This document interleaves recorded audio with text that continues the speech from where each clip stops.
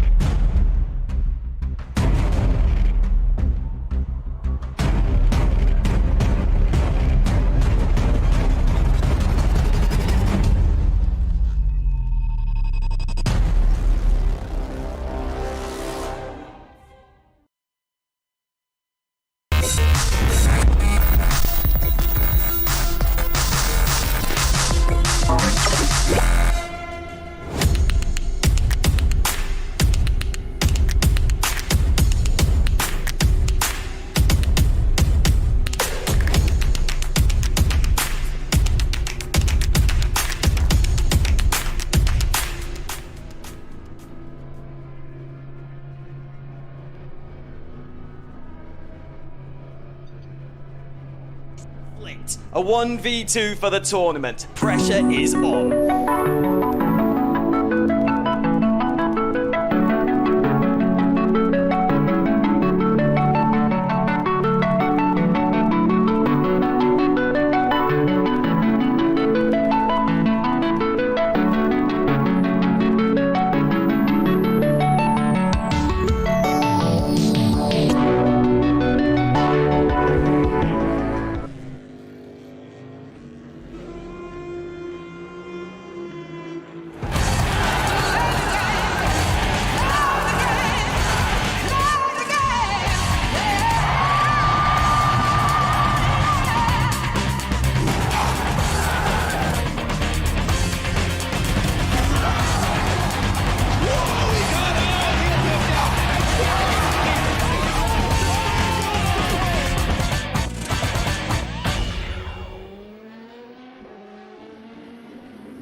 Racing for Green is here to help you carbon neutralize your racing.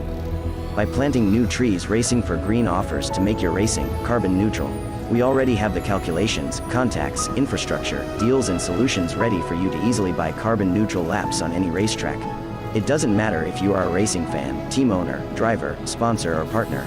Anyone can buy CO2 neutral laps in the Racing for Green webshop and trade CO2 emissions for New Forest. Racing for Green.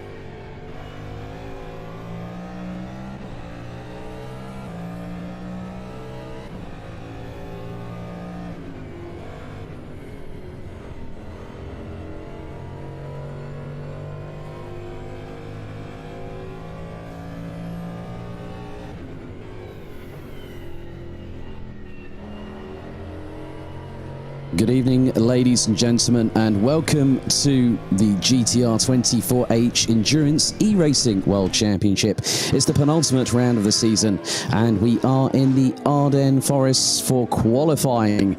Two sets of it over the course of the next few hours here on GTR 24H. My name's Alex Goldschmidt, and a bit later on in the broadcast, I'll be joined by Yusuf Bin Sahel as Mugen Sim Racing go hard off into the barriers, and that's Zolt Pribek into the barriers hard, loses the right rear wheel, and Mugen Sim Racing have been through the wars all the way through the season. Oh, there's Glam Racing also going off in the meantime. That looks to be possibly Pouan, and the back end of the 404 Aston Martin goes into the barriers hard.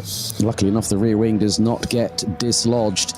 We've had a lot of developments in the meantime, but one of the other big things, as I've seen on the Glam 404 racing car, there is rainfall in the Ardennes. Oh my goodness me. And as you can see by the weather showing on your screens right now, it is coming in thick and fast, the Ardennes Forest. I normally commentate in real life at Karting Genk, which is about 100 kilometers north of the circuit itself.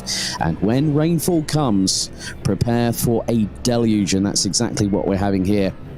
Over the course of the next few hours, we've got 1 hour, 50 minutes and 30 seconds remaining in the qualifying session. And some of the drivers are going a little bit wide at certain parts of the circuit here. But we've got two sessions of qualification. We've got daytime and we've got nighttime. And the aggregate qualifying fastest laps from each of the teams in all four classes, which includes DPI, LMP2, GTE and GT3, will decide our grid for full rotation of the virtual Earth here at the Ardennes Forest, to see what things do bring in the course of proceedings. Now, as I was alluding to earlier, we've got some news. We've had some new drivers and teams join GTR 24H. First up, if you haven't already had a look at our website at gtr24h.org, we've had Jakub Kowalski, aka Kuba Kubica, joining Glam Racing. Blue Steel Racing, the Malaysian team formerly known as Hoshizora Sinshe Racing, all a Malaysian team. They have joined us in LMP2, but the biggest news that we have had is that Axel Sports, led and founded by Alex Jung, ex-Minardi Formula 1 driver, multi-time A1 GP racer, and three-time Audi RLMS Cup champion over in Asia. They have joined the series. Blue Steel Racing will be running in LMP2. Axel Sports have also now joined the flourishing DPI class, the Cadillac DPI that was introduced last time out at the 12 hours of the Nürburgring. Also had Team Viaducten join back on GTR 24H, as we're going to go on a little bit of an onboard here through into Aurouge-Radillon. A little bit of overcommitment through Radillon at the top of the crest of the hill, down the incredibly long Kemmel Straight, where these DPIs will be pushing close to 310, 320 into the right-left chicane here at Les Combes, or the right-hander down into Malmedy.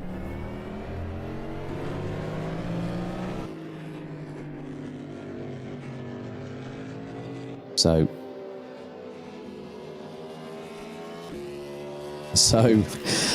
you can see there is Viaducten currently running second in DPI. Axel Sports are leading the way. Callum Wilson for Glam Racing leading the GT3 contingent. The likes of Unison Racing, Mugen Sim Racing and One Move Esports, representing different manufacturers, Aston Martin and Ferrari and McLaren. Josh Perwin is currently in the hot seat for Axel Sports, the number 21 car. And Viaducten, goes a bit Tokyo drift there. It's not what you want to do going down the hill when you're heading into the likes of Pouan, formerly known as Double Gauche. There is a corner known as No Name here, but thanks to my good friend over in Belgium, Guillaume Alvarez, it's actually known as Speaker's Corner. So it's mainly about the person that is normally at the circuit doing the commentary for the circuit and for the people in attendance.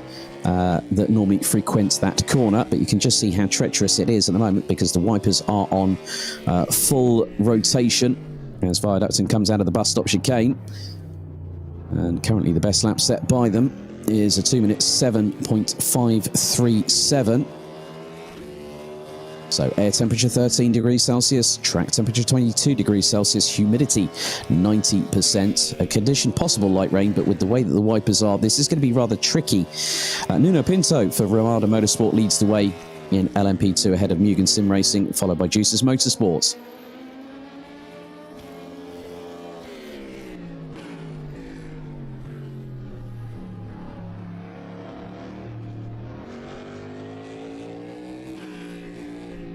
So, in very much the case that these drivers will be pushing like crazy over the next few hours. We're going to be going into the depths of the night a bit later on, where I will be joined by my good friend, my partner in crime, Mr. Yusuf bin Sahel. Ewan O'Leary will join us for the main race. So you can just see how tricky it is for all these drivers.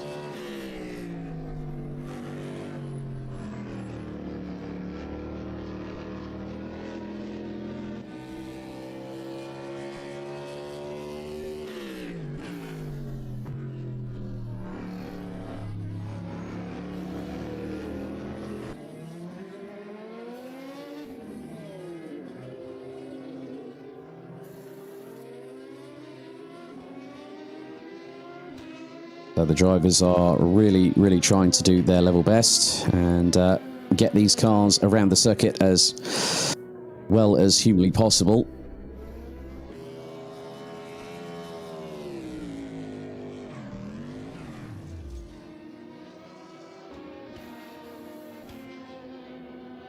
But it's just the amount of steering correction. As again, Viaducton all this time hits the barriers, and that's going into the run through to Blanchimont. And that DPI has got a hell of a repair bill on the cards very shortly.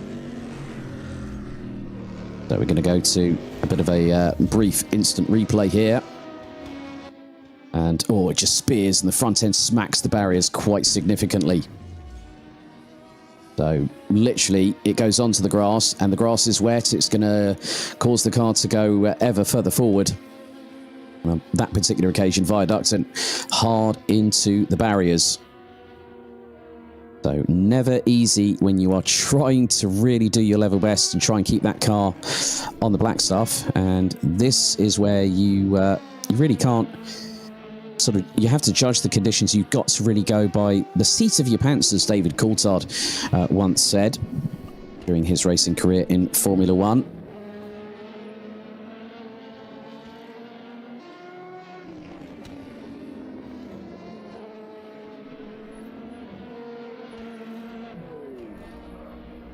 And also, the LMP2 car gets a bit out of shape there. That's a real shame because if it was a very good lap, it can also show that if you're pushing to the limits of adhesion, you know that you won't be able, if that's Andreas Nygaard in the 199 car, ID SimSport vehicle.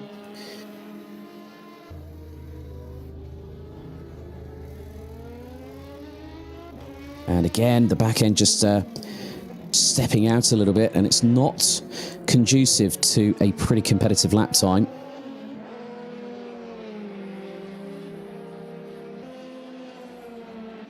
And the drivers are having to run along with other cars on the circuit, and it's not going to be easy by any stretch of the imagination. We've got just over an hour and 42 minutes of this session remaining.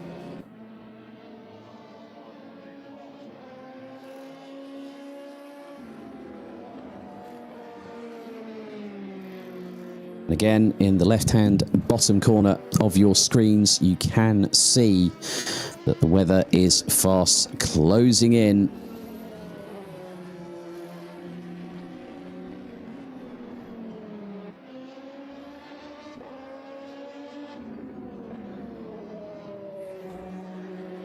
So Henrik Holler now is in behind the wheel of the Glam Racing 404 Aston Martin that currently leads the way in GT3 at the moment.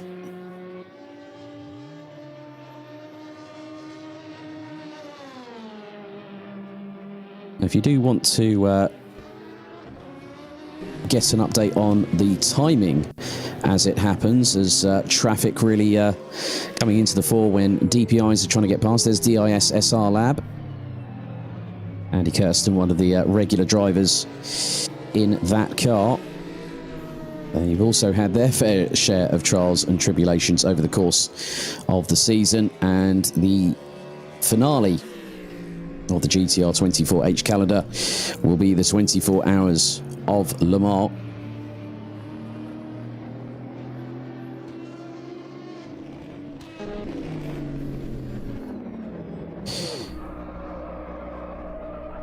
So if you want to catch up with the live timing, it's timing.gtr24h.org.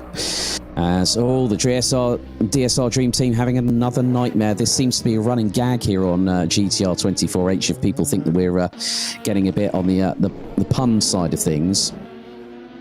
But in realistic side of it, you're just going to have to sort of like grin and bear it with us, unfortunately. And even on the curbs are getting very, very slippery because that rain, it says possible light rain on the top of your screens there at home.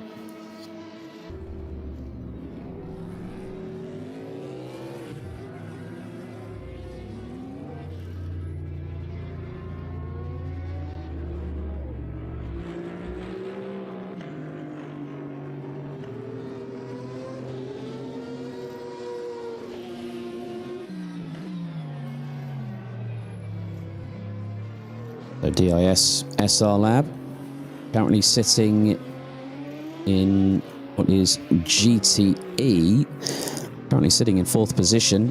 Fabio Liuzzi, quickest for Musto GD Esports in the number 53 BMW M8 GTE, leads the way in that class. And Josh Perwin back out on track, and Viaducton in the pits and now get released.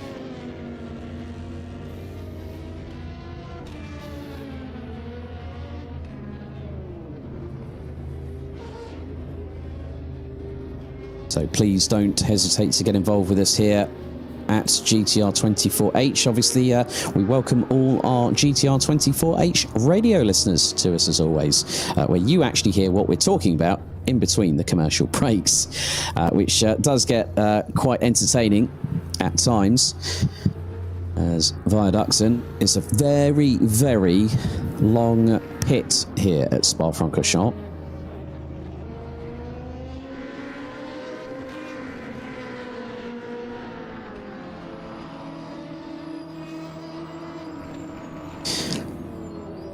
So we have just over 1 hour and 38 minutes still to go in this session. Josh Perwin from Axel Sports has put in the best effort overall, a 1 minute 59.946. Team Viaducton, a 2 minute 7.537. LMP2 at the moment, there are multiple cars that have set lap times, but it's Nuno Pinto in the number 57 from Ramada Motorsport that leads the way. Zoltan Borda in the number 22 Mugen Sim Racing, 2 minute 1.585. So the interval between them is probably the best part of 1.6 seconds.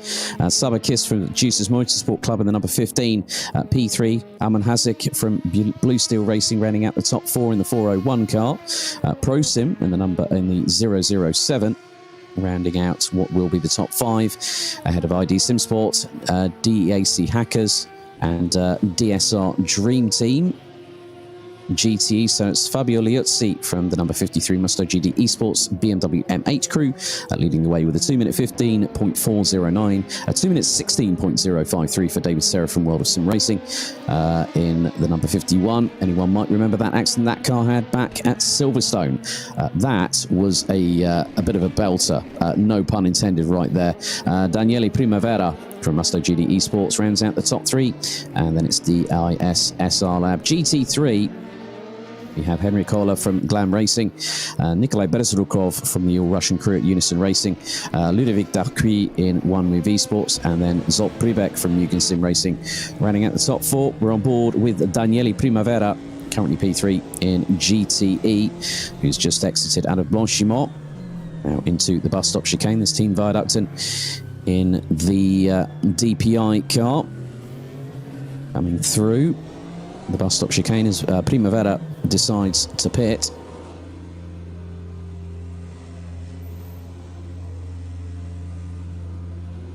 So it is all about strategy. And we have 1 hour, 36 minutes and 44 seconds still to go. If a team, now we've had this before, for those of the uninitiated of you that have not been with us here on GTR 24H, first of all, a very warm welcome to you all. The biggest thing is that we've had it before where teams have done one half of qualifying and then have not done the second session. That instantly demotes them significantly down the grid because an aggregate is based off of that particular one lap time. If some drivers or teams are unable to make it to the event for qualifying, then what happens is that they literally get put down to the back end of the grid, and that has happened multiple times before.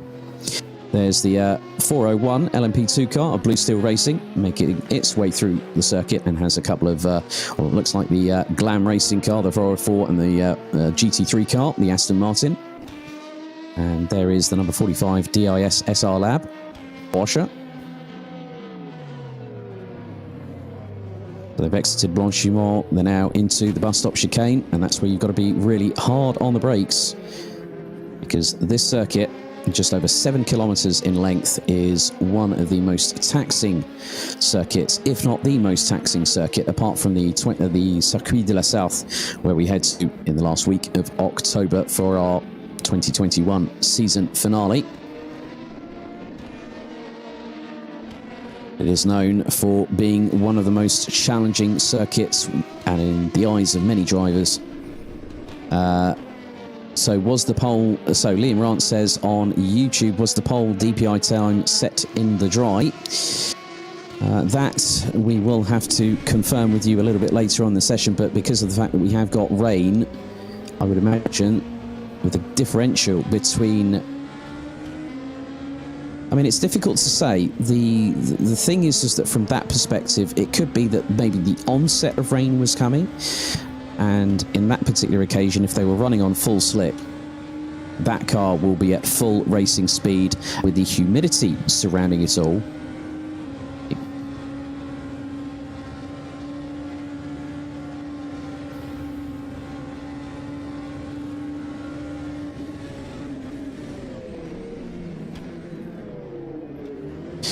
Yeah, so the 159 bracket was actually being done by LMP2s in free practice, so it could be on the cusp. I mean, looking at the times, I mean, Nuno Pinto's put in a 2:07 around this circuit, so not too far off the pace. So it could be that there might have been a slight differential.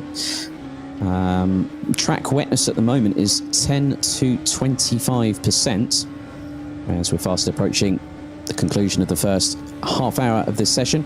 We're on board with DAC Hackers and Martin Mergeli behind the wheel, going very close to the right hand side, coming out of Radillon and onto Les Combes. So let's just see if we can keep on board with number 95 LMP2 entry through the chicane at Les Combes before heading into the right hander here at Malmedy before Bruxelles.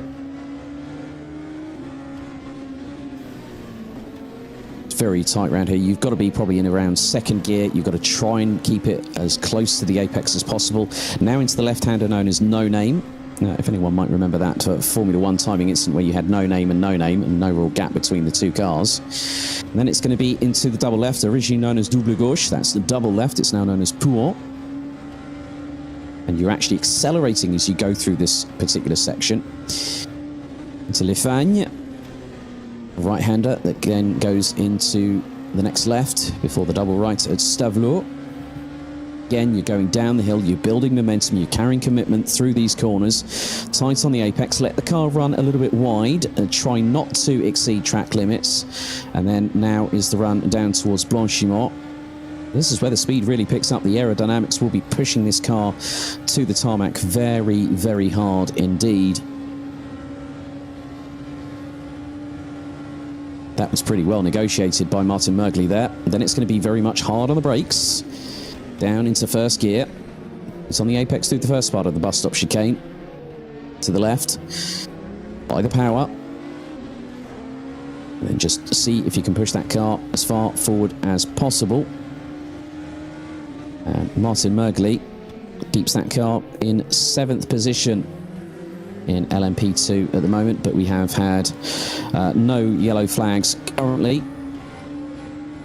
Again, you can just see going through into Eau Rouge and then Radillon up the hill. You've got to really keep your eyes on track limits, and that was well done by Martin Mergley to keep it pinned. Obviously, there will have been a slight lift. Anyone might remember the outside overtake going up through Eau Rouge and through into Radillon by Mark Webber on Fernando Alonso. When the former was at Red Bull Racing, the latter was at Ferrari. So don't forget, we are on social media. If you want to go to our official website for all the latest news regarding not just everything with regards to the Endurance E-Racing World Championship, but hopefully we'll be able to give you some news about the forthcoming Sprint Series, which again will return to Assetto Corsa Competizione, and that is a championship worth entering as well. So Martin Mergley keeping things going in LMP2, but the top three rounding out pretty much at the same at this particular juncture. George Manosakis is behind the wheel of the Ramada Motorsport LMP2 car, and Zoltan Borda now jumps behind the wheel of the number 22 Mugen Sim Racing car.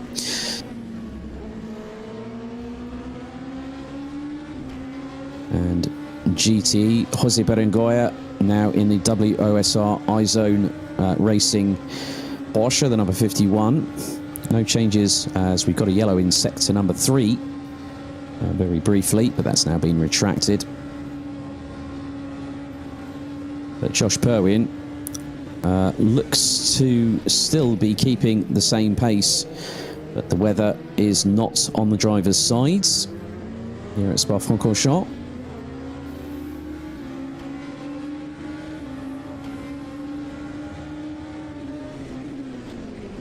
So 1 hour, 29 minutes and 38 seconds. I think with that in mind, let's go to a brief commercial break and we'll be back with qualifying for the penultimate round of the GTR 24H 24 Hours of Spa-Francorchamps.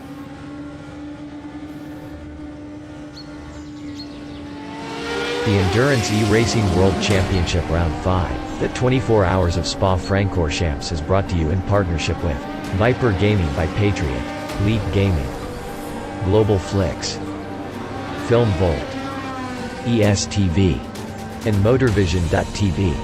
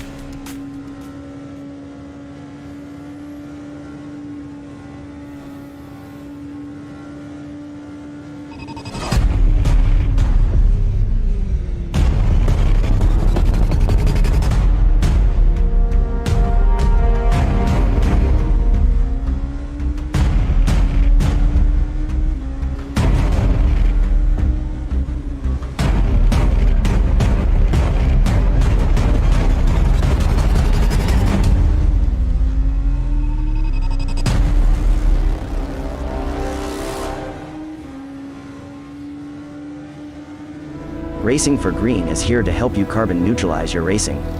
By planting new trees, Racing for Green offers to make your racing carbon neutral. We already have the calculations, contacts, infrastructure, deals and solutions ready for you to easily buy carbon neutral laps on any racetrack. It doesn't matter if you are a racing fan, team owner, driver, sponsor or partner. Anyone can buy CO2 neutral laps in the Racing for Green webshop and trade CO2 emissions for New Forest. Racing for Green. A 1v2 for the tournament. Pressure is on.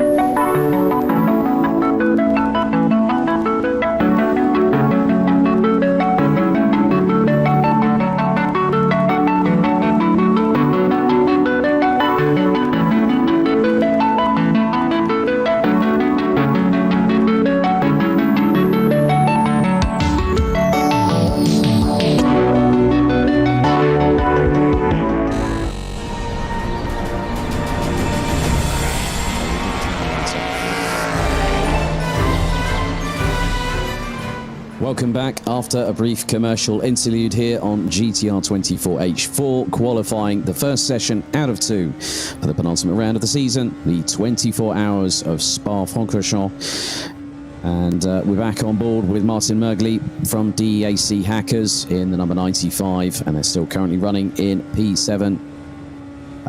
Right, question asked by Filippo Caneo. Well, the radio is not working at the moment. We have got something to rectify in terms of configuration issues. However, that will be live and uninterrupted for the race this coming Saturday. Well, coming up very, very soon indeed. I've been so busy at the moment.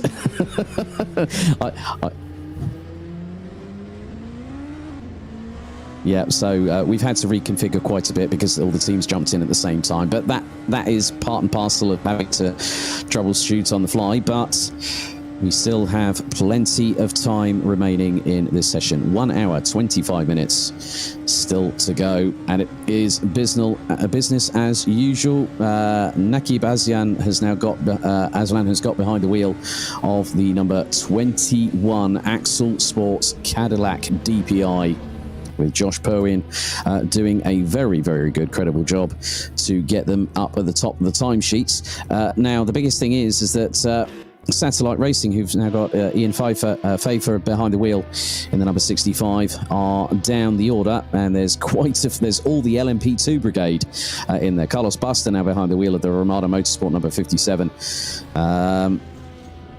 And there's been no real changes on drivers entering in, but it has been, well, funnily enough, the number 777 DSR Nightmare LMP2 car has now joined in. It's on its outlap at the moment. Team Viaducton on another outlap, as is Satellite Racing.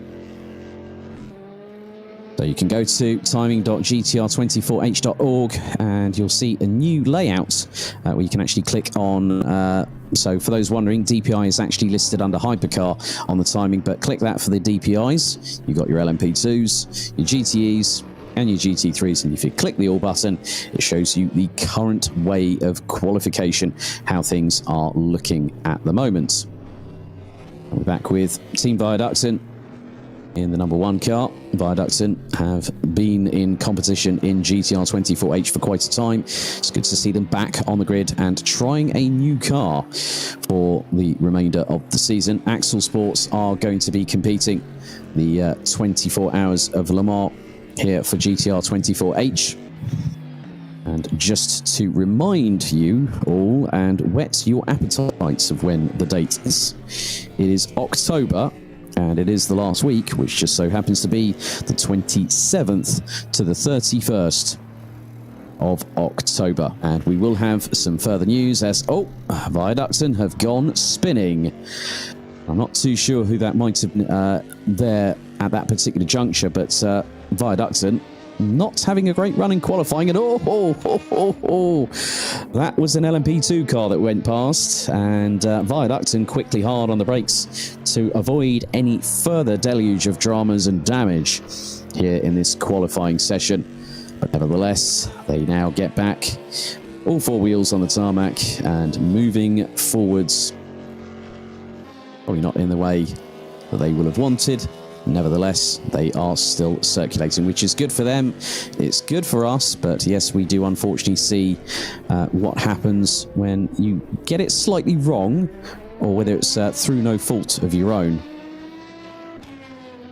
So Viaducton now coming through the bus stop chicane will carry on, and we are About 22 minutes away from the halfway point of this session. We will have an interlude in between the first and second sessions of qualification.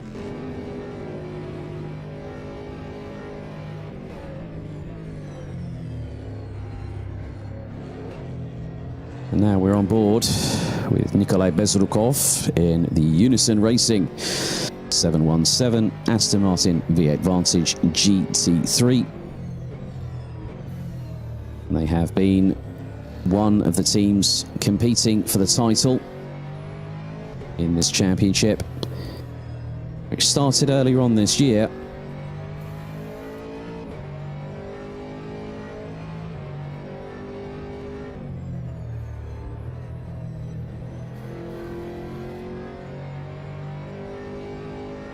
And the wipers are still going. And when the rain comes along to play at Spa-Francorchamps, the same thing is true of what we see every single time. And you can see on the top left corner of your screens what the times are at the moment for the respective drivers. Bezrukov has been charged with being behind the wheel of the Aston Martin.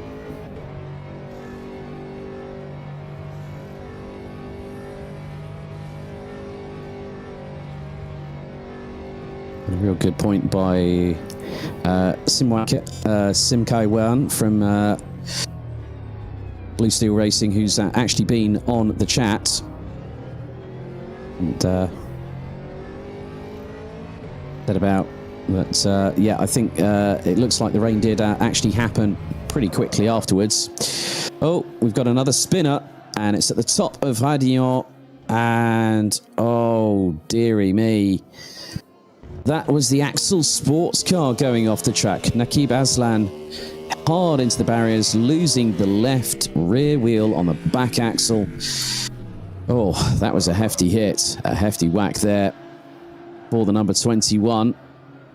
Just loses the back end.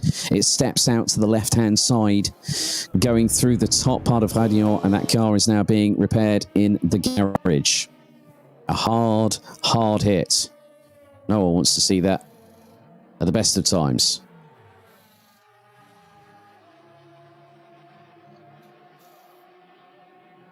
So Bezrukov going through Les Combes, and looks to be an LMP2 car just up ahead.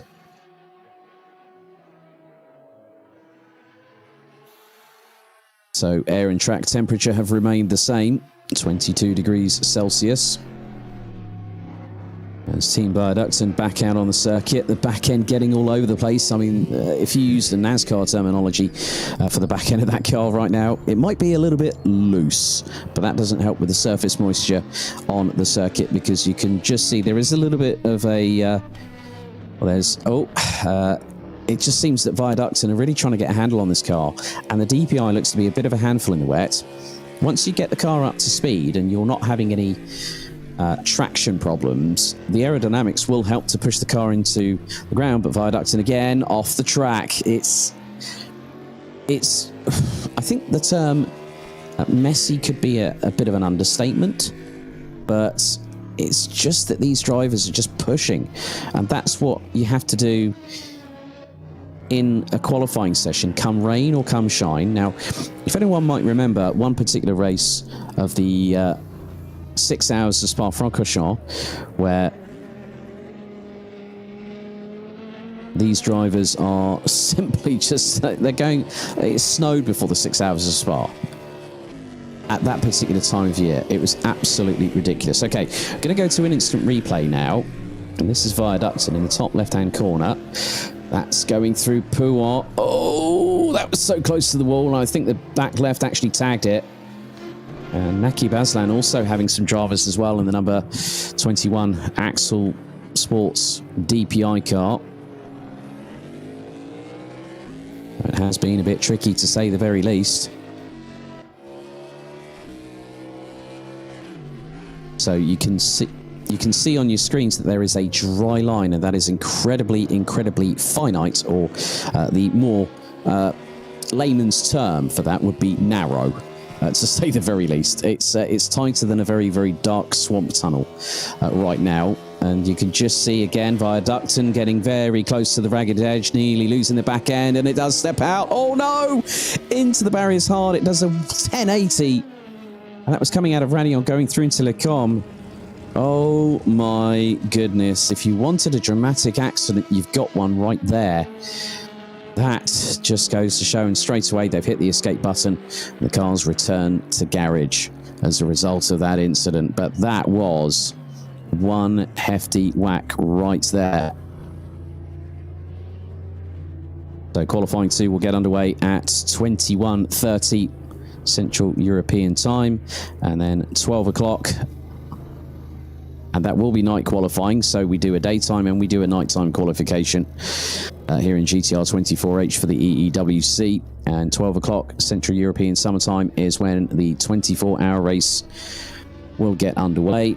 And you can see that Viaduct's just bringing the car to the pits, and it's tracking to the right-hand side. I did see it glance the barrier ever so slightly on the right rear.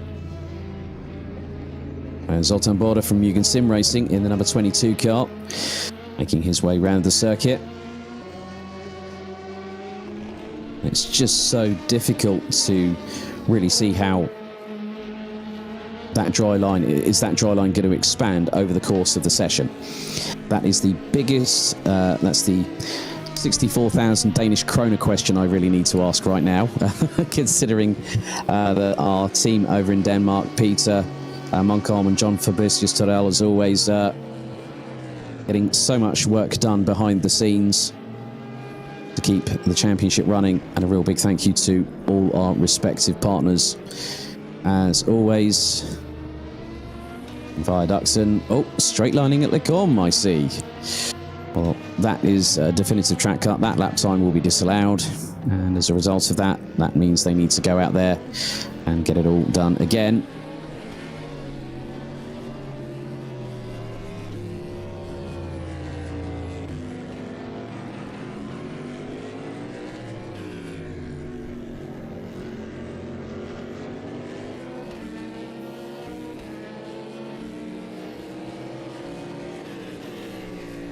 So Viaducton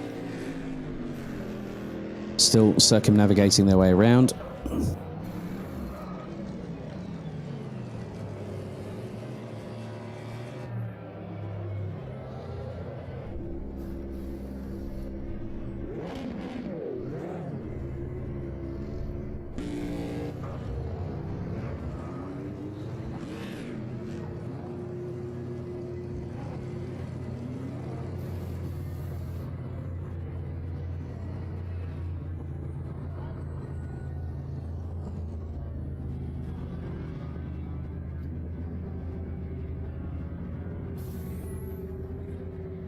So Viaducton still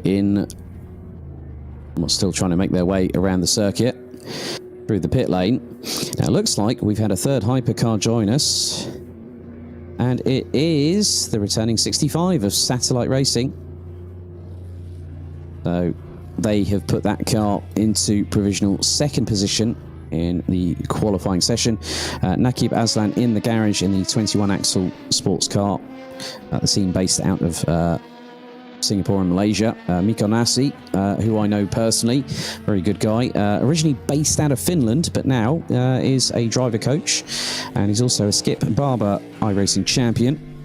He's actually competed for Team Finland at the Rotax Max Challenge Grand Finals, so there's a bit of a karting link there for you, ladies and gentlemen. He's attended there twice as a driver and multiple times as a photographer, would you believe it? And I had the opportunity of commentating on Mikko Nasi for the Rotax Sim Racing Challenge, which was, funnily enough, done in Skip Barber cars on the iRacing platform. And Mikko Nasi was in competition with probably the best part of well over 450 drivers, which got narrowed down to the top 72 following 3 days of hot lap qualifying stakes.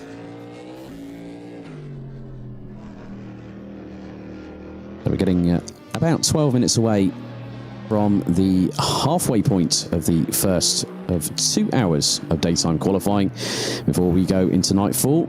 Nikolai Bezrukov exploring track limits and slightly exceeding them.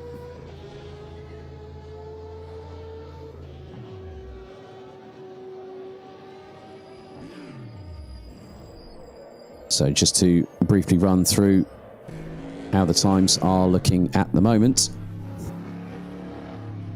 So still Axel Sports at the top of the timesheets, and their best lap, a 1 minute 59.946, set by Josh Perwin.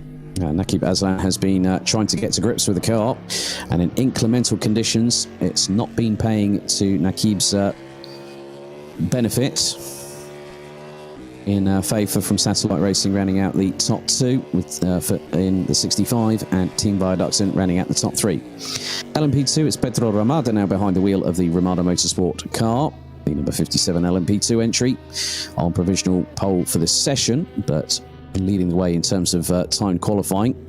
No aggregate, no real aggregate given in terms of what we're going to see in the second session, which will be done under nightfall. Zoltan Borda for Mugen Sim Racing, Tabakis from Jesus Motorsport Club, Eamon Hasek in the Blue Steel Racing number 401, running at the top four, ahead of ProSim, the 007. And it's ID SimSport, DAC Hackers, B32 Racing now join us, and they're on a hot lap at the moment. They are currently down the order. So effectively we have 10 LMP2 cars out at the moment. They are currently P8. Tiziano Prioni is now behind the wheel of the number 53 Mustang GT Esports car, the BMW. Jose Berengoya behind the wheel and is on the hot lap. Brioni is in the garage at the moment, as is Daniele Primavera from the number 54 sister Mustang GT Esports BMW M8. And then the 45 DIS Sim Racing Lab Porsche rounds out the four that have completed a lap in GTE. GT3 Dam Racing still lead the way ahead of Unison Racing, One Move Esports, who now have Ludovic Daquij is being shown as the driver in there. The car is in the garage, as is the number 41 of Mugen Sim Racing. So again, you can see the weather on your screens, and the weather is coming in thick and fast. Those clouds look ever foreboding here at the Spa-Francorchamps circuit.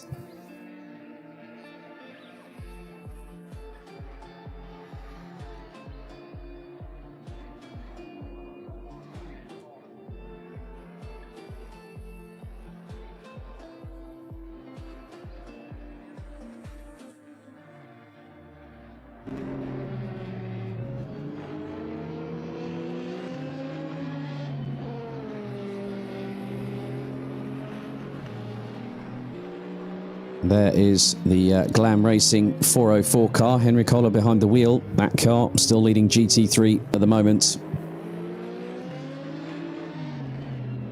And some history of this fantastic circuit. 7.004 kilometers in length. And it has evolved over the years into what we see now.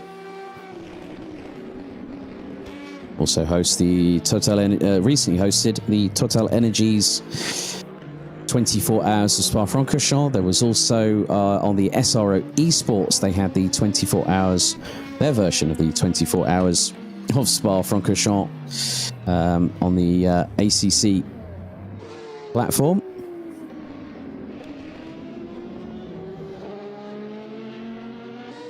So the Circuit de Spa-Francorchamps, based in Stavelot, funnily enough, has a double right-hander named after that part of the world.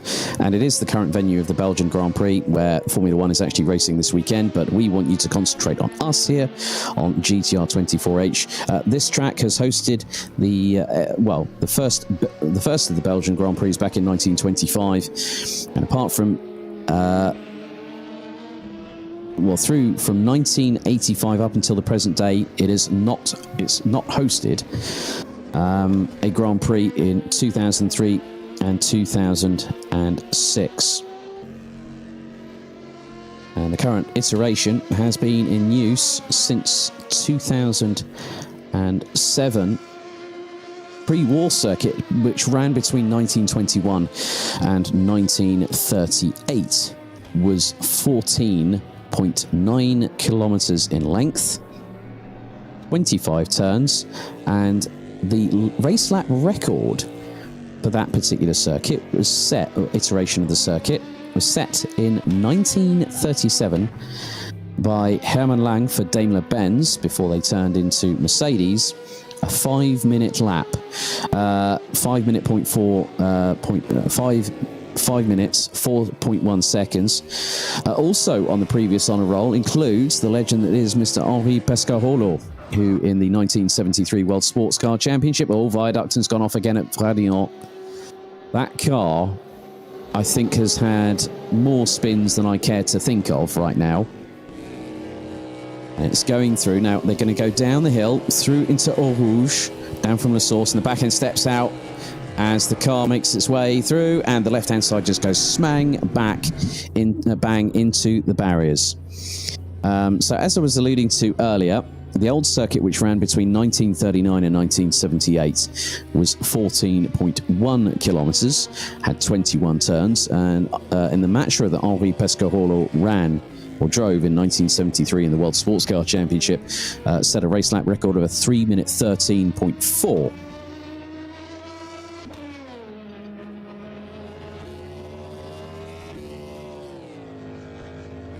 So Viaducton again in the pits. We are just 5 minutes away from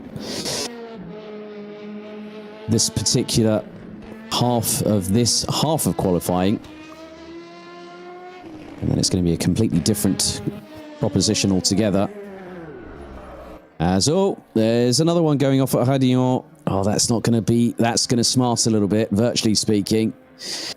Again, it looks to be the same thing that we saw with Viaducton, and the car goes hard into the barriers. Looks to be the front left corner that has just taken a big old wallop.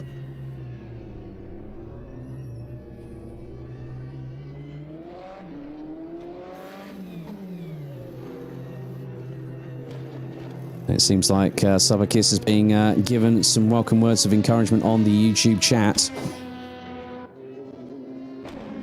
But again, this dry line, which is still rather narrow, you get it a bit wrong. And I think that might have been B32 Racing that did have a bit of a moment. And you can see in the top right-hand corner, there's the incident with Zolt Pribeck from Mugen Sim Racing.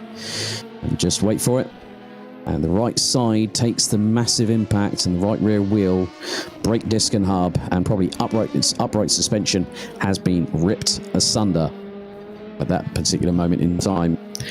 So we've seen Mugen Sim Racing. The round at Indianapolis was one of heartbreak, really, because they were leading the race, then all of a sudden a double downshift caused the engine to blow sky high, and Mugen Sim Racing had to rejoin the race. There's been more dramas as well in the meantime. So the drivers have been tested here at Spa-Francorchamps. Don't think it's going to get easier, and especially under nightfall, that's a completely different proposition altogether.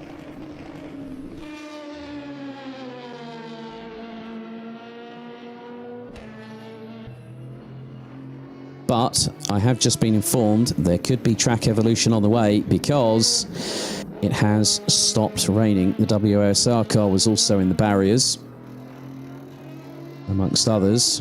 But this looks to be a very clean lap by the number 22 car, I believe. That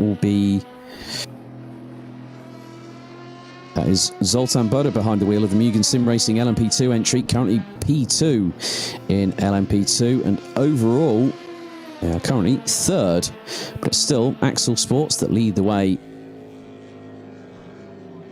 in this, and that's very committed from Zoltan Boda going through Blanchimont, now hard on the brakes into the bus stop chicane.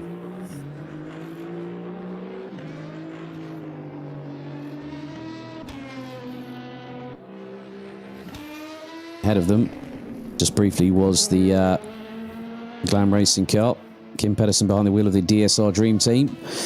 Number 766 LMP2 car.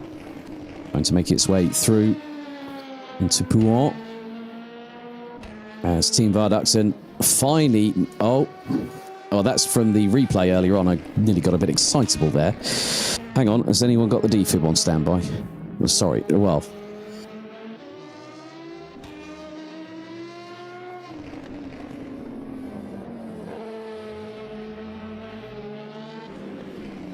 So, Kim Pedersen has been keeping circulating around the track.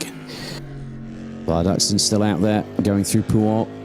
And you can see here, it's a little bit of a slow-mo. Look, the back end stepping out, all to the right-hand side. This does not look great at all. That front end is going to hit the barriers, and it does again. The left front corner takes the massive heft of an impact. Oh, Varduxen are trying to keep themselves going, but with the amount of dramas that the car has had over the course of the qualifying session, which is about to hit its second hour in the first part of it in just under 60 seconds time. Yeah, just at full speed, whack. I mean, that's not great at all.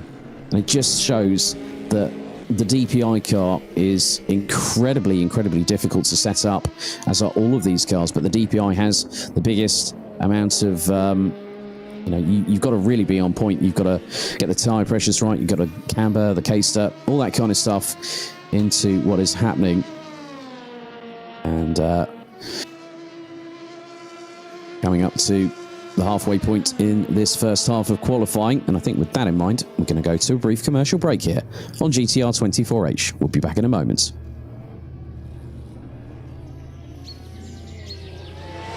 The Endurance E-Racing World Championship Round 5, the 24 Hours of Spa-Francorchamps, is brought to you in partnership with Viper Gaming by Patriot, Leap Gaming, Global Flix, Film Volt, ESTV, and Motorvision.tv.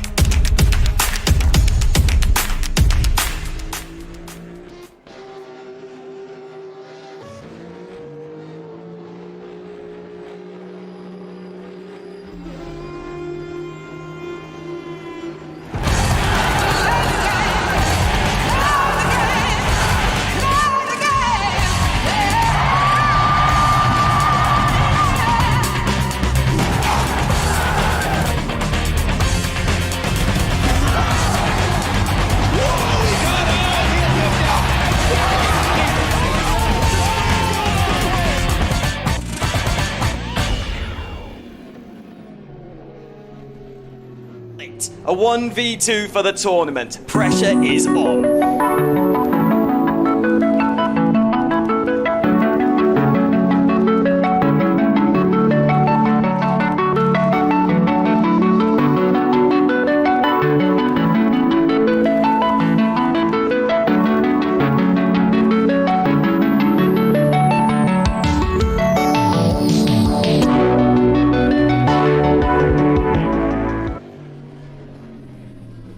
Racing for Green is here to help you carbon neutralize your racing. By planting new trees, Racing for Green offers to make your racing carbon neutral. We already have the calculations, contacts, infrastructure, deals and solutions ready for you to easily buy carbon neutral laps on any racetrack. It doesn't matter if you are a racing fan, team owner, driver, sponsor or partner. Anyone can buy CO2 neutral laps in the Racing for Green webshop and trade CO2 emissions for New Forest. Racing for Green.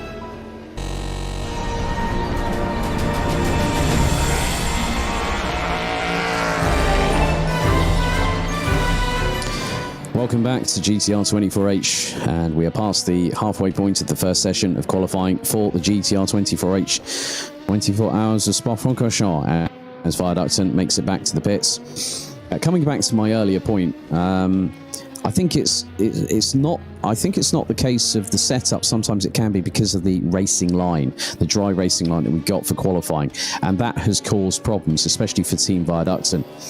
And they have really been in the trenches so far this evening. But hopefully they will get a bit of a better handle on it as the session progresses, but there is no rainfall. Drivers will now start to, hopefully using these wet weather tyres, start to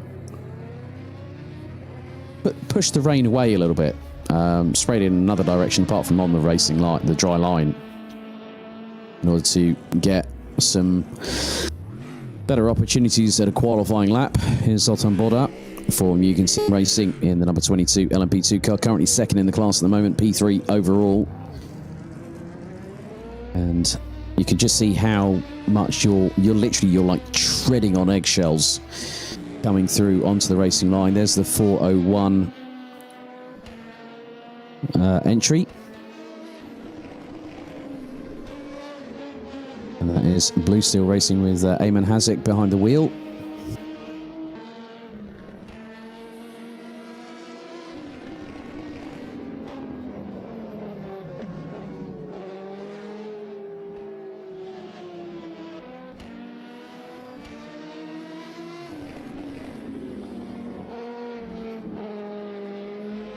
So this team, initially formed in 2015, it was actually the team's initial goal to unite their passions of the passions of both anime lovers and motorsport enthusiasts. Well, that's very, very true when it comes to Asian and particularly Japanese culture.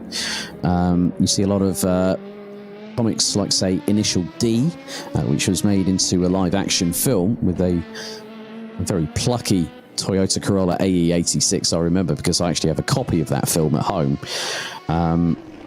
And, you know, over the years, starting from 2015, they were having multiple successes in multiple different sim racing leagues and also miniature tournaments. And they felt that it was right to rename to Blue Steel Racing.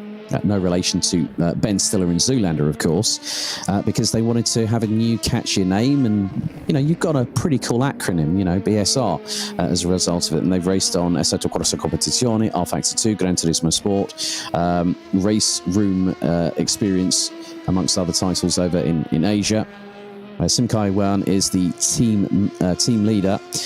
You've also got Ayman Hazik, Amir Hazik, Wei Xiong, and Mohamed Zini, who are all familiar names in Asia and as a competitive team. So they've got their work cut out, but already being in the thick of the action, being E4 in an LMP2 class that is ultra competitive. And one team that I have not seen so far is Varga Sim Racing. So you can just see that trying to put the power through the corners at the moment. I mean, the Juicers Motorsport Club car, the LMP2 entry, the back end stepped out ever so slightly to the right, the left-hand side, whilst trying to put down the power. So, and that's Saba Kiss just behind the wheel. In the number 15, currently P3 in LMP2, P4 overall in the classification.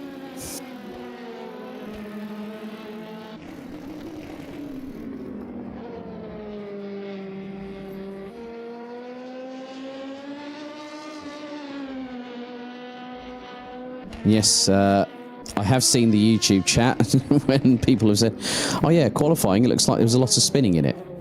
You're definitely right, because there's been quite a lot of spinning, especially when you have a finite wet weather line, which then couples with a lot of surface water on the outer extremities, causing cars to spin out.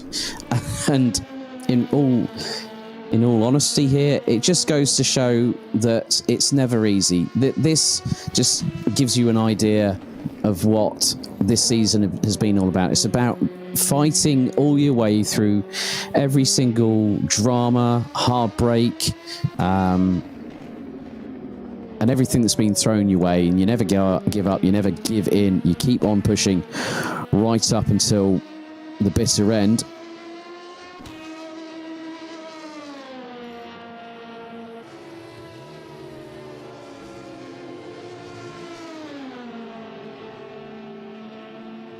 And I did actually, back in October 2016, I had a little bit of a motorsport petrol heads road trip, coupled with some weekend work as well at Hockenheim for the DTM. However, I visited 3 circuits before I ended up at Hockenheim for that weekend.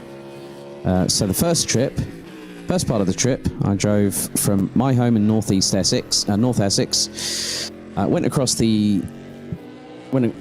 on the ferry to Dunkirk, and then drove through to Circuit Zolder, originally known as Circuit Terlamen. Then, actually, funnily enough, I ended up not too far from, I think it was the incline between Aarhus and Hadillon, which was quite interesting because I actually saw the media boxes on the other side of the circuit, and where I'd gone, it was the underground tunnel. And that was back in 2016, and then I ended up at the Nürburgring, which hosted our previous round of this season, and it was just once around the clock, not twice around the clock. Viaducton looks to be going back into the pits once again. They still ran out the top 3 in qualification in DPI. But however, that puts them a little bit further down, because at the minute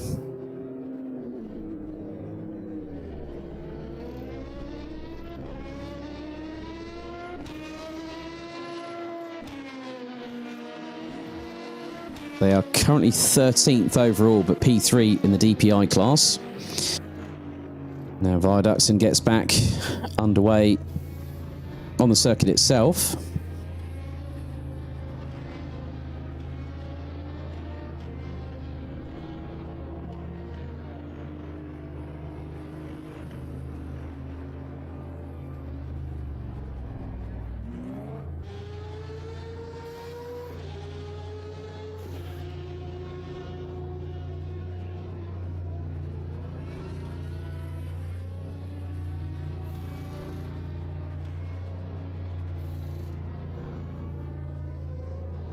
So we will be getting into the latter throws of this session. Just over 49 minutes. Well, it's about just under 49 minutes still to go.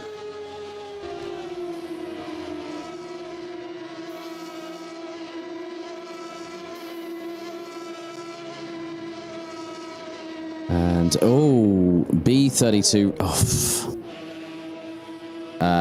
I've got one word for that. Don't worry, it's not an expletive. The word I'm going to use for that is ouch. You can see the back end stepping out to the left-hand side as the car's going through Radillon, and twitches, and boom. So the whole of the left-hand side of that car is absolutely destroyed, but to the point where there's significant damage. I think, judging by the fact that the left-hand side of that car was definitely drooping a bit further towards the tarmac. Looks like both left side wheels may have been ripped off that car, and the suspension, hubs and uprights came along for the ride. I think, in the words of Anthony Davidson for this year's Le Mans, I have no words.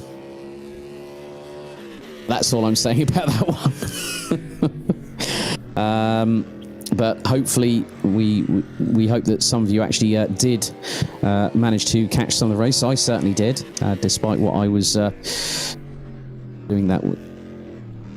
Okay, so let's just see. Looks like we've got Mr. Nygaard in the room with us. Mr. Nygaard, good evening. How are you? Good evening, mate. It's tough out there, isn't it? Very, very slight dry line emerging on the circuit. I understand there's no rainfall, but it has been a real test for everybody trying to put in a real good hot lap out there today, isn't there? Yes, and of course the first, I think, 10-15 minutes was the hardest. You were out there and quick, and I actually think it's like okay position for us in spite of our team and our setup, but we actually have made a good setup, so it's very okay, and now we are getting some practice here in the wets. Mm-hmm. And now, hopefully, with the track evolving a little bit more, I've just seen B32 Racing just literally hammer the barrier hard with the left-hand side of the car going through Radion. It seems to be really catching a lot of people out. How's that been for you guys? Yeah, I had one shunt or something, but not much actually. We have had good control of our car. I think our car is good in this condition, and we're not afraid. The car is not risky and everything, so it can rain. We can afford it.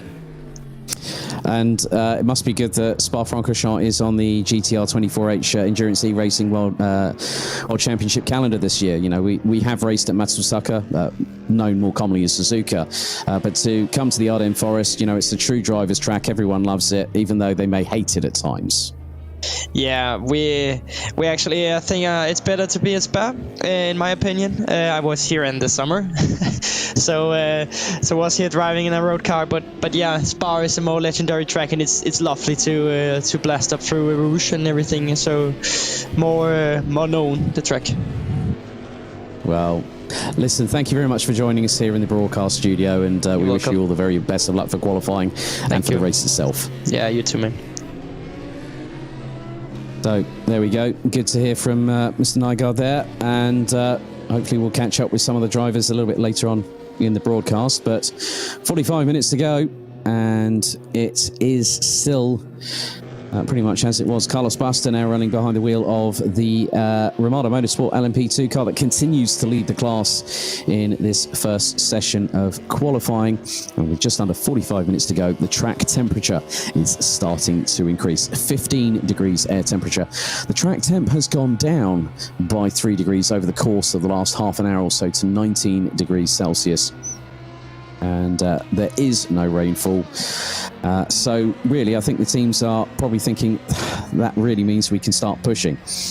And we're now on board with Thibaut Malbrun, and that is in the number 26 One Move esports car. And they've also had their fair share of highs and lows, just like any team here in the EEWC this season. It's all going to come to a head where we will crown our 2021 champions the 31st of October 2021 with the 24 Hours of Le Mans. It's going to be a bumper-filled, packed race through the night.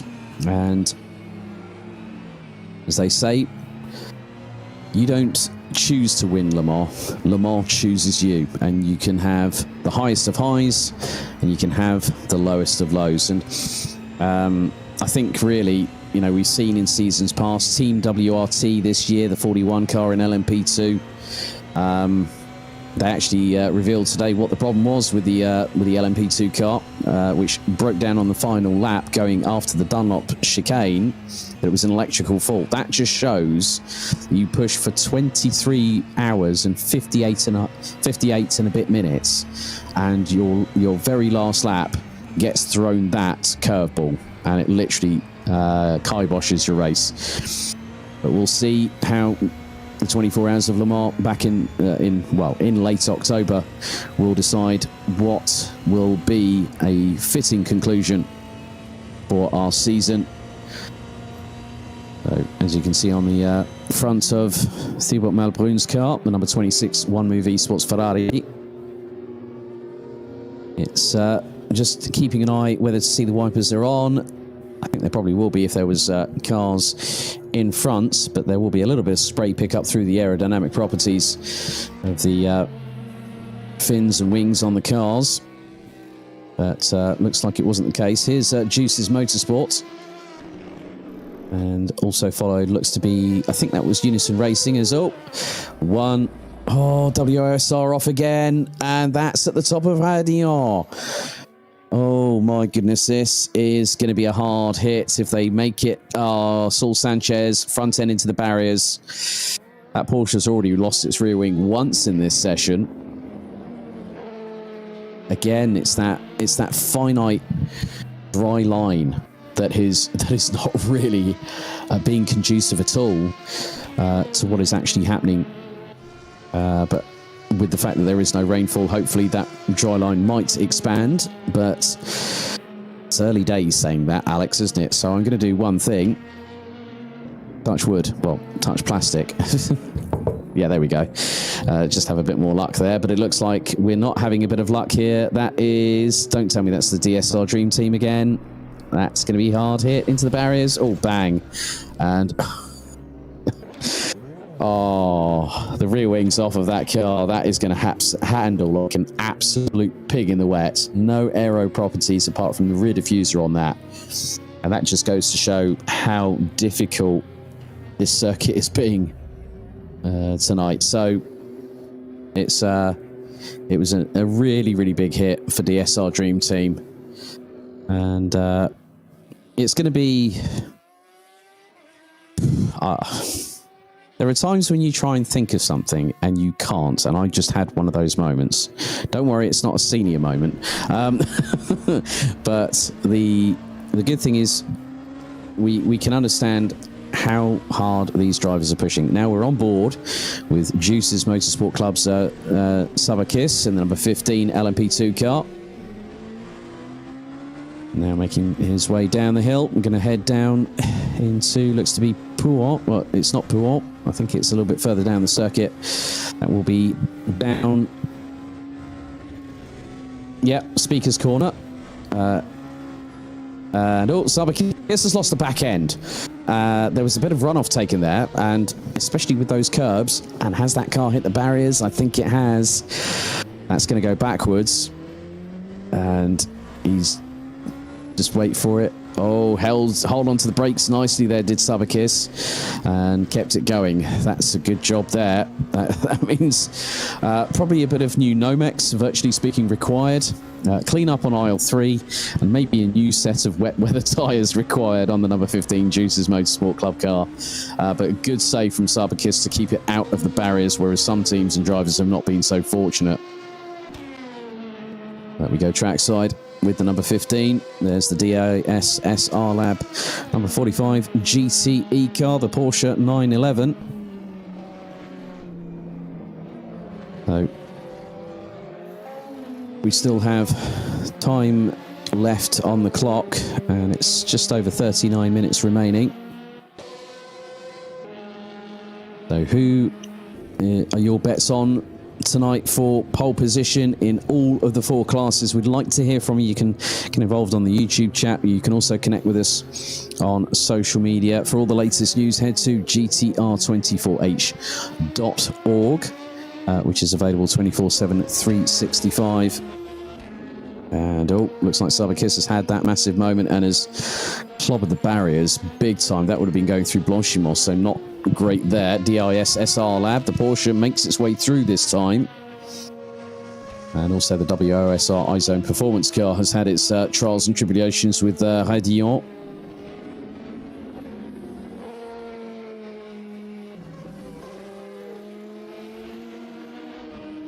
So looks like the amount of surface water is starting to be swept away ever so slightly.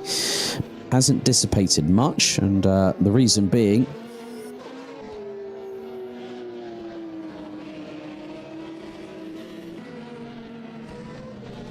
now also one of the lovely things that you can do, and I just noticed this, is that there is a live track map on the timing.gtr24h.org, which actually shows you which cars are where on the circuit.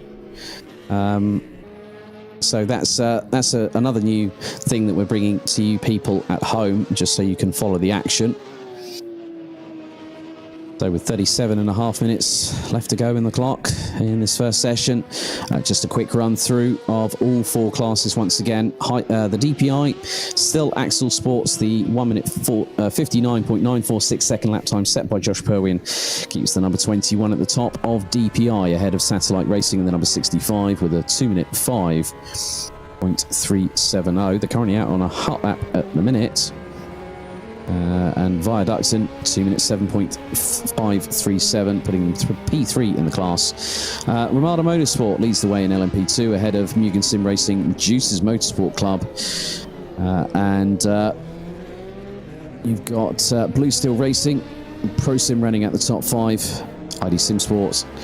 Then you've got DEAC Hackers, B32 Racing, Kip Pedersen in DSR Dream Team, and the DSR Nightmare Crew rounding out LMP2. GTE, 4 cars have set lap times. The number 53 Musto GT Esports car leads the way ahead of the number 51 World of Sim Racing iZone Performance car. Musto GT Esports second car, the 54 BMW M8 GTE, rounds out the top 3 ahead of the Porsche DIS Sim Racing Lab. GT3 still being led by Glam Racing in the 404, the Unison Racing 717, the number 26 One Move Esports, and the number 41 Mugen Sim Racing.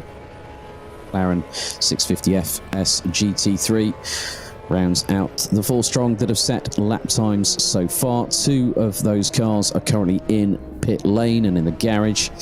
We're on board with the number 45 DIS SR Lab. Sometimes they do run a 720S in the GT3 class. With another part of the team there. As we ride on board with the onboard roof cam. Now going into No Name Corner. And there is one of the LMP2 cars going into the pit lane.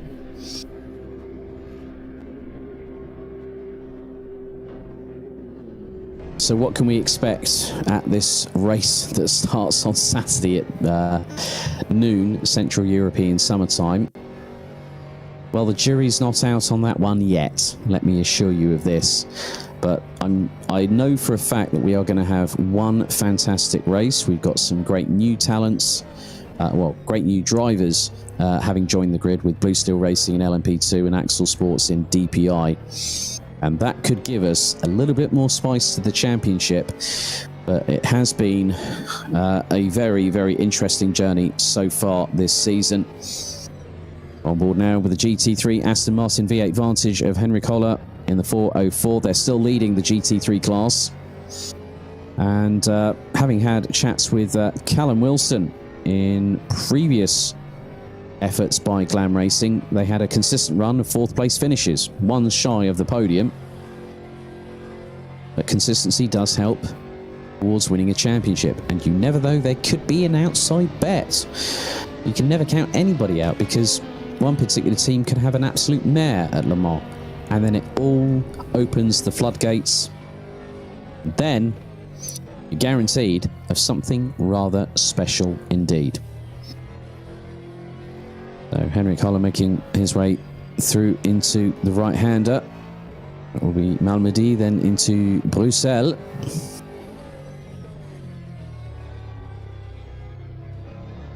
And then turn 11, No Name Corner, aka Speaker's Corner. We'll refer to that in future now here on GTR 24H.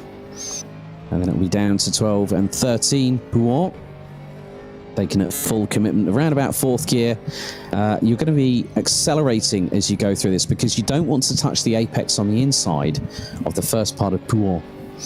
You want to go a little bit wider and then bring the car in as Sabakis flies past the GT3 Aston Martin of Glam Racing, going through the second part of Pouan. But good spatial awareness there by Henrik Holler in the 404 Aston to keep out of the way. Still, that dry line is very, very finite indeed.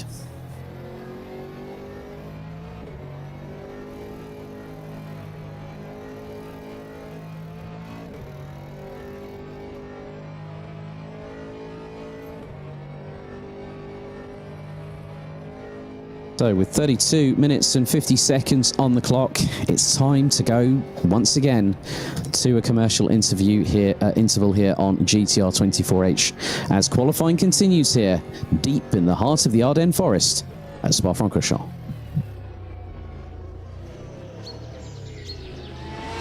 The Endurance E-Racing World Championship Round 5, the 24 Hours of Spa-Francorchamps is brought to you in partnership with Viper Gaming by Patriot, Leap Gaming, Global Flix, Film Volt, ESTV, and Motorvision.tv.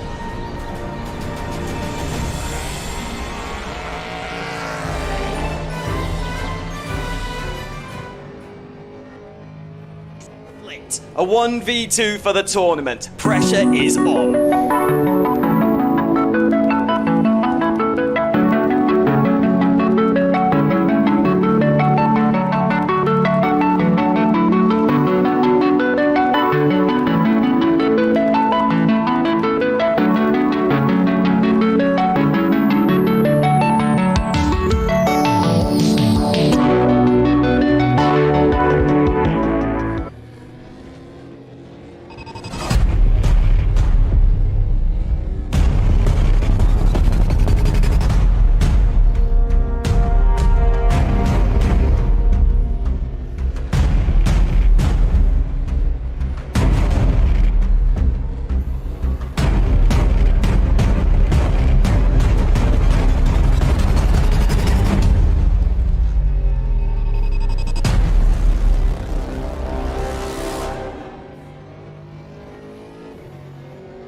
Racing for Green is here to help you carbon neutralize your racing. By planting new trees, Racing for Green offers to make your racing carbon neutral. We already have the calculations, contacts, infrastructure, deals and solutions ready for you to easily buy carbon neutral laps on any racetrack. It doesn't matter if you are a racing fan, team owner, driver, sponsor or partner. Anyone can buy CO2 neutral laps in the Racing for Green webshop and trade CO2 emissions for New Forest. Racing for Green.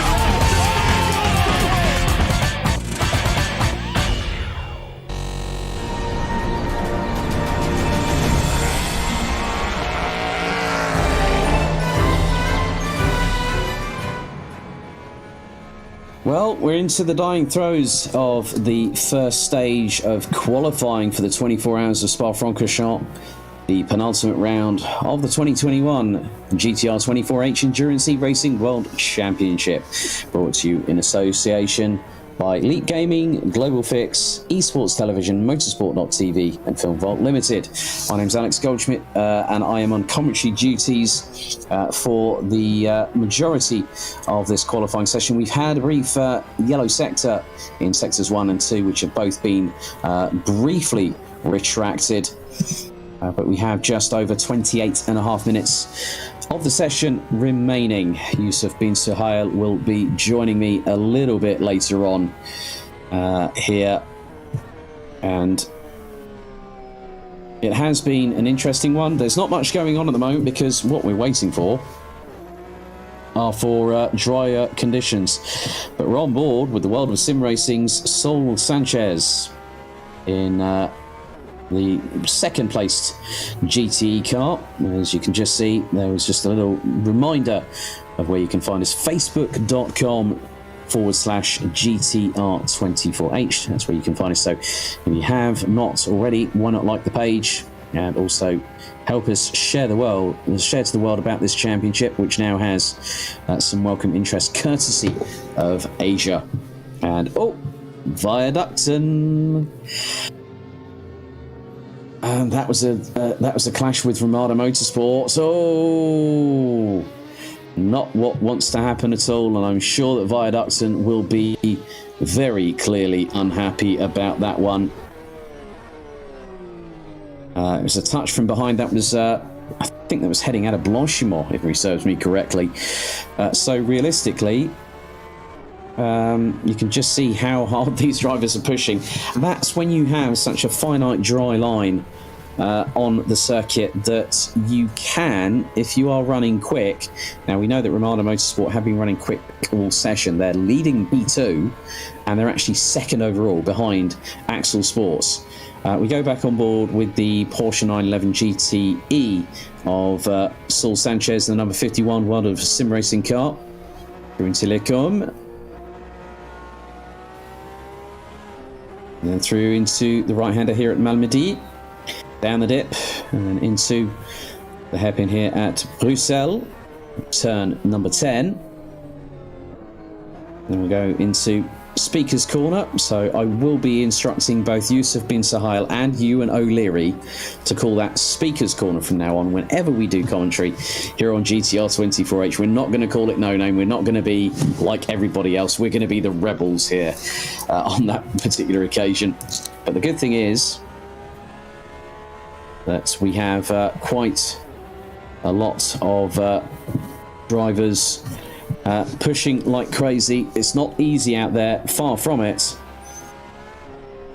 but we do have a little bit of this session remaining, and at the moment it's just over 25 minutes.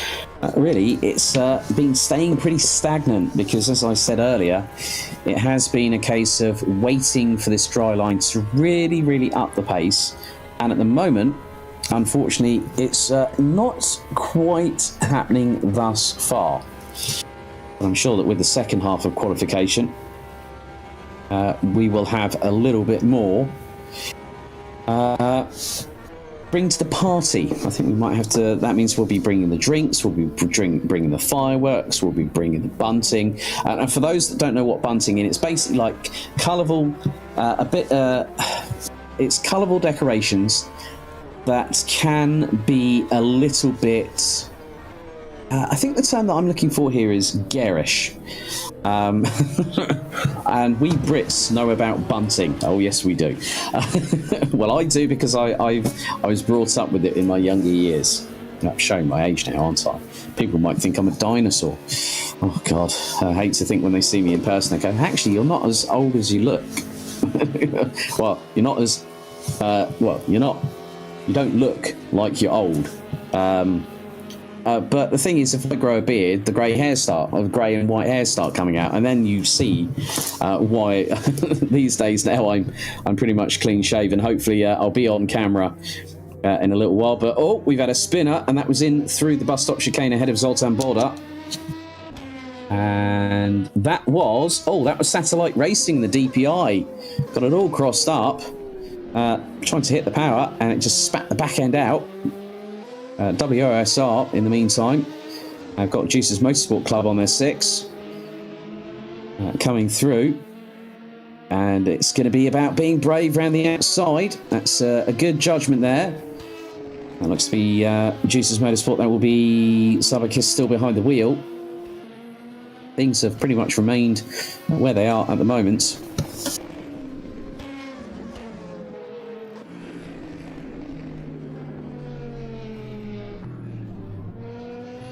And there is Zoltan Borda from Mugen Sim Racing. They're currently running at the top 3 overall and P2 in the LMP2 class.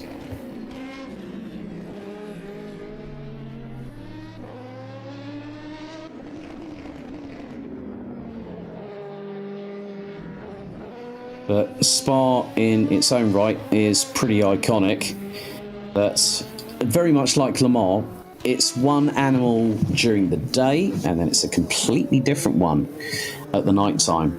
And as we're going to have over the next 48 hours of racing that will decide the 2021 GTR 24H Endurance E-Racing World Championship, will be those that are able to be tested, be put out of the frying pan into the fire, and come out rather unscathed.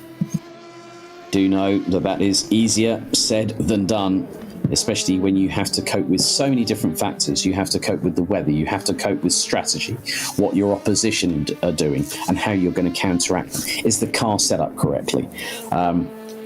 How are you going to split the shifts? Are you going to do double? Are you going to do triple stints? What are the lives of the respective tyres in the wet, in the dry?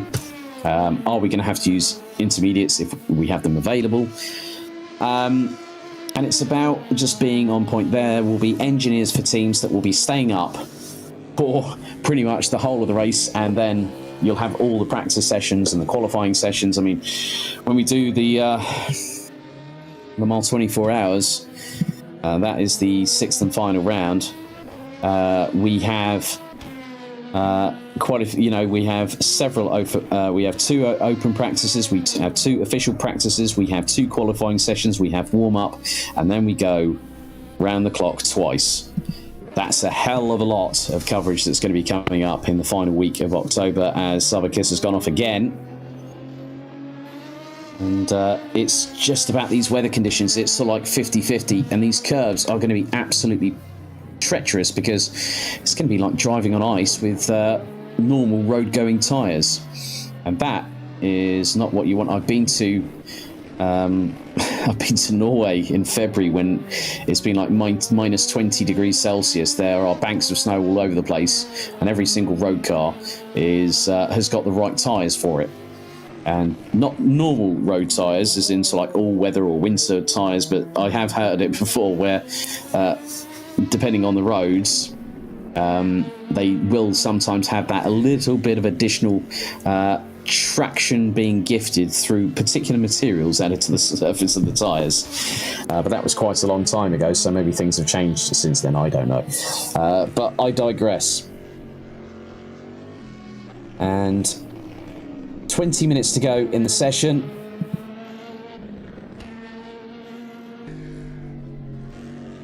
And the good thing is that I'm just trying to keep an eye on the lap times. Now, at the moment, Axel Sports have kept it in the garage. I'm just looking at the speed indexes, like the top speeds that I've seen for some of the cars. Now, the Cadillac DPI of Axel Sports, when Josh Perwin was behind the wheel, 297 kilometres an hour. The leading LMP2 car, Ramada Motorsport, 302 was the highest recorded speed. Juice's Motorsport Club, who are now back in the garage, 306 kph. Satellite Racing have been sort of like pulling out about 311 kilometres an hour. Now, 300 kilometres an hour is 186 miles an hour where I come from. And I don't live in the land down under. That's 190. That's nearly 193 miles an hour that car has done, and that's the fastest. So that'll be probably down the Kemmel Straight more than anything. Blanchimont, you're probably pushing 275, 280 in a DPI or an LMP2. GTE, GT3, you're probably pushing well over 260 plus at the very, very least. So having a look at, let's have a look at the speeds. Well, the fastest in a straight line car has been World of Sim Racing, 270 kph. GT3, it is a tie between Nikolai Bezrukov, Unison Racing, One Move Esports at 261 apiece. Glam Racing, a little bit down in terms of top speed, but they seem to be putting it together through the lap. It's Fabio Liuzzi in the number 53 for Musto GD Esports. Comes into the pits.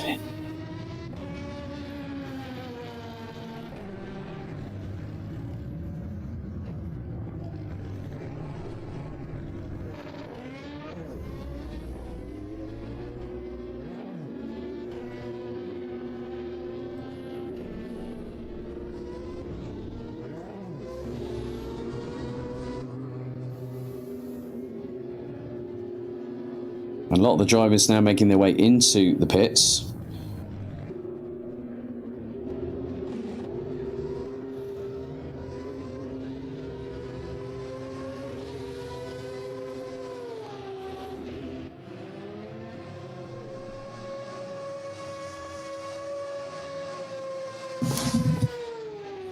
And as you can see, a very, very long pit straight here at Spa-Francorchamps. That's also going to be another telling factor over the course of the strategy. Instagram.com/GTR24H is where you can find us on there.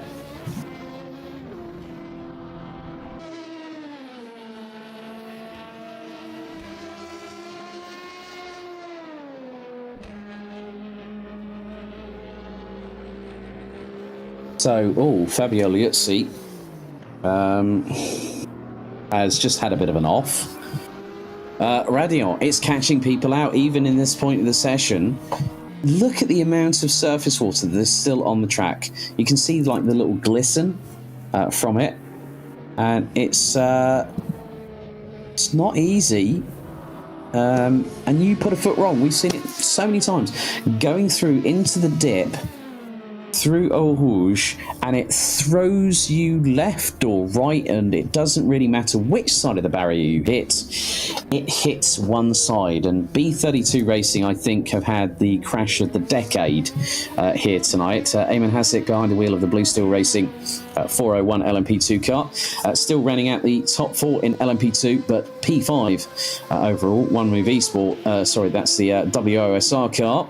Number 51 Porsche coming through, and that's through Stavelot. The run into Blanchimont, so keeping it pinned.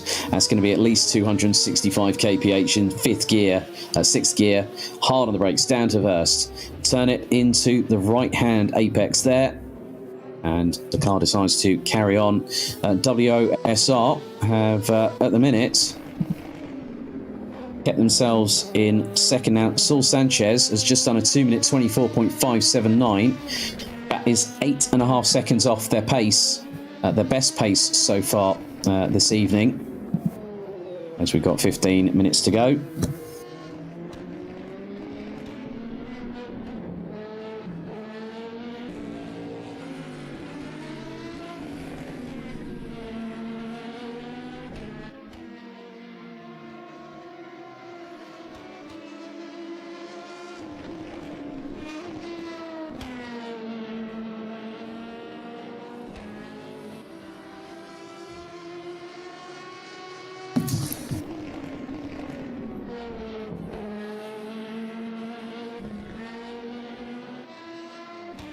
The drivers still pushing like crazy. We are into the final 14.5 minutes of this session.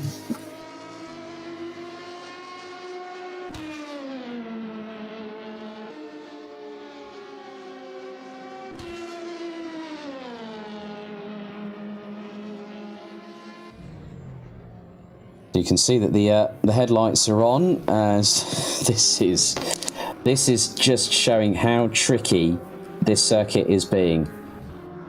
It's one of the LMP2 cars. That is Mugen Sim Racing that now comes across the line. And Zoltan Bodov just behind the wheel of that car. It is just over 8 tenths between first and second in LMP2. And Zoltan Bodov just did a 2-minute 4.037. And at the moment, well, Sabakis in the number 15 Juices Motorsport Club, the number 007 Pro Sim car, out on a hot lap. Outlap for ID Simsport, the 199, have Gert Nielsen behind the wheel. Kim Peterson's just had a bit of a moment, I think. Yellow flag has just come out in Sector 2. They were on a hot lap. DSR Nightmare also on a hot lap. Outlap for Satellite Racing, the 65, Team Viaductson, currently making their way through the first third of the circuit. And it really has been, as you were, business as usual.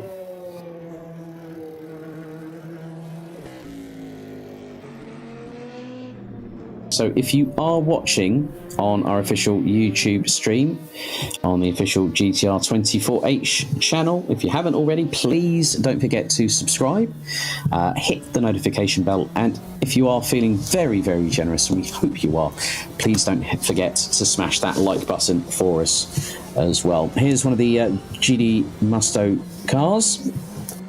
too sure if it's the 53 or the 54 that we're 53 or 54 that we're on board with. But let's go on a hot lap with someone in GTE, and they're going to come across down into La Source, through Rouge, now up the crest of the hill through Adion, nice and neat and tidy from the BMW along the lengthy Kemmel Straight.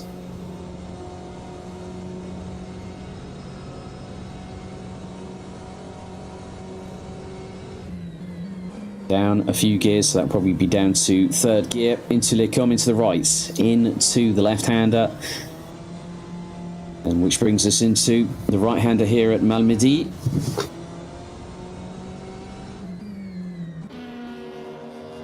And we head back to LMP2, that's Juice's Motorsport Club. And at the moment, that car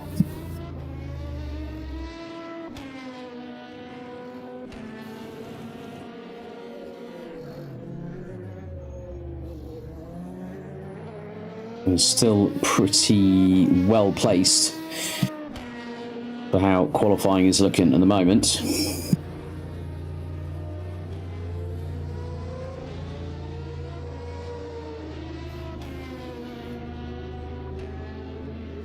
So just over 10 minutes remain, and at the moment in DPI it is Axel Sports that still leads the way after that fantastic effort from Josh Perwin early in the session. So the first, and as we found out a bit earlier on by Mr. Nygaard, a big thank you to him for joining us in the commentary box. That was set very early in the session. So one of the Musto cars has had a massive off. Looks to be Fabio Liuzzi possibly. That's the number one. No, that will be the other car. That will be the sister car, the 54. And currently behind the wheel of that car is Daniele Primavera. And it's not been easy, far from it. And Liuzzi just had a bit of a wiggle on there. And it's just put in a 2-minute 19.505 second lap time. That is 4.1 seconds off of their best effort so far in this session.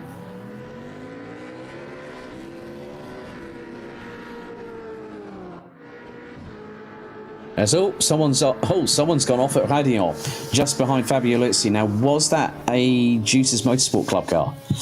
Possibly. Just looking at the livery, I think that might have been. That looks to be Viaductin coming back in. And as you can see, the timer ticking down, 9.25 minutes still to go. And it just seems, I think in some respects, what it looks like from my perspective, and we'll have a little bit of a discussion about that post this session after a brief interlude and a brief break, is thirsty work, doing commentary as always.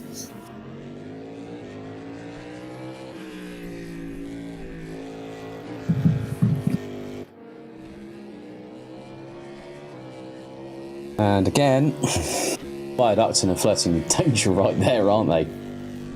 That was so close to... And you can see they're now starting to weave from side to side. Well, when you've got a dry line like that, that just says to me, but I mean, that line is starting to expand a little bit. That is starting to expand a little bit. So the track is starting to evolve, but probably not at the duration that the drivers wanted.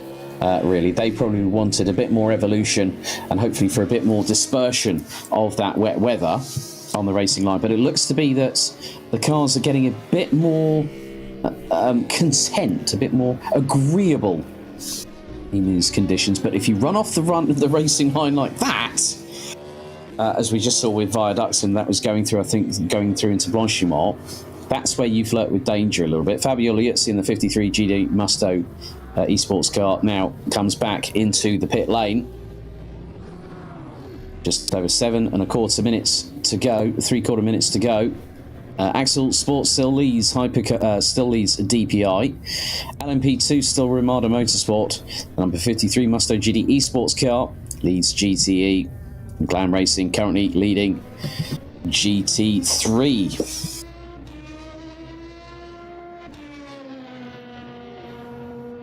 So it has been an interesting session, to say the very least, here on GTR 24H. And some cars now coming into the pits, and the drivers might be deciding. Maybe the drivers and teams might be deciding, you know what, we're going to sit things out, we're going to wait until what happens in the night a little bit later on in the second half of qualifying. That's one of the Musto cars going off. Don't tell me that's just clobbered the barriers. Oh my goodness me. First up it was DPI, then it was LMP2. A bit of GTE sprinkled in the mix, like a few bit of chili flakes on some mac and cheese or something like that to spice things up. And now the GTEs are really going for it.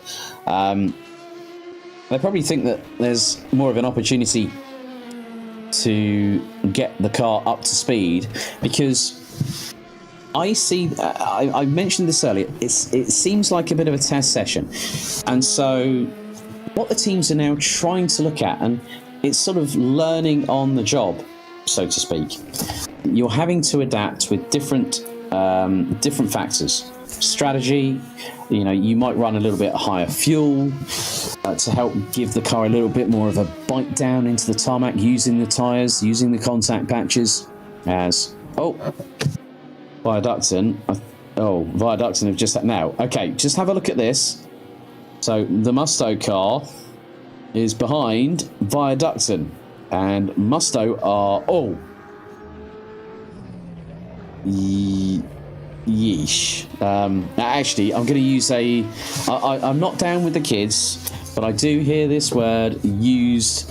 I think Team Viaducton was well and truly inadvertently yeeted right there, and I'm sure that Yusuf will agree with me a bit on that later on.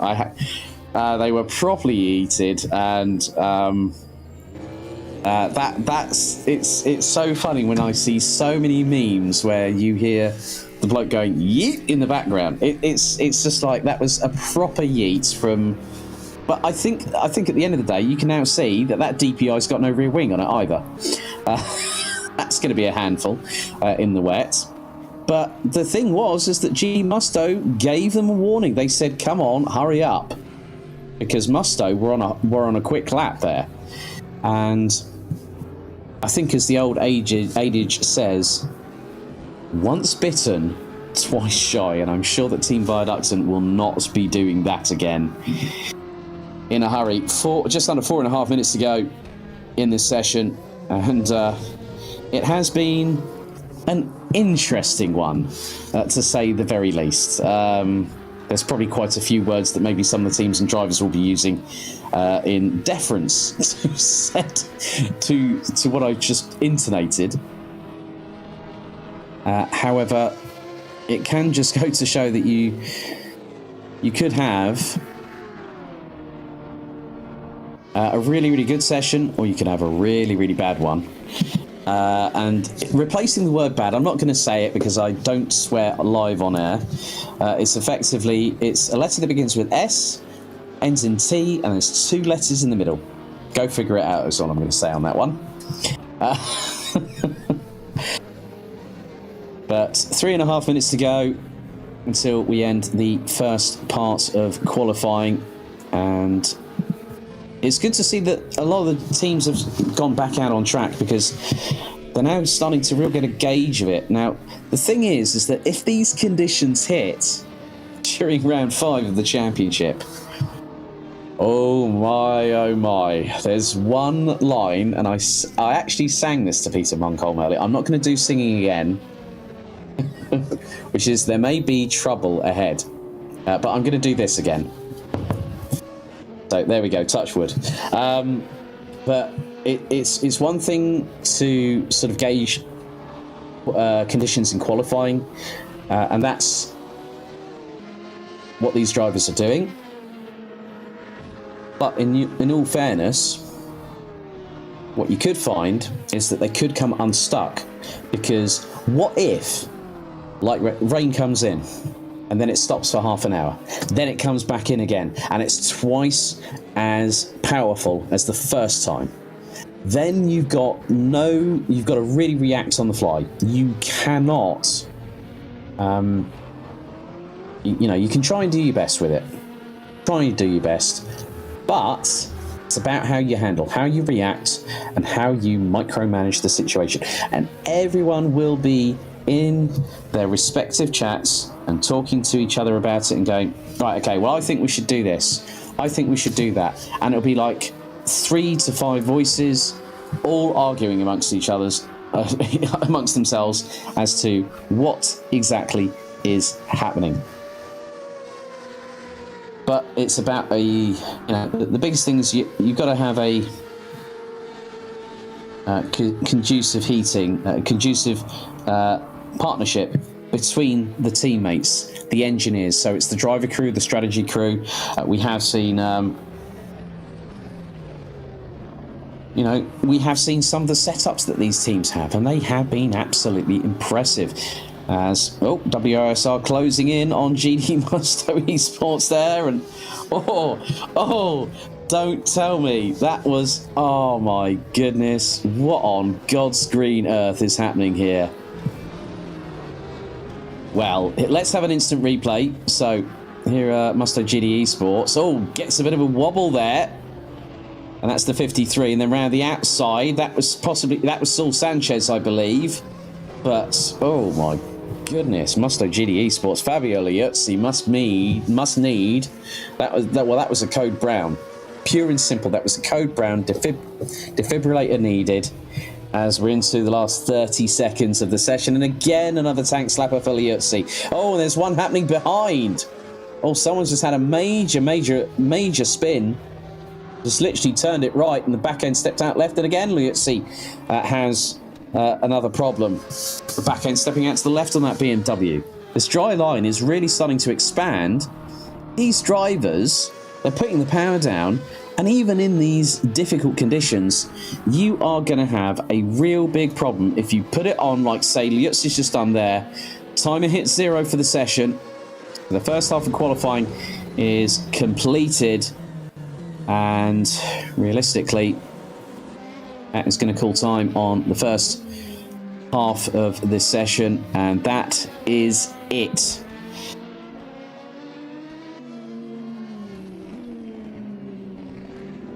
So, just goes to show how quickly things can change in a session here on GTR 24H, and we've still got nighttime qualifying to come. With that being said, I'm just going to run through the respective finishing place. Well, we've had a yellow out in Sector 2, but at the moment, so DPI, Axel Sports and the number 21 go into the nighttime qualifying session at the top of the timesheets after session 1. Satellite Racing, the 65, followed by Team Viaduct in the number 1. Ramada Motorsport leading in LMP2 ahead of Mugen Sim Racing and Juice's Motorsport Club. Blue Steel Racing in 4th, Pro Sim in 5th, ahead of DSR Dream Team and DSR Nightmare. So, looks like the former is on the better foot this time. And they set their last lap in qualifying. The DSR Dream Team got themselves on a 2-minute 3.273, and that got them to within a tenth and a half of Pro Sim. Good job there for Dream Team, who were having a nightmare earlier on. ID SimSport in the 199 rounds is ahead of DAC Hackers. Well, as I say that, DAC Hackers have just gone P4, 2-minute 2.564. Juice's Motorsport improve in time, but not in position. So there we go. Another change for the books, because some drivers are still out on their hot lap. And the session is now coming to its inevitable conclusion. GTE is Musto GD Esports in the 53 that leads the class. They're back in the garage. World of Sim Racing, Musto GD Esports 54 in 3rd, and DIS SR Lab 45 Porsche rounds out the 4 that have qualified so far in GTE. GT3, Callum Wilson back behind the saddle of the 404 Aston Martin Glam Racing entry. As Viaducts and still out on the track, are they going to try and do something? I'm not too sure with the amount of trials and tribulations they have had, but at the moment, Callum Wilson is halfway round the lap. Let's see if we can find where the 4:04 is at present.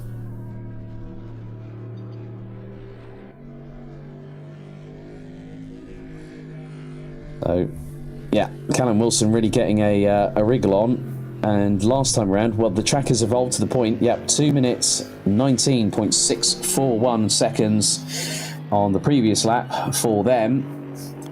Could this be a good one for Callum Wilson this time around? It could be a quick one, and there it is. Right, okay, and we'll be heading down trackside. There we are. There's the 4:04 coming through Blanchimont. So Callum Wilson has been shoehorned into the car at the death of qualifying 1. Through the corner, gets through, makes it neat and tidy. Hard on the brakes, as there is Team Viaducts just ahead. Oh, a little bit of a lag spike there for Callum Wilson. Oh my goodness. And that's it. The session has been concluded.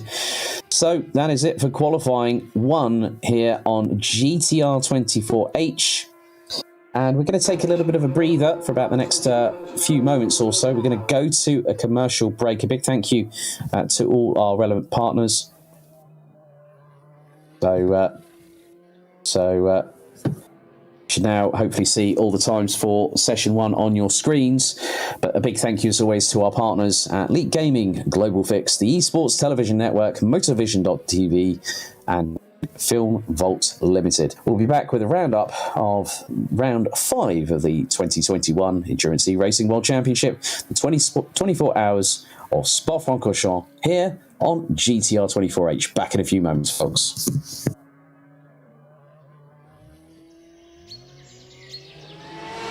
The Endurance E-Racing World Championship Round 5, the 24 hours of Spa-Francorchamps is brought to you in partnership with Viper Gaming by Patriot, Leap Gaming, Global Flix, Film Volt, ESTV, and Motorvision.tv.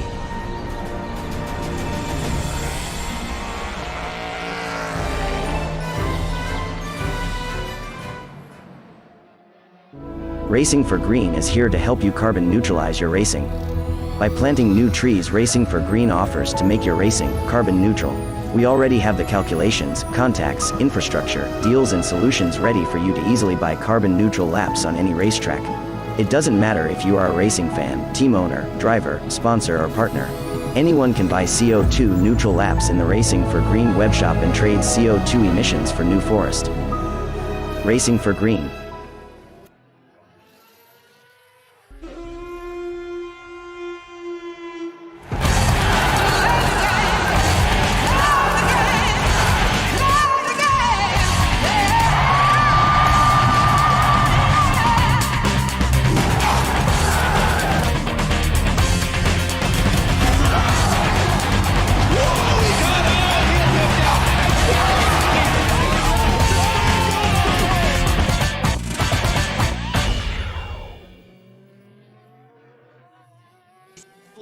A 1v2 for the tournament. Pressure is on.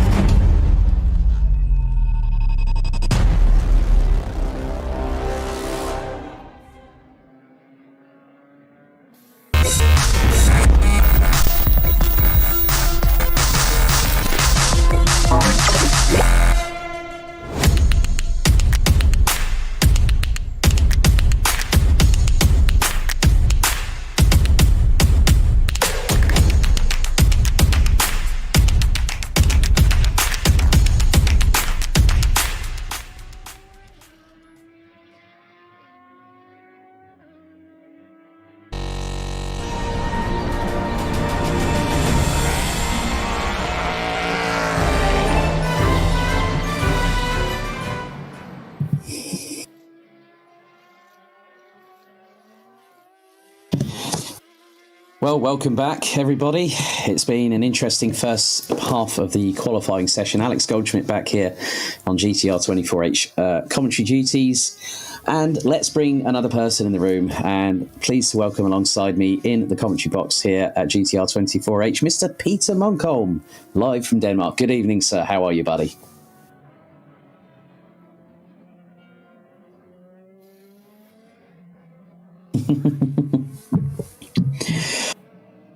There we go. Everybody should be able to hear me. Yes, I'm here.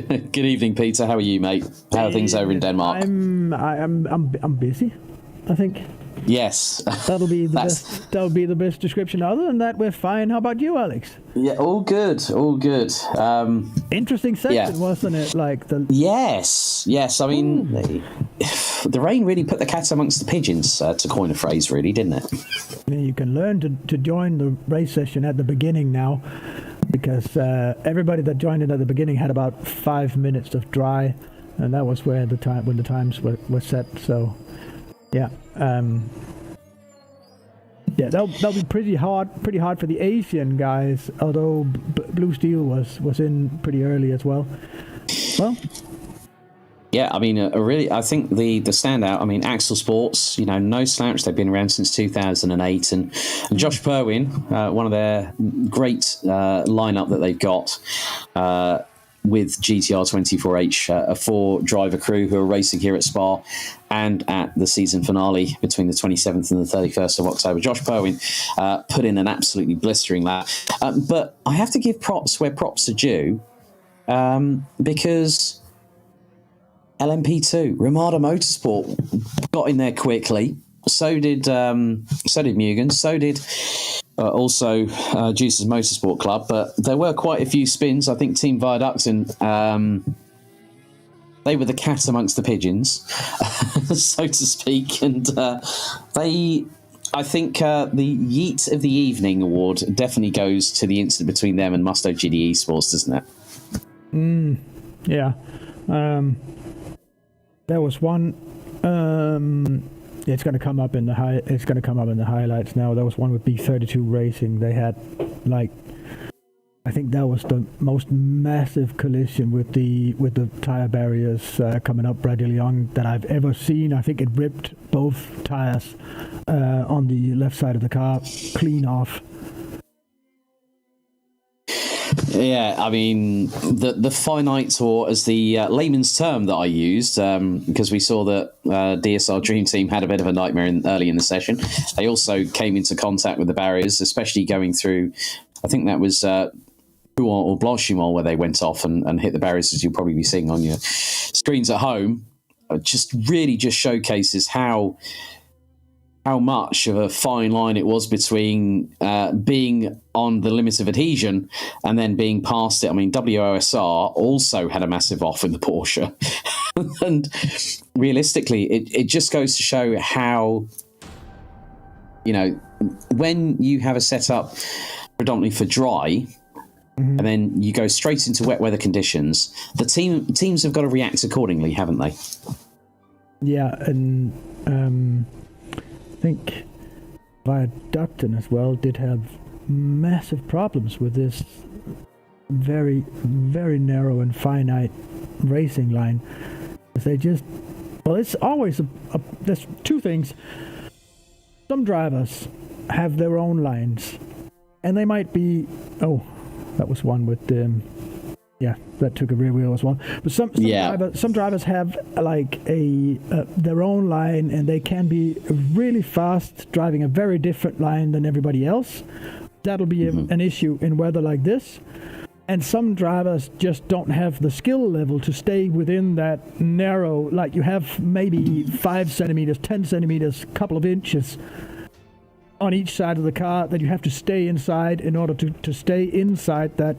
It doesn't have to be dry, but drier line. And as soon as you get outside that, just have like a couple of inches of your tire touch over that limit, and you're into the really wets. It's complete loss of traction, and you just go around. That's when you have to be really good at adjusting to driving the best average line of all the other drivers on the server. Very realistic. Like a dry line would form like this in real life as well, where it would form where on average most drivers like to drive, and that you might not necessarily comply 100% with that, which creates it's just so hard, so difficult. Yeah. Now, looking ahead to the race, twice around the clock, I mentioned this earlier on, that the strategies will have to be adapted accordingly. The teams will have to be eyeballs on stalks all the way through the race. I mean, we know how hard the engineers work. I mean, especially when I watched actually on YouTube. It was very much... That's the B32 one comes up now. Oh, here we go. Right, okay. So just looking at this, the back end steps out. And what you were spot on the nose there. Both left wheels and suspension uprights. And then WOSR. Style points there for for what was the 540. Oh, it keeps turning. And bang, front end goes in. But when you look at what we've got with Axel Sports now, Axel Sports raced in the first ever, the inaugural Le Mans 24-hour virtual, and they were running pretty competitively, and their engineer was with them side by side. Alex Young and his son Alistair were the two real life drivers, because Alex was actually instructed by the ACO, no, you need to race, and it just goes to show how things can be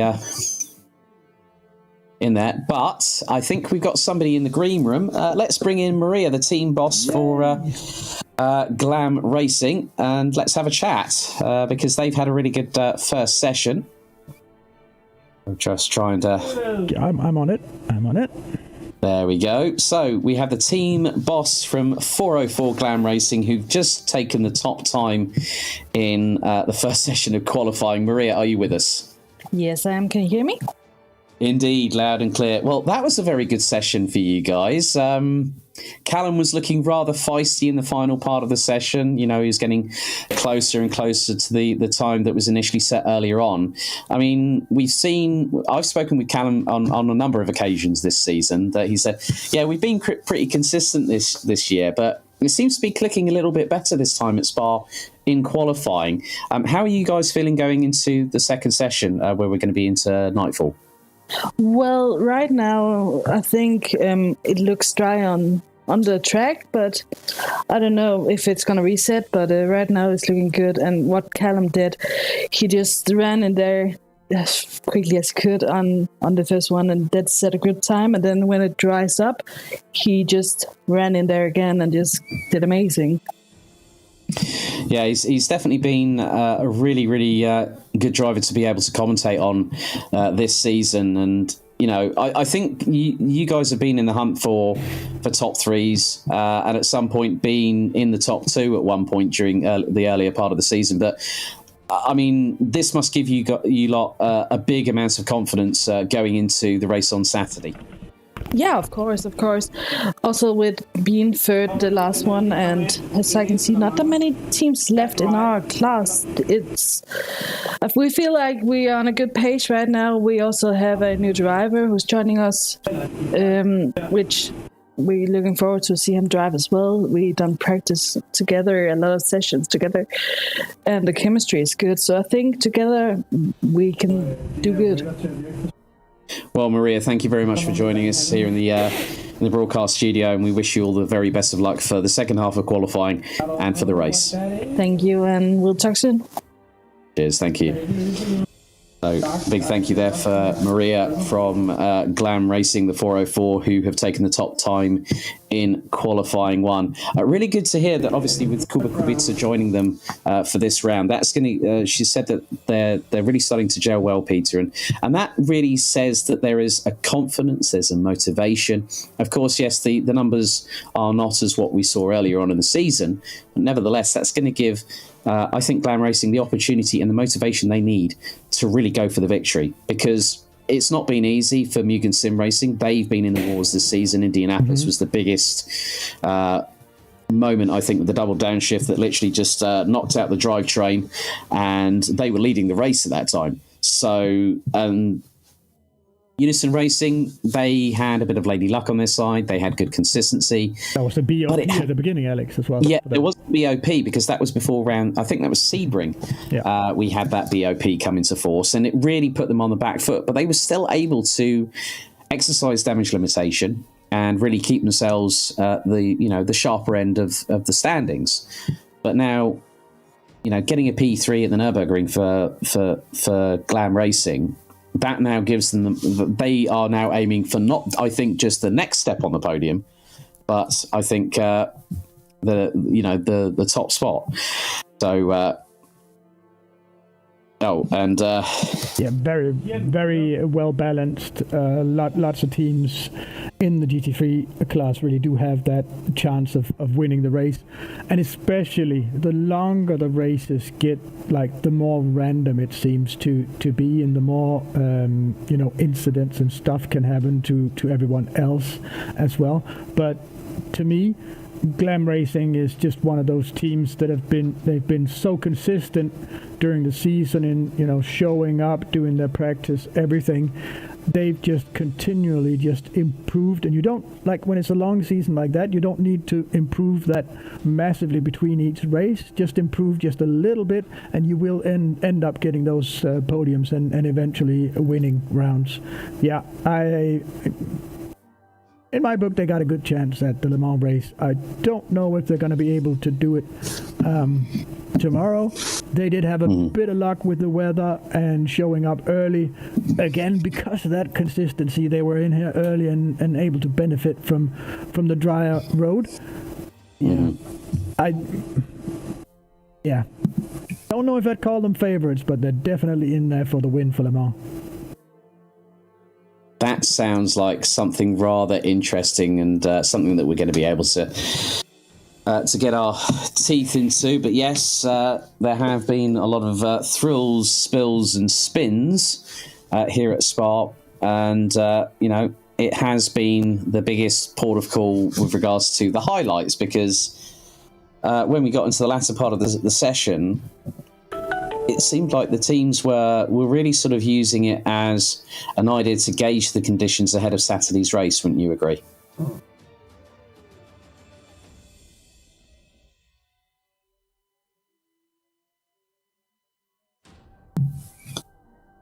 Sorry, just a couple of messages here. I have stuff I have to make sure is actually running behind the replays here.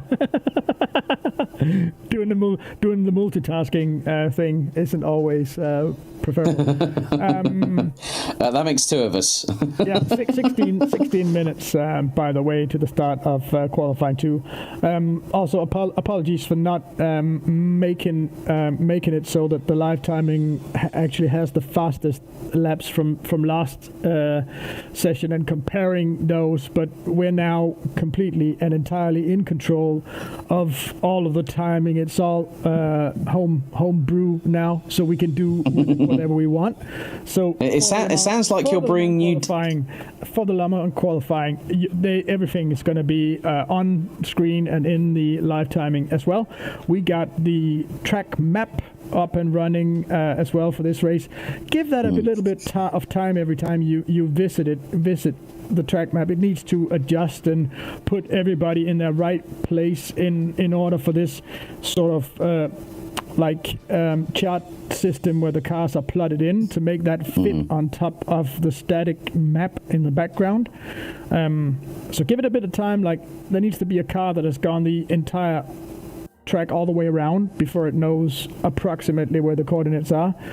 But from the track map, you can click on the various cars as well to focus on a specific car to see where that car's on track. You got the time differences, last lap, best lap, time to the car ahead, behind, speed and maximum speed. Like, there's just so many things that are coming in now, and we're able to update now that we have complete control of this. So expect further updates of this for Le Mans as well, both for the sort of off or second screen experiences here, as well as the overlays in game. Also, a bit of a shout out to the teams on. Some of them don't really have the best profile pictures. Some of them have ones that are lying down, which I didn't really get why at the beginning, but it appears to be a thing that if your phone goes wrong when you're doing like a portrait photo on your phone and it doesn't recognize it as a portrait photo, then everyone will be lying down. So we have entire teams with everyone just 90 degrees. Yeah, they just need to rotate the image. yeah. And we will start to be using those much more in the live stream, also to make it easier for the fans to recognize the different drivers that we're following, and just trying to make this as interesting and exciting to follow as we possibly can. Well, I think really we've got. Go on. I was just about. Yeah, it was just about the radio as well. That's missing for now. Mm-hmm. We had. Do we have 3 or 4 teams joining in, which meant that we have to reorder the entire radio channel list and set up all of the extra channels for them and stuff like that, which just meant that. Well, I couldn't make it because I was prioritizing the live timing and getting that up and running. But it will be there for tomorrow. I'll have the last of the configurations done, and you will then be able to, from the live timing, there's like by each team there's a little radio tower that you can click in the live timing, and that'll take you to the radio channel of that team. Also, take your time to use those Facebook buttons, YouTube buttons, website. But the website button is a little house button that'll take you to the team's respective pages from the live timing, so you can support them and follow them on their Facebook pages, or join their some of them have Facebook groups as well that you can join. Mm-hmm. Yeah, I think really we've got a. How long have we got until qualifying 2 gets underway, Peter? That'll be 12 minutes, quite exactly now. 11:55.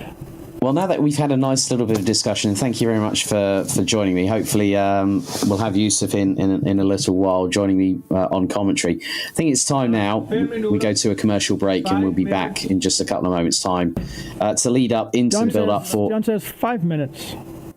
5 minutes. 5 minutes until qualifying. Okay. Let's go to a commercial break, and we'll be back just before qualifying 2 gets under the way here on GTR 24H at Spa-Francorchamps under the nighttime sky. We'll be back in a couple of moments, people.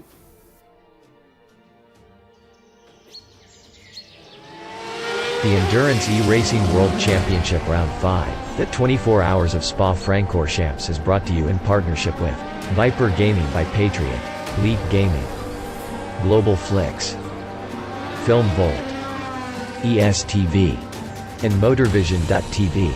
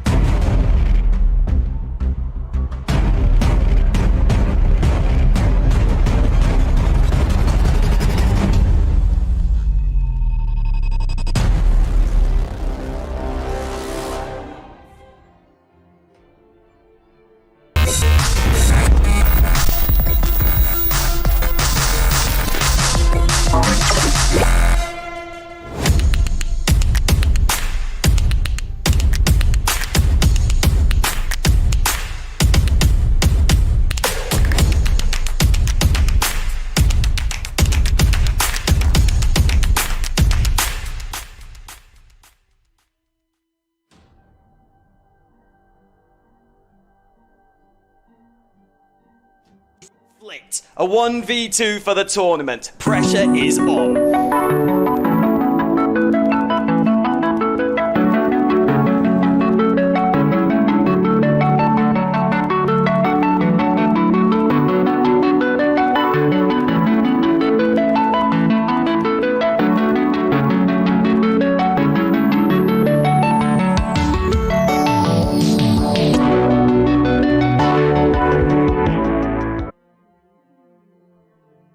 Racing for Green is here to help you carbon neutralize your racing. By planting new trees, Racing for Green offers to make your racing carbon neutral.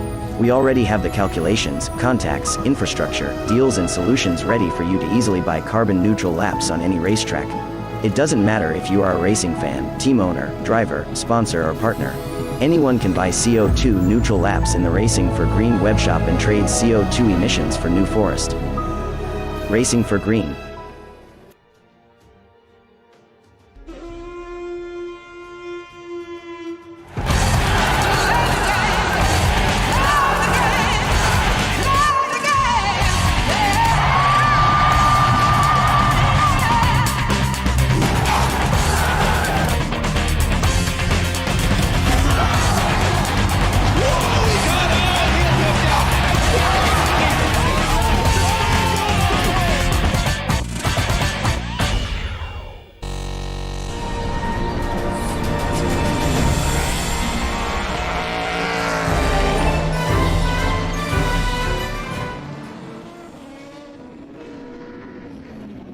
Well, we're very quickly going towards our second half of qualifying for round 5 out of 6, the 2021 GTR 24H Endurance Racing World Championship, brought to you in association with Leap Gaming, Global Fix, Esports Television Network, Motorvision.tv and Film Vault Limited. As you can see, the night time is very, very much in here at the Ardennes Forest at Spa-Francorchamps, and what's more, it is dry as a bone right now, as our air and track temperatures for this session have gone up to 26 degrees Celsius.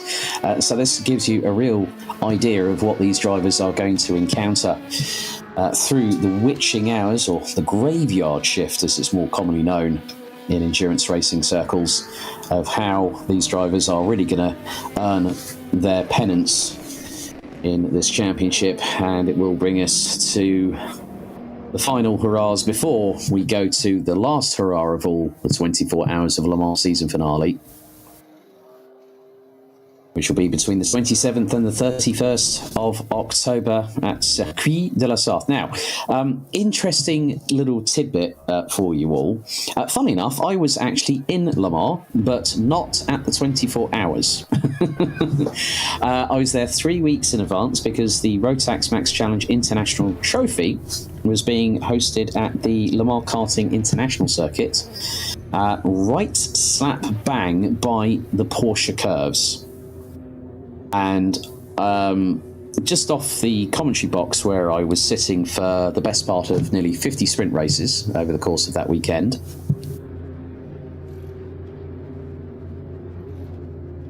I'd go out of the commentary box, out of the tower, and every single day driving to and from where I was staying in the centre of Le Mans, right by the Gare du Nord, where they had those interesting electric trams, a very sort of deep copper bronze colour, and you'd hear them sort of go do the old ding ding before they would go out away from the station. I would actually end up driving down the Mulsanne, more commonly known as the chicanes known as the Hunaudière, every single day. And it was quite weird because LMP1s and the LMP2s and the hypercars were going down that straightaway at the best part of 330 kilometres an hour for 24 hours, twice round the clock. And it was a real enjoyable, an interesting experience. I actually, I think when I get the chance to go to Denmark, I will be showing Peter and John this. I recorded an 11.5-minute video, and it's really funny going through Arnage because it's normally on the circuit, which is 13.5 kilometres in length. Arnage as a public road, you actually have to navigate a roundabout rather than a traditional right-hander on a circuit. I then also went through Indianapolis. So like literally I'm doing the speed limit on the Mulsanne and the Hunaudière is 90 kilometers an hour. And then you realize it just sort of computes that they're going 3.5 times faster in the hypercars in the current World Endurance Championship side of things, with hypercars being introduced for 2021 and with marques such as Peugeot coming in next year. 2023, you're going to have the likes of Porsche, Ferrari, Audi making its return finally to the world of sports cars, bringing their hybrids along with them to see if they can get one up on Toyota Gazoo Racing, who won this year in the 2021 Le Mans 24 Hours. But looks like qualifying is now underway for the next 2 hours, and it just really goes to show. So we just so drivers are actually either on hot laps or on out laps, and the temperatures now will be a little bit different. They've gone down to 19 degrees Celsius, but there's no wind, there's no cloud cover, there's no rain, there's no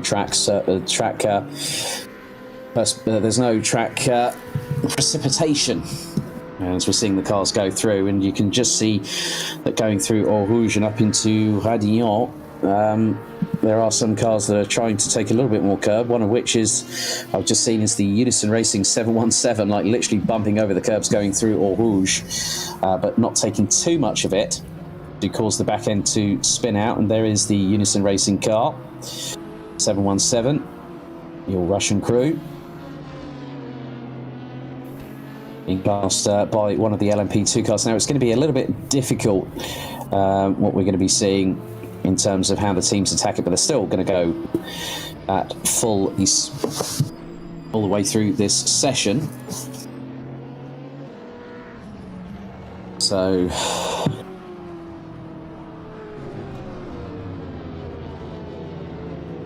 looking back at earlier on, as we're going to see a little. Oh no, this is not what you want at the bus stop chicane, and the Axel sports car has just been.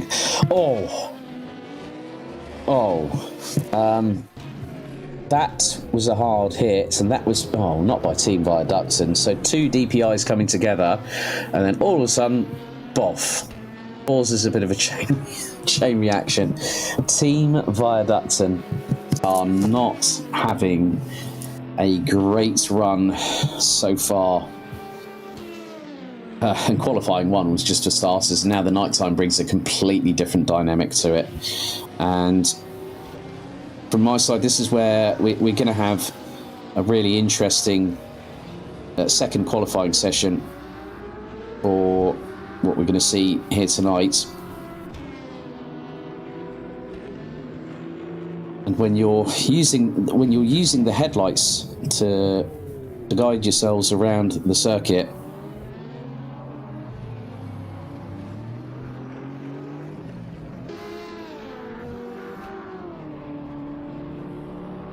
they will all be on tender hooks, I'm sure.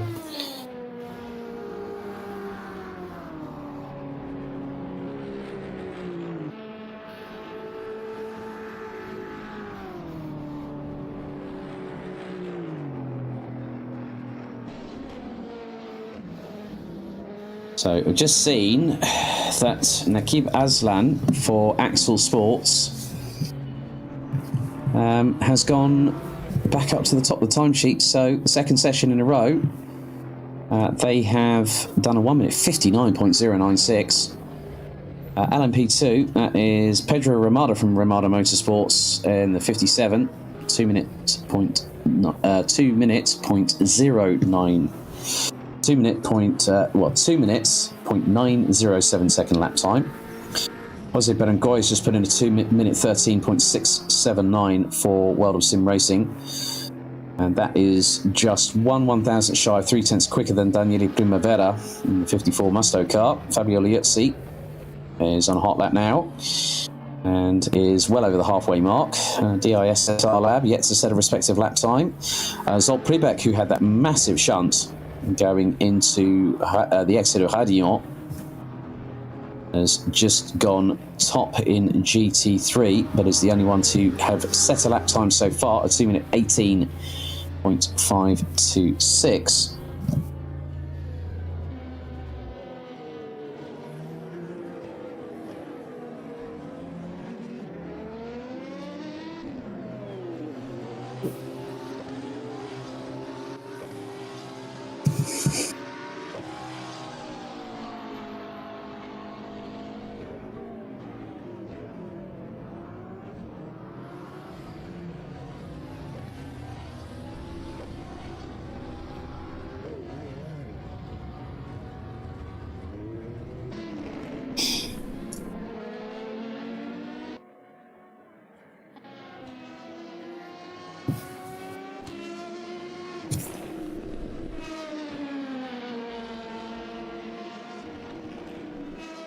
It's a wonderful contrast, isn't it, when you see cars running around the track in the daytime, but then the night brings in that added mystique, that added intensity that the drivers really have to work with in this.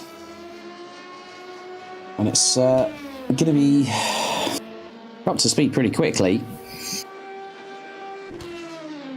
And ProSim have just gone second in LMP2 with a 2-minute 1.314.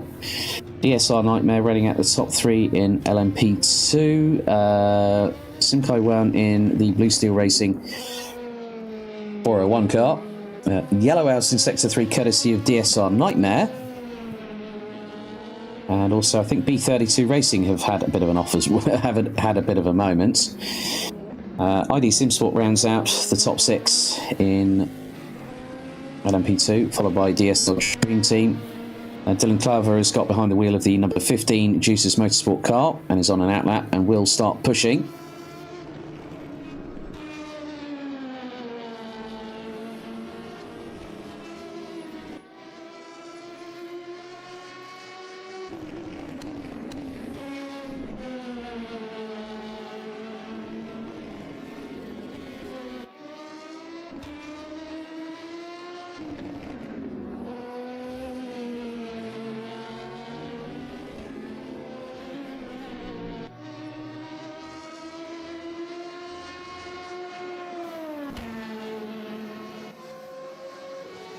So DIS SR Lab are currently on a hot lap.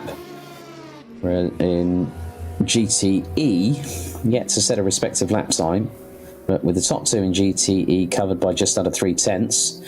Fabio Liuzzi is also on an outlap, so the top 3 in GTE are on outlaps. DIS SR Lab are on a hot lap. Got Pribek on a hot lap. For Van Eilen for Glam Racing is on a hot lap at the moment. They put in a 2-minute 17.0. Nikolai Bezrukov also on an outlap for Unison Racing.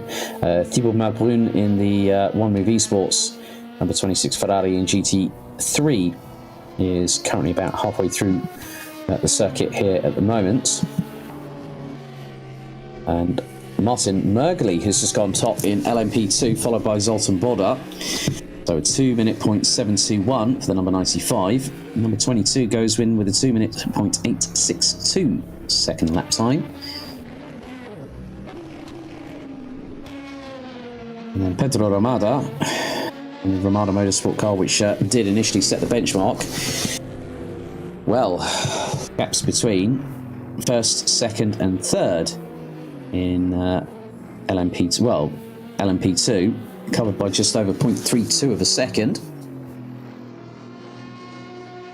A lot of drivers now going on outlaps, so we could see a few of the times change as the night time very much front and centre here at Spa. There's the Axel Sports 21 car out on the circuit in the Cadillac DPI that has been very successful indeed.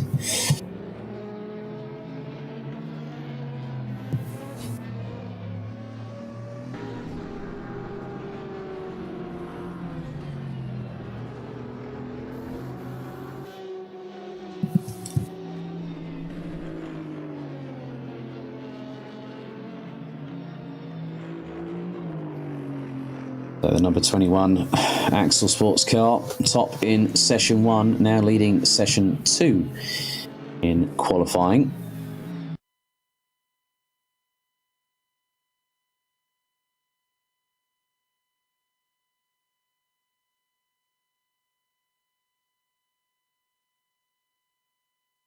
Aslan is about to cross the line, 1 minute 58.787. Viaducton and Satellite Racing yet to set a respective lap time. As that is Nikolai Bezrukov. P3 currently in GT3, coming through Blanchimont. At full chat.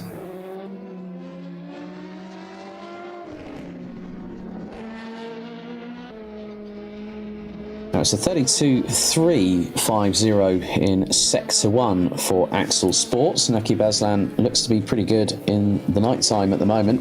Oh, bit of a moment there for Pedro Ramada in the Ramada Motorsports number 57. That would have been coming out of Malmedy, I believe.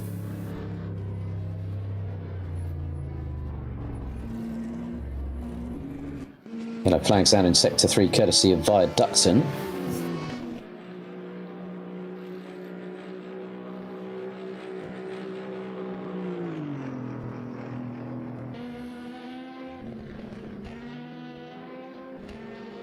And Bezrukov is it's pretty close between the top two in GT3 because Bezrukov has set a 2 minute 16.391 second lap time.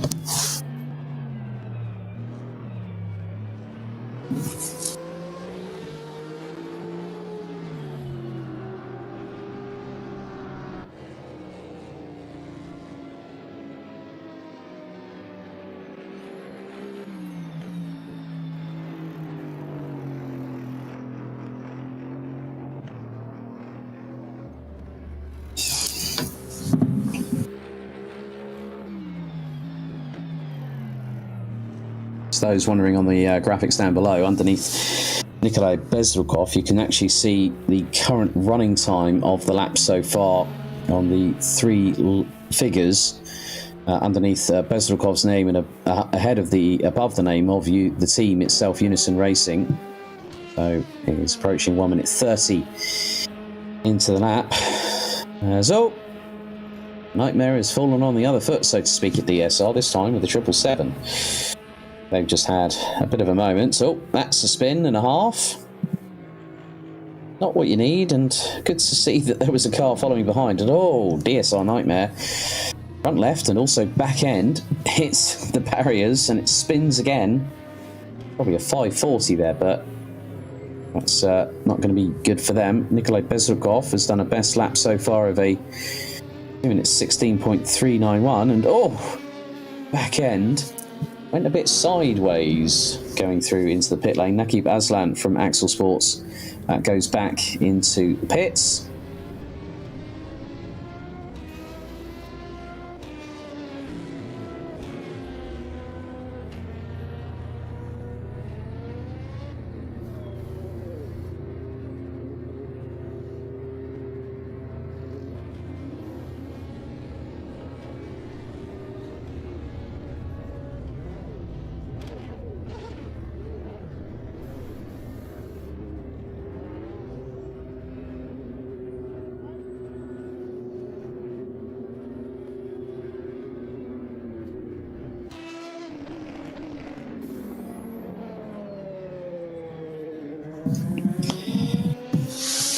Sim Kai-wan in the 401 Blue Steel Racing LMP2 entry.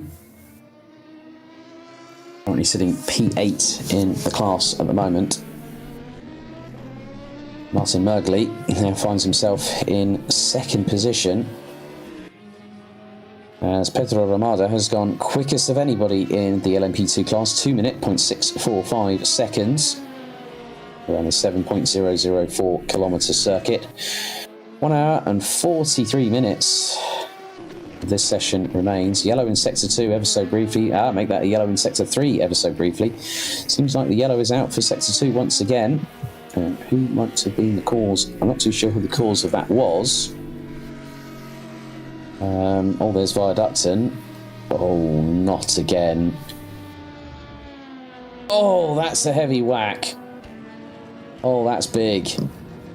So big. The forces, the reverberation and the the way that car literally hit the front, it lifted the car up and span it in the air at the same time.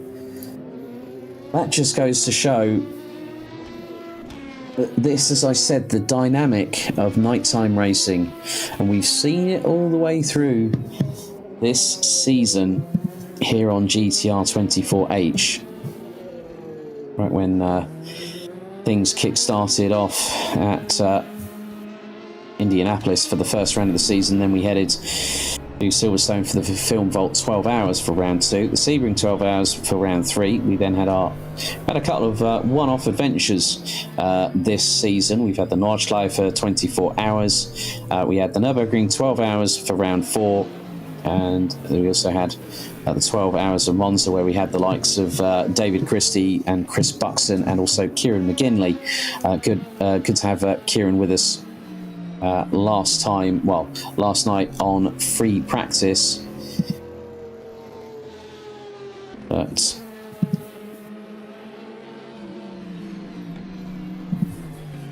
we have an hour and 41 minutes of this session remaining, and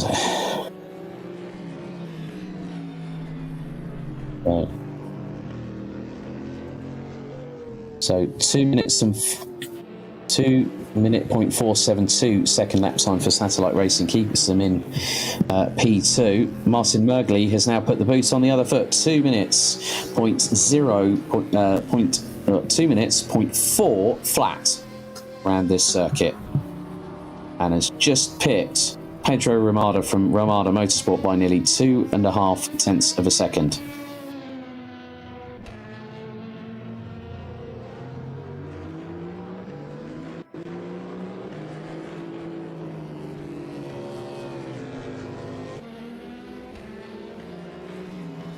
So Mugen Sim Racing ran out the top 3 in LMP2, and the top 3 are covered by 0.462 seconds. It's gotten even closer now, because Juice's Motorsport and Pro Sim, who ran out the top 5, are within just over 9 tenths off of Mergley. And at the moment, between the top 3 in GTE, Jose Berengoya has put down the marker for the GTE cars to match a 2 minute 13.599 second lap time. Primavera for Musto GD Esports in the 54, and Liuzzi in the number 53 Musto GD Esports car ran at the top 3 in GTE, and they are covered by just over 6 tenths of a second. And Glam Racing back to the top of the timesheets once again. They took the top time in session 1 of qualifying. Done it again. Van Eilen has now put in a 2 minute 16.126, and all 4 cars in GT3 are covered by 7.5 tenths. So it's Van Eilen from Bezrukov, Malbrun and Pribeck. That is your 4 strong contingent in GT3. And And we have 1 hour, 38 minutes and 50 seconds to go. And I think briefly, we're now going to go to a short commercial break where you'll hear from some of our partners and sponsors here on GTR 24H as qualifying continues for round 5 out of 6, the 2021 Endurance E-Racing World Championship being held this time around at Spa-Francorchamps in the Ardennes forests of Belgium.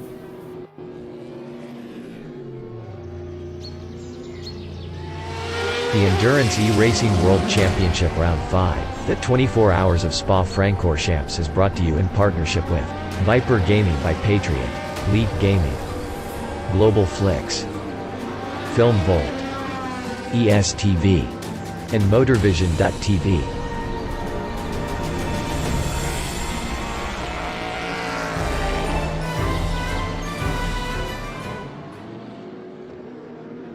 Racing for Green is here to help you carbon neutralize your racing. By planting new trees, Racing for Green offers to make your racing carbon neutral. We already have the calculations, contacts, infrastructure, deals and solutions ready for you to easily buy carbon neutral laps on any racetrack. It doesn't matter if you are a racing fan, team owner, driver, sponsor or partner. Anyone can buy CO2 neutral laps in the Racing for Green webshop and trade CO2 emissions for New Forest. Racing for Green.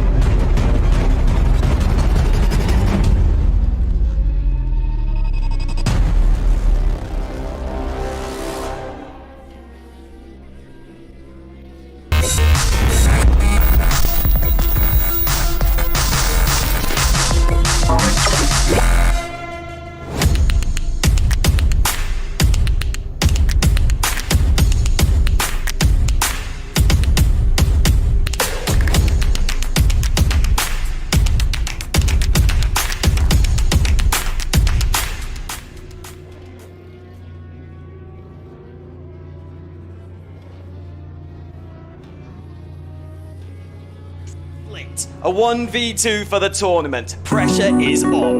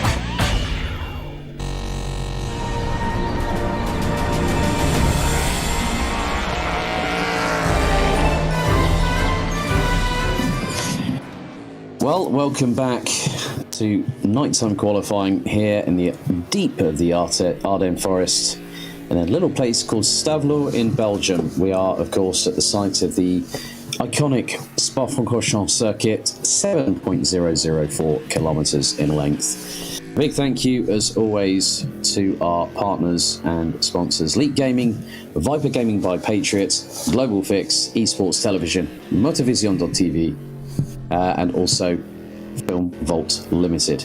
My name's Alex Goldschmidt, and hopefully in a few moments or so I will be joined by the man, the myth, the legend. He's everyone's favourite person, Yusuf bin Suhail, in a few moments' time, but we are getting towards the end of the first quarter of this 2-hour qualifying session here at Spa, and let's run you through what is going on at the minute, because the track temperature has increased to 21 degrees Celsius. No cloud, no rain. But let's see if we can have a look at the weather index by the magic of meteorology, of how things are looking for the weather over the coming few moments of this session. And see if we can get an idea of what the conditions are going to be like. It looks like it is stock bone dry here at Spa, so the drivers are up to full speed, really exploiting the track limits to their maximum without invalidating their lap times here at Spa. So just to briefly run you through things, Axel Sports leading the way in DPI by 1.3 seconds. A 1 minute 58.787 has been set by the Axel Sports number 21. Satellite Racing and Team Viaducton, both respectively 1.3 and 5.2 seconds adrift in the battle for overall pole position. Ramada Motorsport leading the way in LMP2 with a 2 minute .070 second lap time. Martin Mergley was top, probably just before we went to commercial break. They are just over 3 tenths adrift, and then it's Juice's Motorsport 6 tenths down down in third. Then it's Mugen Sim Racing, who are about 8 tenths behind. DSR Dream Team rounding out the top 5, followed by DSR Nightmare, Pro Sim, ID Simsport, Blue Steel Racing, and B32. And also GTE, World of Sim Racing leading the way in the 51 ahead of the 53 and the 54 respectively of Musto GD Esports. And the top 3 covered by what looks to be around about just under 0.56 of a second. DIS SR Lab running out the top, the 4 that are running, but Mugen Sim Racing have gotten themselves at the top of the timesheets at the moment. GT3 2 minute 15.816 is the top time so far, and that is 3.1 tenths of a second ahead of Glam Racing in the Boro 4, who initially were at the top of the timesheets for session 2, but they topped session number 1. Unison Racing and One Move Esports rounds out the top, the 4 that are running. We have got a yellow flag out in Sector 2, and that is courtesy of Pro Sim. And we now ride on board with the number 65 of Satellite Racing, and this just gives you a real idea of how pitch black it truly is here at Spa-Francorchamps.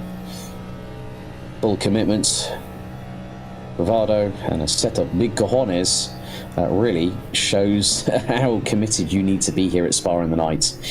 And going through the bus stop chicane, having circumnavigated Blanchiment.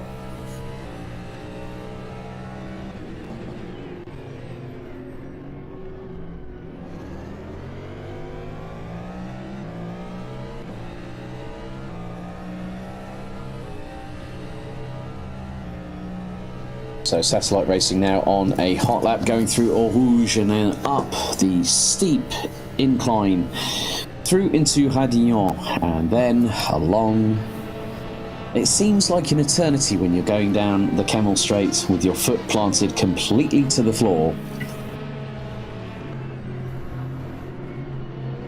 And that to me just showcases how committed these drivers are in terms of moving forward and getting things done.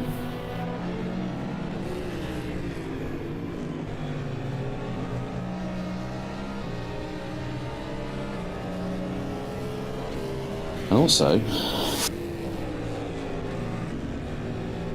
I'm just going to wish somebody, a former karting driver that I used to commentate on, who, funnily enough, is competing at Spa-Francorchamps this very weekend.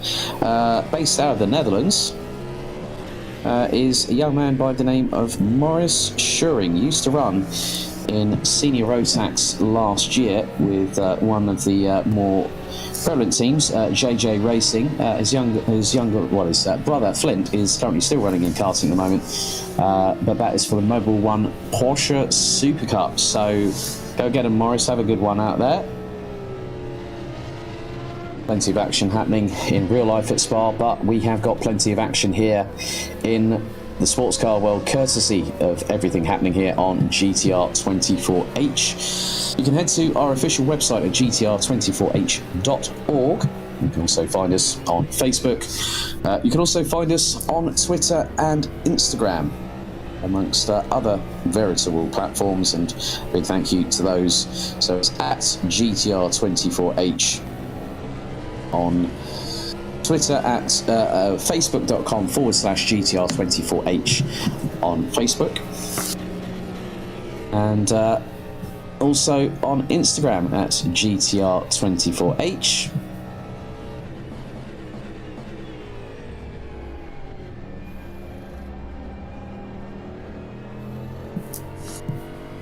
So I think we're going to have cameras on for this particular occasion, because I spy with my little eye, looks like Milky Cereal, aka Yusuf bin Suhail, has joined us in the commentary box. Good evening, buddy. Hello, Alex. Don't sell yourself short. You've got some lovely large eyes right there. It's like, I have joined. My voice feels a little bit worn out, so I don't know what's been happening in qualifying so far. Has there been anything exciting that I have missed out on? Plenty of spins in first qualifying, my friend. Plenty of spins. Team Viaducton's been put through the ringer. B32 has ripped off both left-hand side wheels during the session. We also had the mother of all yeets when Team Viaducton was being flashed down by Musto GD Esports. I think it might have been Fabio Liuzzi in the 53. They were flashing the headlights. Viaducton was not up to speed, and all of a sudden, yeet, like proper yeet. So, which was a bit of a nasty one, let's say. But at the moment, it's been pretty good. Axel Sports have been leading HyperCar. They took the top time in the session. LMP2 is looking rather close at the moment. I mean, Ramada Motorsport were at the top of the timesheets for quite a lot of time. Mugen Sim Racing with their Juices Motorsport Club. So it really got pretty good. I mean, DAC Hackers actually took P4 at the end of the first session. There was a lot of standing water on the track. There was a finite race dry line. It was the number 53 Musto car that took the top time in GTE, and GT3, it was Glam Racing. And I had a really good chat with the team boss from Glam Racing. Maria actually joined us in the chat. And because they've got Kuba Kubica joining them for this round. And they're really feeling confident, taking P3 last time out at the 12 hours of the Nürburgring round 4 of the championship. And she says that it's really gelling there really well, and they're looking, everything's feeling like a happy home at Glam Racing. And myself and Peter, we were having a chat, sort of rounding up qualifying 1, and Peter was very honest when he said, well, I think they've got a really good chance of the win at Le Mans. And with bringing Kuba Kubica on board, I think that could be something that we really do need to keep our eyes on. It hasn't been that great for Zolt Pribek, I will be honest with you, for Mugen Sim Racing, because Radion has caught so many people out in those wet weather conditions. We saw Ramada off, we saw Viaducton, apart from being yeeted, going off multiple times. We even saw that Axel Sports with Nakib Aslan went off at Radion and managed to rip off the right rear wheel in the process. And so, but the thing is that Josh Perwin was the one that actually set the fastest lap time in DPI. And the main reason being was because the first 10 to 15 minutes was when we had changes in weather conditions, and it rained, and then we had such a small dry line, but within the last 10 to 15 minutes of the session, we really had a good feeling about times coming in, and the track came to the drivers, and they were able to use a little bit more of the dry tarmac that was emerging. So it really was a good session, but for the last sort of half an hour, it was a bit more of a glorified test session, really, to be honest with you. So from my perspective, it was more a case of we were just waiting for something to happen, and then all of a sudden the yeet happened, and then everyone started getting faster, which was really good to see. And I think it's really good for the teams, because I spoke with Mr. Nygaard a bit earlier on in the broadcast studio, and he said Yeah, it's he's really glad that GTR 24H went to Spa-Francorchamps because he's raced there in real life. Okay. And he said it's just a great track, and I think that's really good to hear that the return of Spa-Francorchamps onto the GTR 24H EEWC calendar has really gotten people excited. I think having teams that will know this track like the back of their hand in a virtual perspective and also a real life perspective, and it's an iconic circuit. I mean, you can't not have Le Mans on a calendar without having Spa-Francorchamps on a 24-hour basis. And when we've got 48 hours of racing that will decide the 2021 season, I think it was a really, really good decision to make. Well, when you look at this calendar, you've got the homes of most of the endurance races, don't you? You've got Le Mans, you've got Nürburgring, we've had Spa as well, Sebring as well. Indianapolis and Silverstone are kind of the only odd ones out in terms of being homes for endurance racing, because you don't really think of endurance racing for those two particular tracks. For Indianapolis, you think of, well, NASCAR and Indy cars mainly, and for Silverstone, we lovingly term it the home of motorsport. So I guess in that regard, it does sit there in some way. But I'm interested because now I'm seeing Axel Sports out on circuit. I'm seeing them at the top of the timing sheet. A team that I didn't expect to be racing, or I was unaware was entering. So I'm really glad that there is a team joining, and by the looks of it, they seem to be the fastest one as well. So I think this is going to make things a little bit more exciting in the championship as well. They trail Satellite Racing by 27 points. So if they can pick up a win here, and with double points on the cards at Le Mans, maybe they have an outside chance of winning the entire event. And also, the person who runs Axel Sports, Alex Jung from Malaysia, he's had a stellar racing career. He's raced in Formula One, he's raced at A1GP, he's a 3-time Audi R8 LMS Cup champion over in Asia, and he's competed against some stern competition. He was actually on the cusp of winning 4 titles on the bounce, and Axel Sports has had the honour of actually applying, and they competed at the Le Mans 24-hour virtual in LMP2, and Alex partnered with 2 of the drivers. I think Mika Hakimi was one of them, who's also in the crew for this, along with you had because there was a really interesting video I watched on YouTube, and it was to do with Axel Sports, and I think it was on Alex Humes' own YouTube channel, and it was all about the 24 hours of Le Mans. They had a disconnect with about 30 minutes to go or something, and they got themselves up to P27 overall. And one of the mandates for the Le Mans 24-hour virtual was that you had to have real life drivers as part of that crew. So that's why you had the likes of Rubens Barrichello, Fernando Alonso, Nick Tandy, all in their own rights, have raced all across the globe in multiple different categories.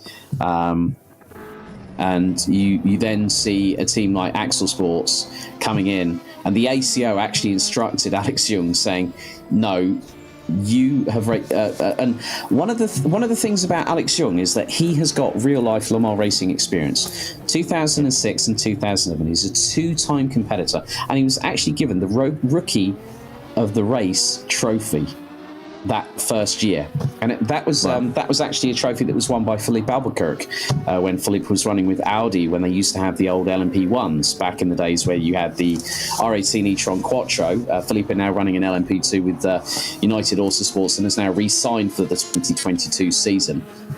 But Alex was informed that both he and Alistair, his son, had to race in the event itself, and it's really good to have that team on board. They are the longest running team over in Asia, and Alex has put a lot of work behind the scenes. Hopefully, we're going to try and catch up with him before the Le Mans season finale in late October. But just like the amount of credentials that he's got, the amount of work that he's done, the way that he's helped to promote esports with the with the championships he helps to run over there, which he actually commentates on as well, which is great because you get a true driver's insight. I think really that by Axel Sports coming to GTR 24H, that is something that I think that not any one of us, not even you, me, John or Tom or John or Peter over in Denmark, would consider happening. Wouldn't you agree? Yeah, most likely the case, as we do have just under 1 hour 20 minutes remaining in the qualifying session. And we've actually just seen a little change in the timings as well, with Ian Pfeiffer jumping up into second overall. He's still second in a class, but we do sometimes see the hypercars being behind some of the LMP2s. Not a huge difference in the pace between the two teams. One of the interesting things that I am seeing, though, Alex, is in the practice session we did see the LMP2 cars making their ways into the 159s. We saw a 59.7 as well at one point. But so far in the session, not a single team in those LMP2s have been able to drop below the 2-minute mark. No, Romano Motorsports have been the team that has really been up there, because obviously the biggest omission that we got here tonight is Varga, and this really has changed quite a bit of the dynamic, because we're now seeing all these teams having an opportunity to go for the victory. Varga have been dominant all season long, and now the rest of the teams, they see a bit of daylight at the end of the tunnel. They think, hang on a second, we've got 2 races to go, and as you alluded to earlier on, and a big thank you to you for reminding me of the double points finale at Le Mans, and that could really bring in possibly an opportunity, depending on what happens with Varga. Are we going to see them return for Le Mans? Because if they do, the teams have got to be on their best behaviour, but they've also got to fight hard for that victory. And we know for a fact, and this happens in real life as it does in the virtual world, you don't choose to win Le Mans chooses you. And it can be a heartbreaker. I mean, I'm going to give a plug out to Will Buxton, who recently did a fantastic documentary that I watched this afternoon about visiting Le Mans for the first time, getting to speak with some of the legends of the sport, speaking with Jackie Ickx, Tom Christensen, 2 drivers that have been named Mr. Le Mans. Jackie Ickx for winning it 6 times, Tom Christensen 9 times. So that's a hell of a lot of victories between them. That's 15 victories between the pair of them. And I mean, just to hear, see Will's youthful exuberance. He was like a kid in a candy store, because as soon as they all roared past after the safety car was let go, he was like pointing like an excited little 8-year-old again. And that was great to see. And that just shows how much sports car racing means to a lot of people.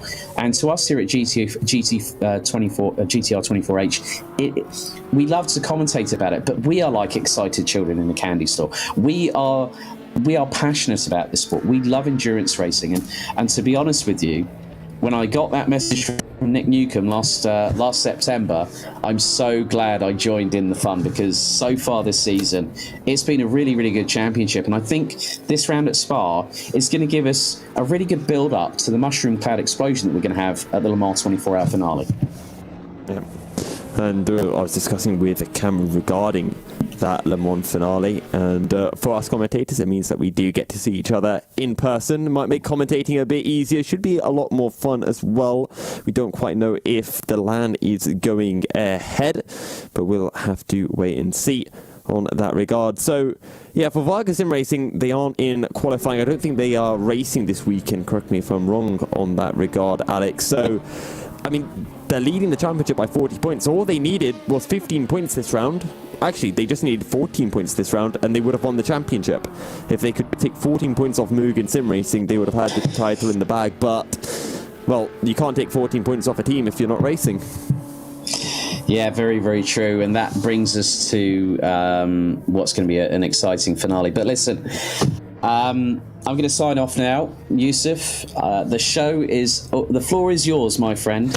Good to catch up with you, and obviously we'll have a bit of a catch up at some point soon. But from me, Alex Goldschmidt, signing off. Thank you very much, everyone, for tuning in, and enjoy the race on Saturday and Sunday.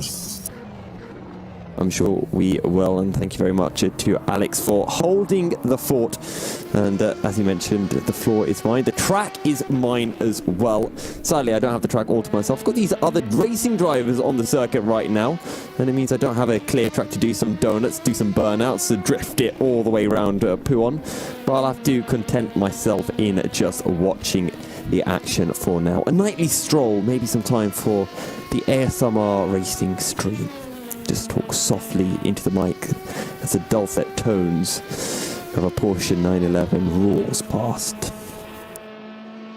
So to give an update to all of our viewers as to what the current standings are, is Axel Sports currently leading the way in the hypercar class, Nakib Aslan leading the way with a 158.6. He's 9/10 clear of Ian Pfeiffer in the satellite racing car. And then we're dropping down into the LMP2s. It's the 57 Ramada Motorsport car that is, actually in second, because they have just been pipped by Martin Mergley in the number 95 DEAC Hackers, as things are starting to come to life with just over an hour remaining in qualifying. So Martin Mergley for the DEAC Hackers leads the LMP2 class. He's just set a 59.8, which is 2/10 quicker than Carlos Bastos' 2-minute 0 for Ramada Motorsport. Then you've got Jabakis with a 2-minute 0.3 for the Juices Motorsport Club. So Boda in Mugen Sim Racing has them in fourth at 2-minute 0.5. And then we're jumping down to ProSim in the 007 LMP2 car, also on a 2-minute 0.5. We then got the third hypercar of Viaducting with a 2-minute 0.7, followed by Kim Pedersen in the 766 DSR Dream Team. They've got a 201.0. Then the 777 Mads Hedegaard, 201.2 for DSR Nightmare. And one of the rare occasions that the Dream Team is outperforming the Nightmare car. Andreas Nugot in the 199. That is, I should know what team that is, but for some reason it's not on my timing sheet unless I'm blind. I want to say ID SimSport. It is ID SimSport, a 2-minute 1.5 for them. And then it's Ayman Hazik rounding out the field in the 401. That's Blue Steel Racing, a 2-minute 1.6, just over a tenth of Andreas Nugot. So in the LMP2 class, you're looking at about 2 seconds really, or just under 1.8 seconds separating all 10 drivers. Never mind, 9 drivers. I was close. In the GTE class, and one of the rare occasions that the GTE class is one of the smallest classes in the EEWC qualifying session, is Jose Berengawa in the 51 WOSR iZone Performance car. They lead the way with a 2-minute 13.4, just 2/10 clear of Fabio Liuzzi's at 2-minute 13.6 for Musto GD Esports. Then you've got the Musto GD sister team, the B team, in third place at 2-minute 13.9, ahead of DIS SR Lab with a 2:14.9, 1.5 seconds separating the 4 GTE cars. And then in the GT3 class, you've got Max Bunovic in the 717 Unison Racing. They've got a 2-minute 15.6, and they are 2/10 clear of Zol Prebek for Mugen Sim Racing. Mugen Sim Racing is second in the championship. Unison Racing leading the championship by 8 points, and they are first and second, just like they are in qualifying. Jeff Van Island for the 404 Glam Racing car, a 2:16.1, and then you've got Ludovic Darqui in the 26 One Move Esports car, a further 1/10 off, and we're talking about 7/10 really separating 4 drivers. B32 Racing have just hopped into the session. Very nice of them to join us. They usually have a very nice stream as well on Facebook, where you get to see their entire setup. They all race together with each other under the same roof with the same sim rig. So we don't really know who is at the wheel at any given time. We know who their drivers are, but we don't really have any way of telling which particular driver has just gotten into the car. And as Alex was mentioning not too long ago, Glam Racing, we heard from Maria, or he heard from Maria's before I did join, talking about Glam Racing's chances. They're sitting fourth in the championship. They picked up three fourth places in a row at the opening 3 rounds of the season, and then they picked it up a bit, picking up a P3 last time out in the Nürburgring. And if they can continue that ascent, maybe a P2, dare I say even a win, could be waiting for them tomorrow, or I should probably say the day after tomorrow, because that is when the 24-hour race will end here at Spa-Francorchamps. And Glam Racing, they're not out of the hunt for the championship either, 33 points behind. And if they win this race, get double points and a win in Indianapolis. What am I talking about? In Le Mans, they could win the championship. So definitely in a shout of winning, and it's entirely in their control as well. Even if Unison Racing finish second, I still think Danish Racing League can win 27 points. Okay, so no, they can't win. There's a maximum of 27 points that they can get if they win and pick up the extra points, and Unison Racing finish in second. Yes, 24 points on offer. So they'll need Unison Racing to drop a further 7 points, which is possible. We are talking about endurance racing after all. We have seen crazier things than 33 points disappear in a couple of racing, especially with Mugen Sim Racing picking up the form themselves, having won last time out at the Nürburgring.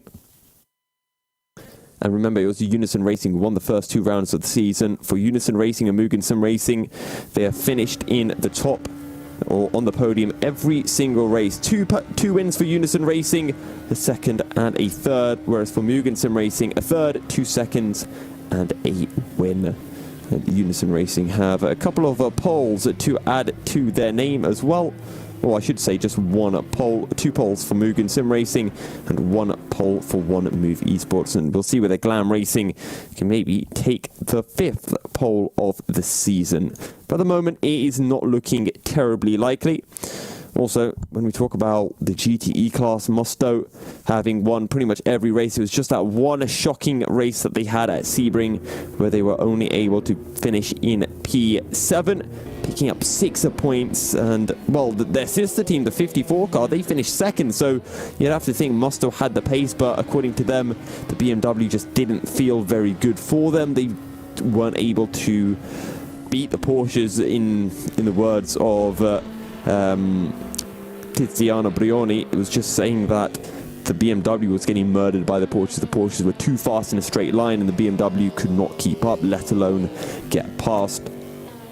It made defending hard for them as well, and now they only lead the championship by 4 points. Then it's a further 15 points to DIS, who have been Mr. Consistent all season long, picking up 2 third-place finishes and then 2 fifth-place finishes. And we'll see, maybe a 4th is waiting for them, maybe even a 2nd as well. But as things stand, Jose Berengawa looking to pick up WOSR's first pole position of the season. I'm just looking at who has actually been picking up poles. So it was Deuces who picked up the first pole in the GTE class. Second pole went to the sister Musto team at Silverstone. They were only able to finish 6th in the race though, and the A team took the win. Then Deuces took pole again in Sebring, and then it was Musto, the A team, who picked up their first pole of the season at the Nürburgring. We'll see whether they can make it 2 from 2. The Deuces have not yet joined the session. When they do, we'll see whether they can jump ahead of Musto and DIS as well as WOSR to pick up their 3rd pole of the season. But for Deuces, they sit, well, I think in 6th in the championship, 35 points. They are 38 points behind Musto GD Esports.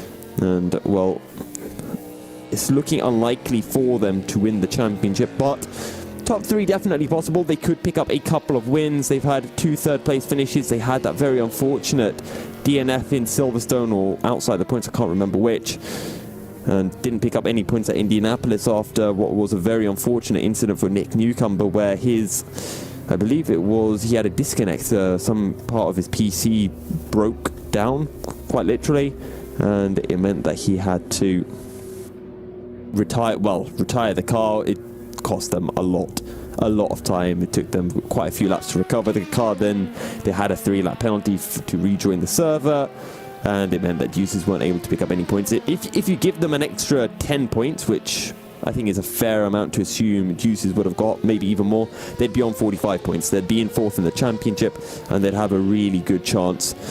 But when you get no points in 2 consecutive races, it hurts. It hurts real bad. And, well, if those 2 races had been 3rd-place finishes, they'd be finding themselves in 3rd, just 9 points behind WOSR.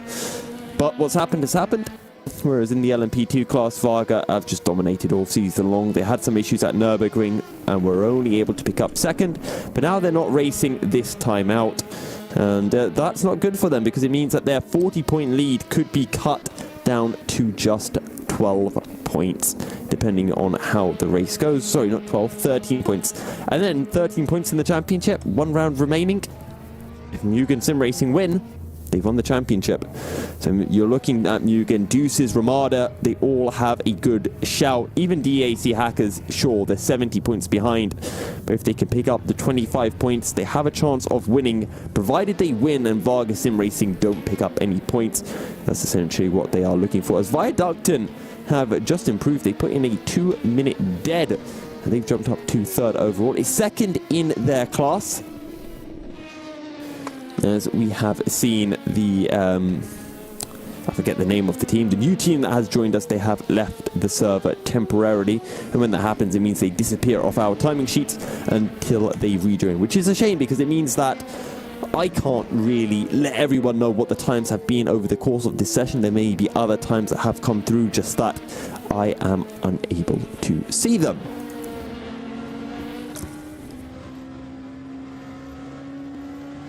I do hope all of you viewers have been having a wonderful Friday weekend coming up. And for us here at GTR 24H, and for our drivers in the Endurance E-Racing World Championship, it does mean that we have a weekend of sim racing, a lot of sim racing coming your way, 24 hours of it to be precise. Especially for our drivers, they're the ones in the thick of it, they're the ones who will be feeling all of the pressure, as we see Ayman Hazik making his way through the final corner, currently sitting 9th in class, the 401. Is he able to improve on his lap? No, he's starting a lap, pardon me. Current best, a 2-minute 1.5. He's just a 10th off Gert Nielsen's ID SimSport 199 car, and 3/10 off Mads Hedegaard in the 777 DSR Nightmare car. So definitely possible for Ayman Hazik to climb up the order. Whether he can do that, we will have to wait and see.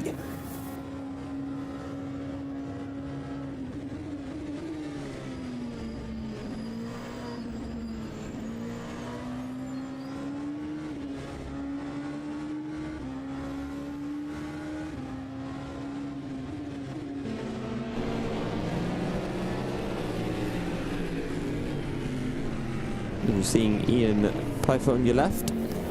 He's in the HyperCar, the DPI class, and Shaba Kiss 2nd in the LMP2 class.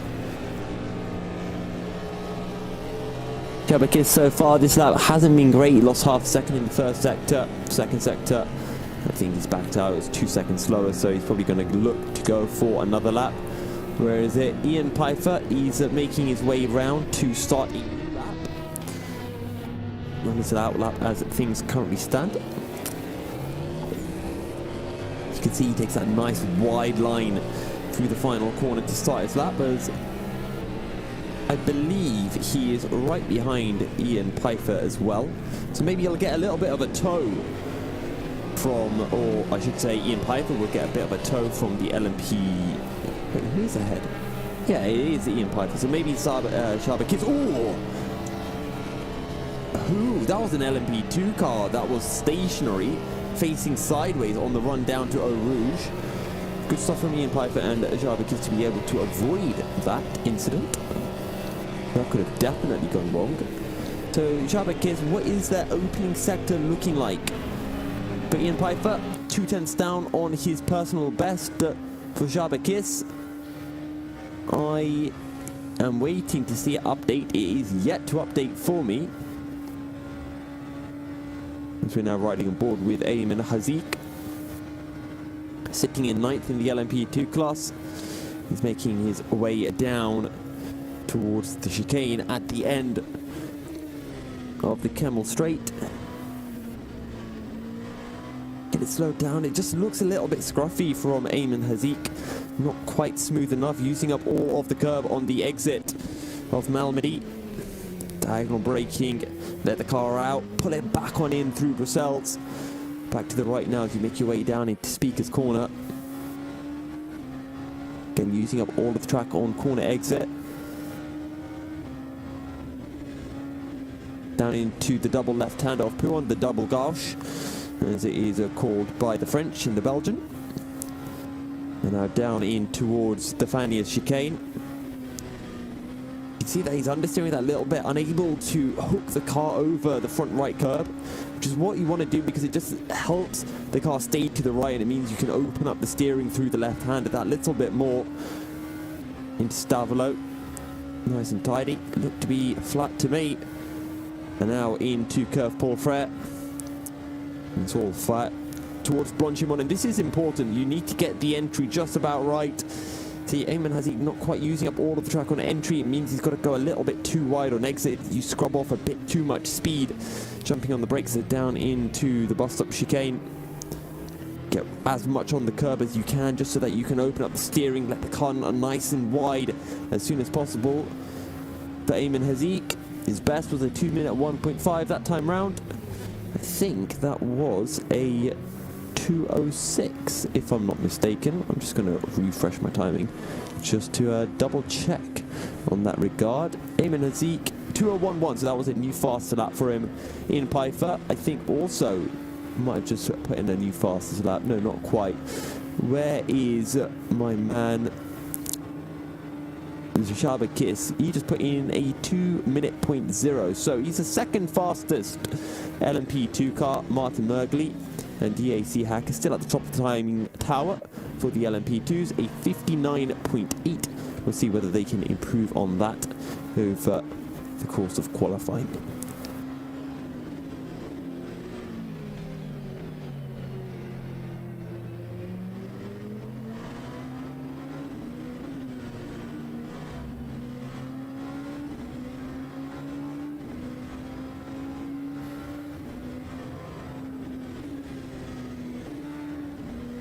Eamon Haziq down into the double left-hander.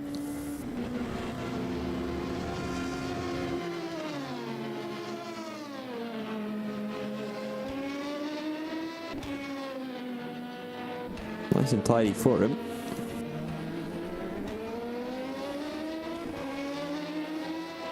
So we are seeing Chabakis jumping on into the pits. It's all nice and quiet at night, just under an hour remaining. So I just realised we've gone past the halfway mark, which means that we need to be jumping on into a commercial break. So stay tuned, folks. We'll be back momentarily with the final hour of qualifying.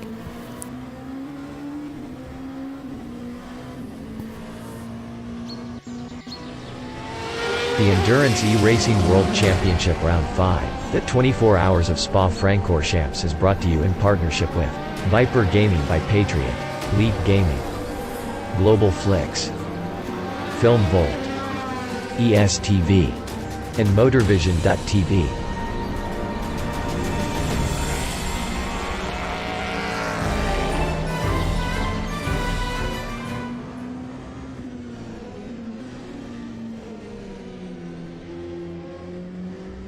Racing for Green is here to help you carbon neutralize your racing. By planting new trees, Racing for Green offers to make your racing carbon neutral. We already have the calculations, contacts, infrastructure, deals and solutions ready for you to easily buy carbon neutral laps on any racetrack. It doesn't matter if you are a racing fan, team owner, driver, sponsor or partner. Anyone can buy CO2 neutral laps in the Racing for Green webshop and trade CO2 emissions for New Forest. Racing for Green. A 1v2 for the tournament. Pressure is on.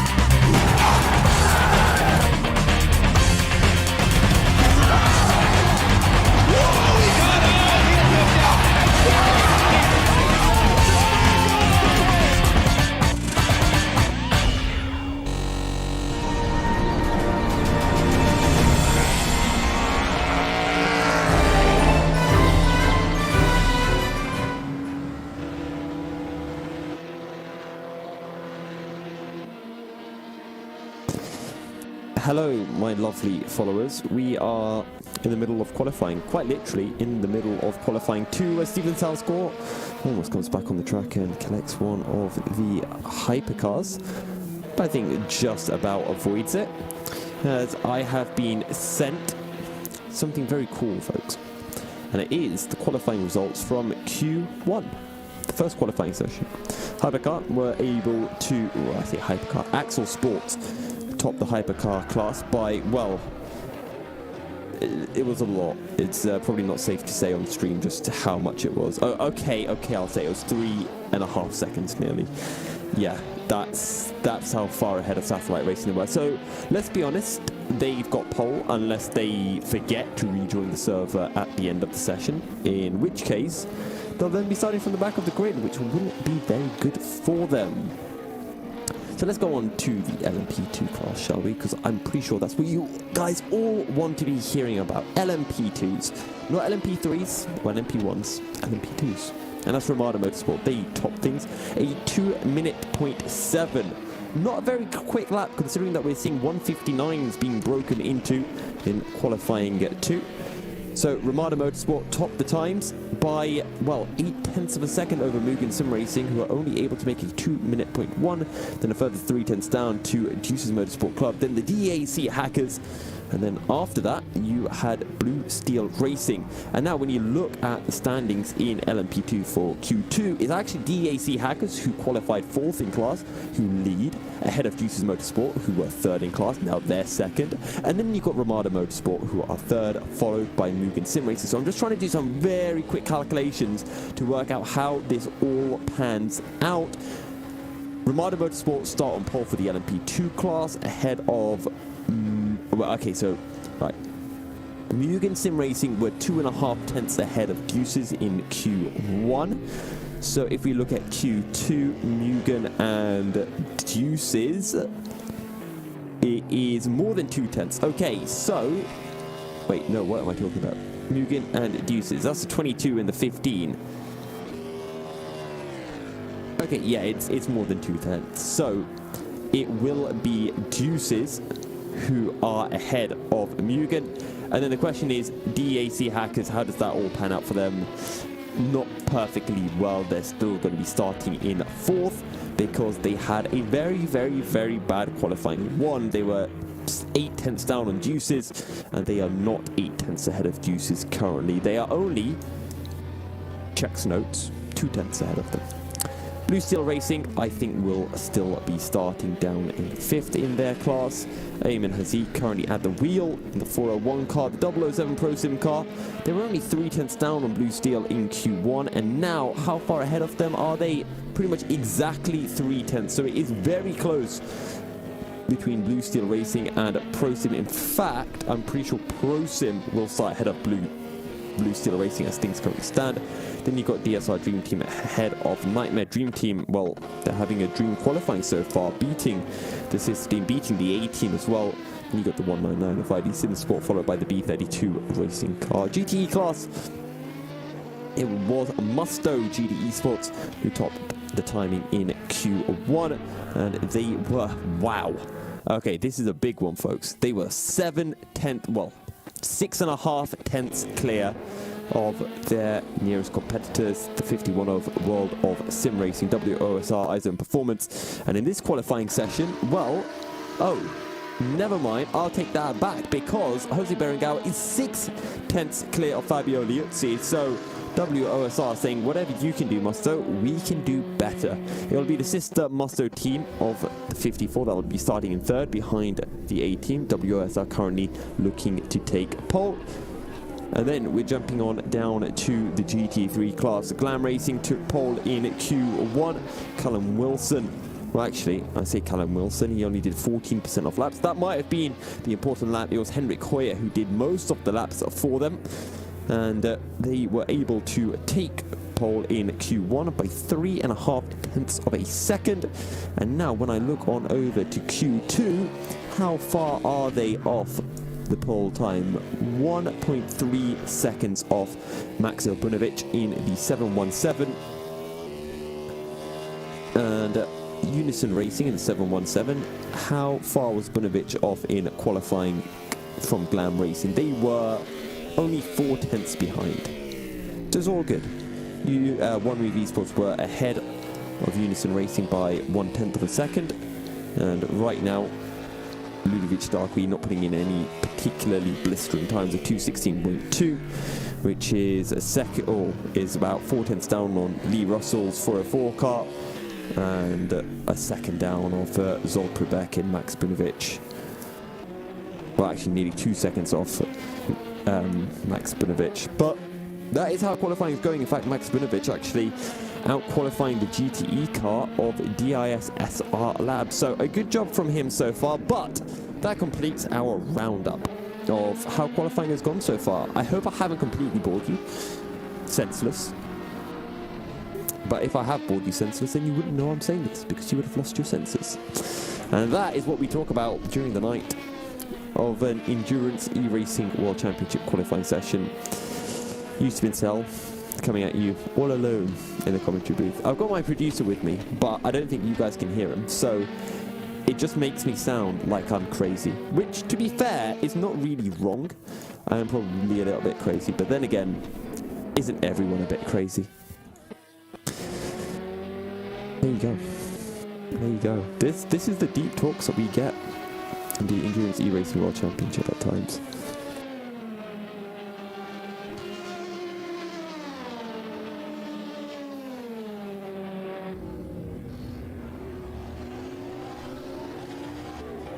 Damn.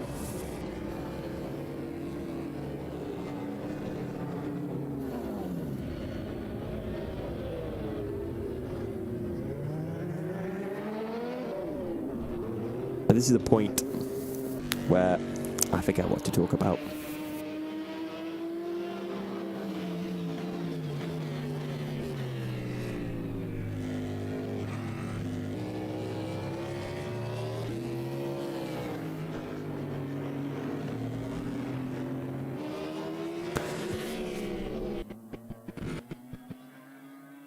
Trying to see if anyone's been improving on their lap times right now. Tolchajabikis improving in Sector 2. Not getting purple, but a new improvement for him. And he was able to do a 2-minute point 2 tenths off his PB though, sadly for him.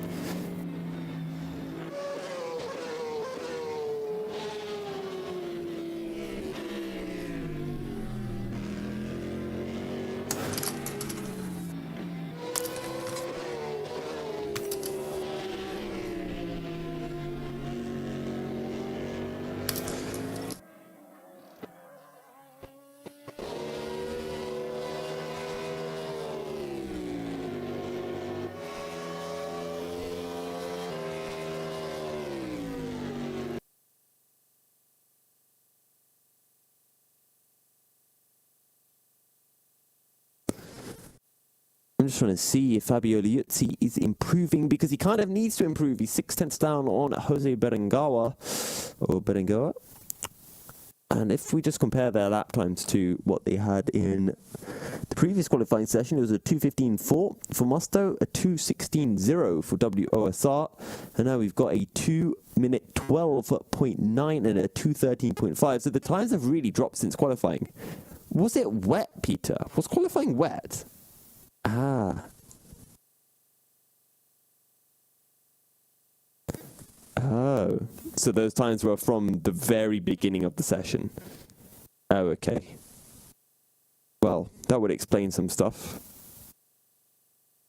Would also explain, I mean, there are a few anomalies. You look at Ramada Motorsports out-qualifying the likes of Mugen and Deuces. I would consider that anomalous, considering Mugen and Deuces are ahead of Ramada in the championship.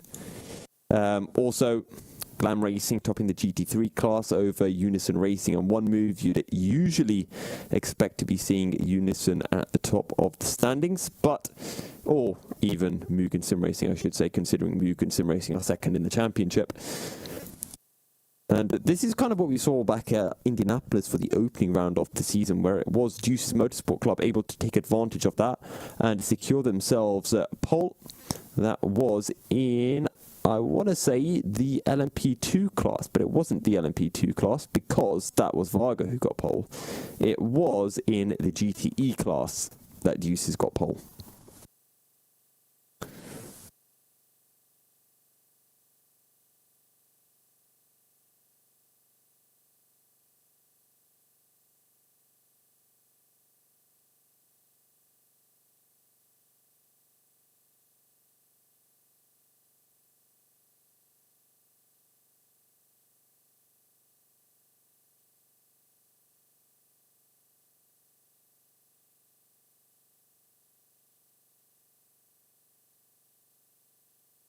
That is perfectly fine, Peter. As I'm hearing my producer, Peter Muncombe, talking with John in Danish sometimes. And sometimes I just like sitting back and enjoying listening to their conversation, which I definitely can't understand. Or I definitely can understand it, yes.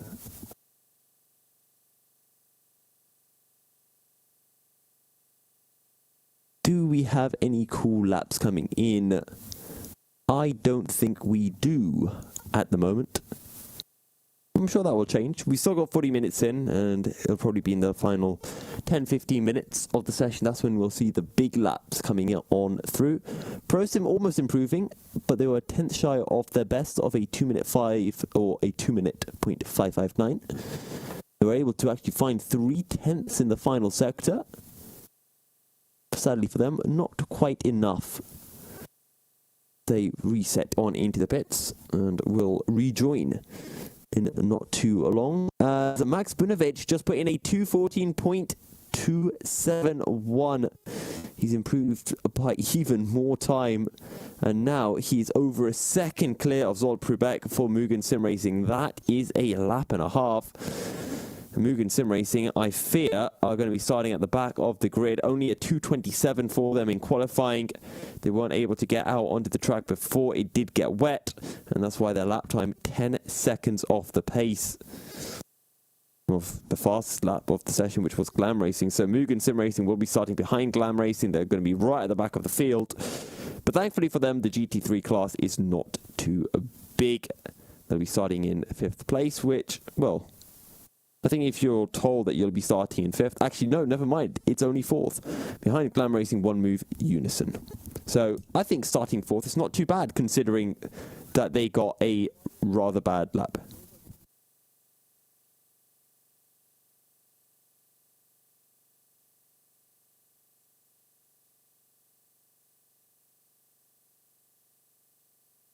And bad news for the number 95 car. That is Roland Zux and the DEAC hackers. They got pushed into the pits after they ran out of fuel. So does that mean that they got another car to push them? I'm not quite sure, but it does mean that their qualifying session is over. I don't know if that means that their lap time gets disqualified or if they just can't set any more laps. We'll wait and hear from production as to what it exactly means for the DAC hackers, the Austrian-based team. No, not Austrian, the Hungarian-based team. I should say the Hungary-based team. Hungary-based team, Hungarian. The Hungarian team. That's probably the easier way to do it. Just bypass it altogether.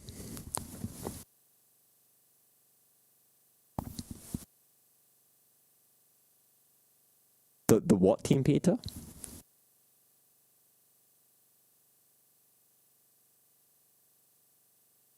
The hunky team.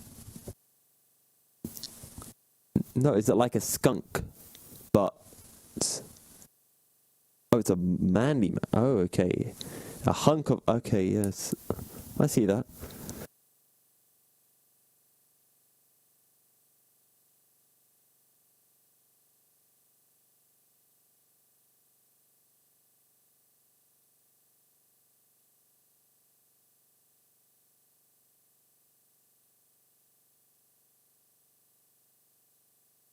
Well, we have another 38 minutes of practice come everyone's way.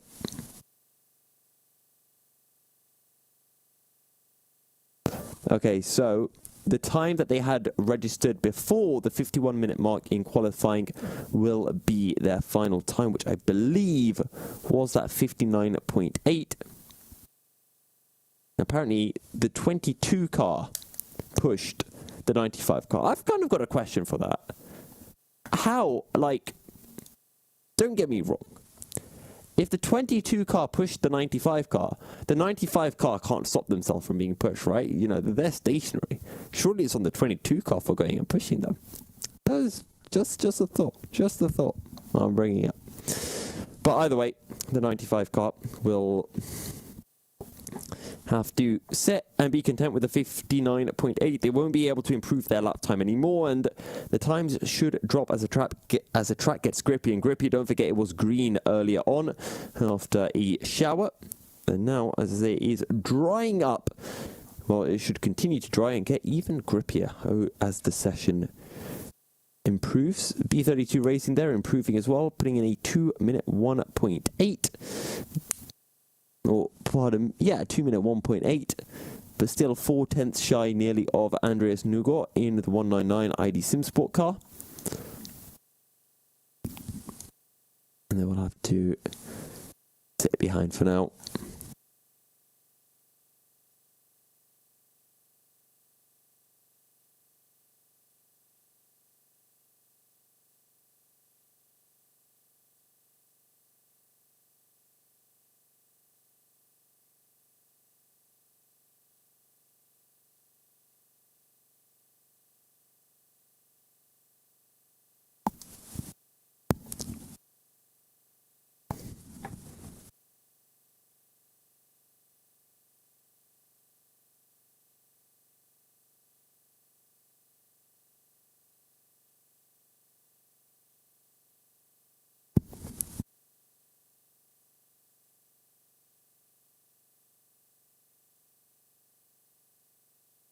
So still Ian Pfeiffer leading the way. Still on that 59.382.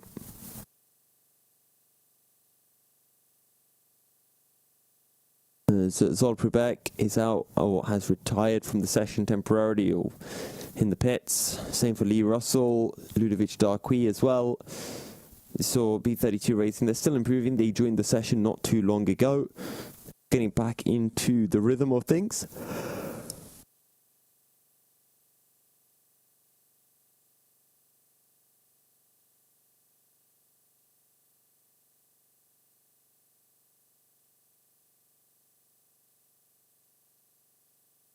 So David Colaxai has just improved. He's put in a 2-minute 0.295, just 0.2 off at Pedro Ramada in the 57 car. What does that mean in terms of qualifying? I'm not quite sure.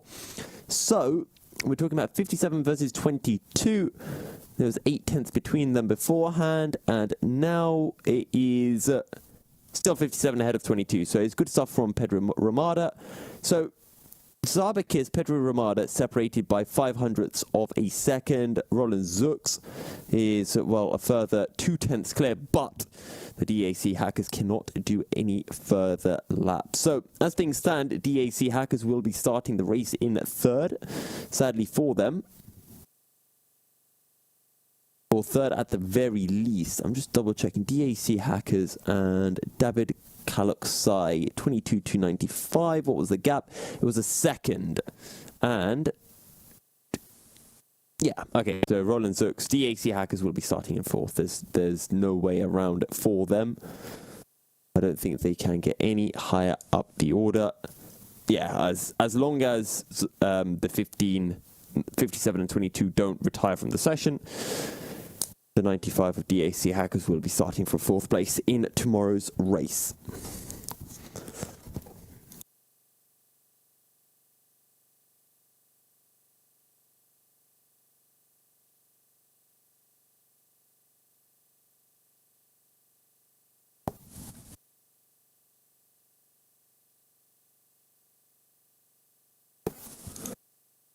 Just a reminder that our race tomorrow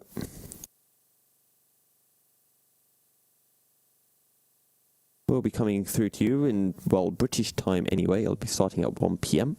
We'll probably be coming live from around 12:30 with a pre-show, and you'll have myself and Ewan O'Leary jumping on. and will pretty much be with you throughout the entire race. You get 24 hours nearly of Yusuf and Ewan. Aren't you guys lucky? I wish I could be you guys listening to myself and Ewan O'Leary talking. We're going to be having a lot of fun. I can pretty much guarantee you that.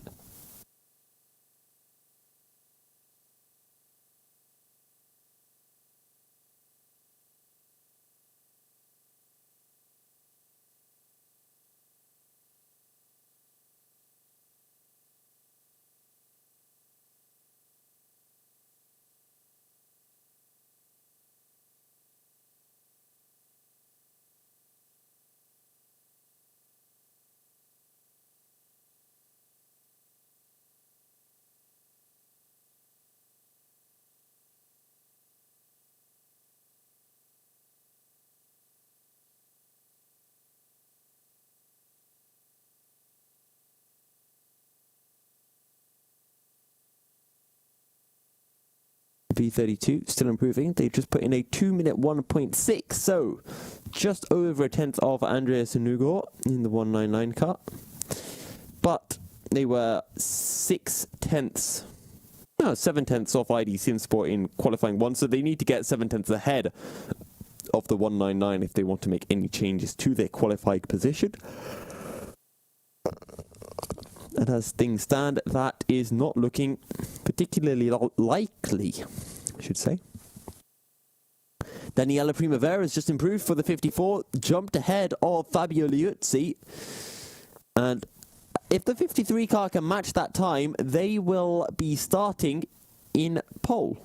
So, Fabio Liuzzi, currently, you're talking between Fabio Liuzzi and Horti San Andres, 0.6 of a second, 605 thousandths. And in qualifying 1, the gap between Musto and World of Sim Racing was 5.5 tenths. So they just need to find half a tenth, and then they will have a cumulative time that is lower than WOSR.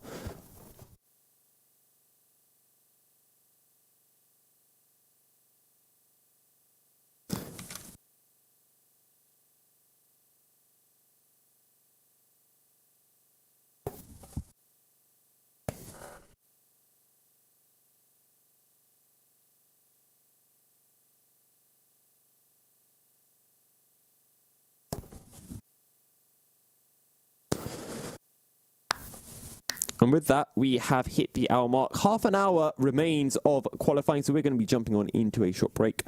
And we will return momentarily with our final 30 minutes uninterrupted.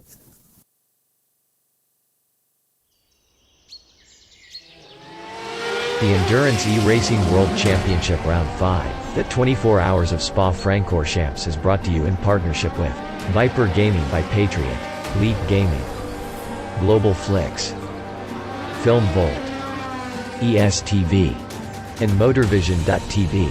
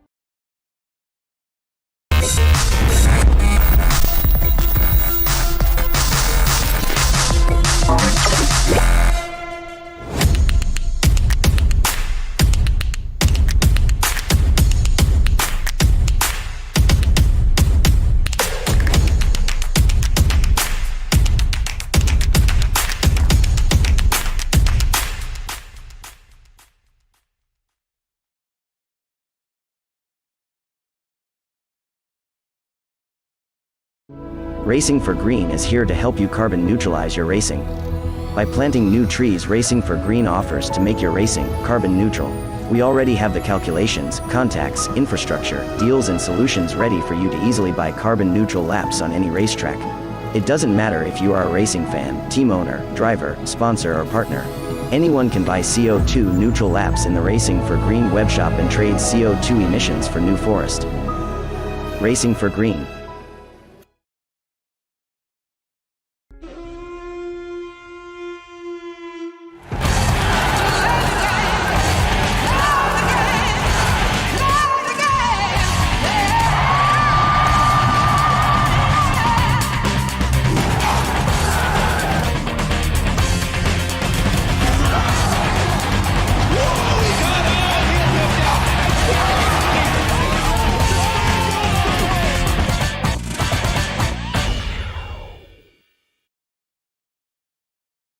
Flicked. A 1v2 for the tournament. Pressure is on.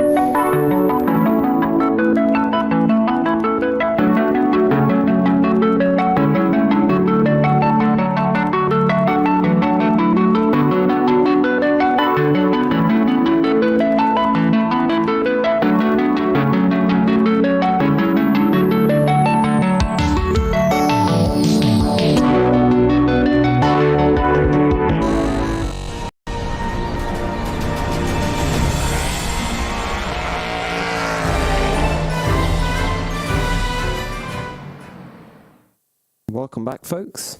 You get to see my face for another half an hour. I hope you guys are entertained. Peter, do we have a mask that we could just like put on me? So I can get like a helmet out, so people don't have to see. I could be like the Stig. I can get my iridium visor out as well, and I don't know what I'll do. Commentate, but people won't be able to see me. Maybe I should come in for the broadcast tomorrow. Just have my iridium visor helmet on. And it can just be under me, just say the Stig. Just leave it as that. People won't even be able to tell that it's me because my voice will be muffled through the helmet. So the only way they'll be able to tell it's me is when I make my really awkward and daft jokes. But I can try not... No, never mind. I could try not to do this, but it's me. I'll always make them.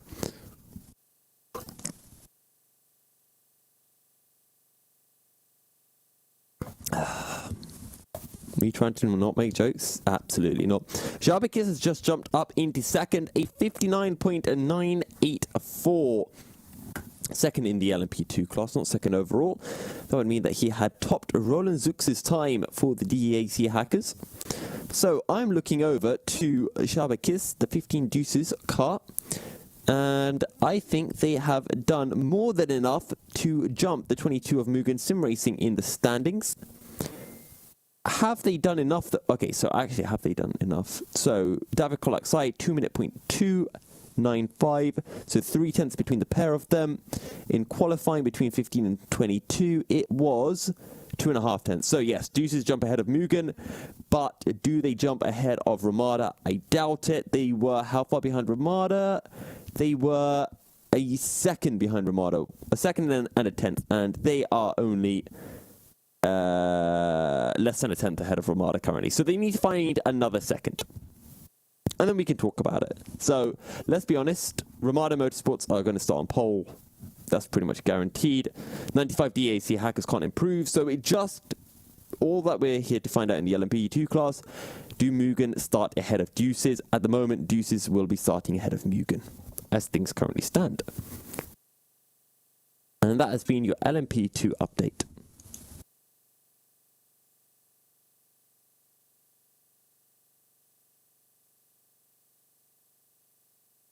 I'm just hearing lots of pings, and I don't know if that's my computer or if that's me hearing Peter's phone. Okay, so we just got confirmation that the 59.823 set by Roland Zux for the DAC hackers will stand. It was set before they got pushed back to the pits. So that time I have been giving you is actually accurate.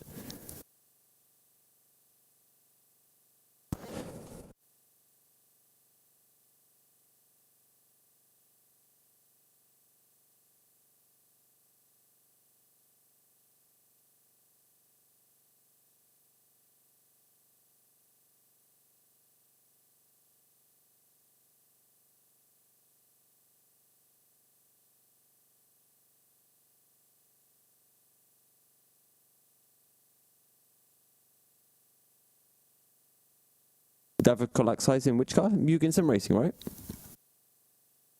That's what it's saying on my timing tower, that he's at the wheel for Mugen.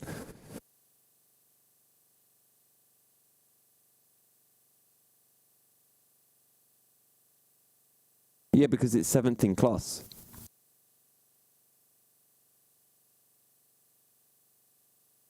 Blue Steel Racing are 7th in... Oh. Ah. That might be an issue then, Peter, which I shall let you try to figure out.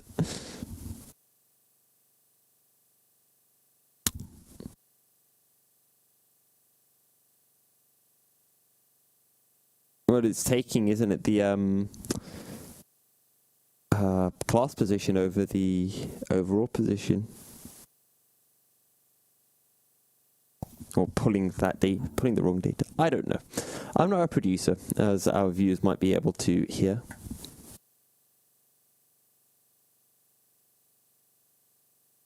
I'm just trying to think, what could we do to make this more entertaining for our viewers?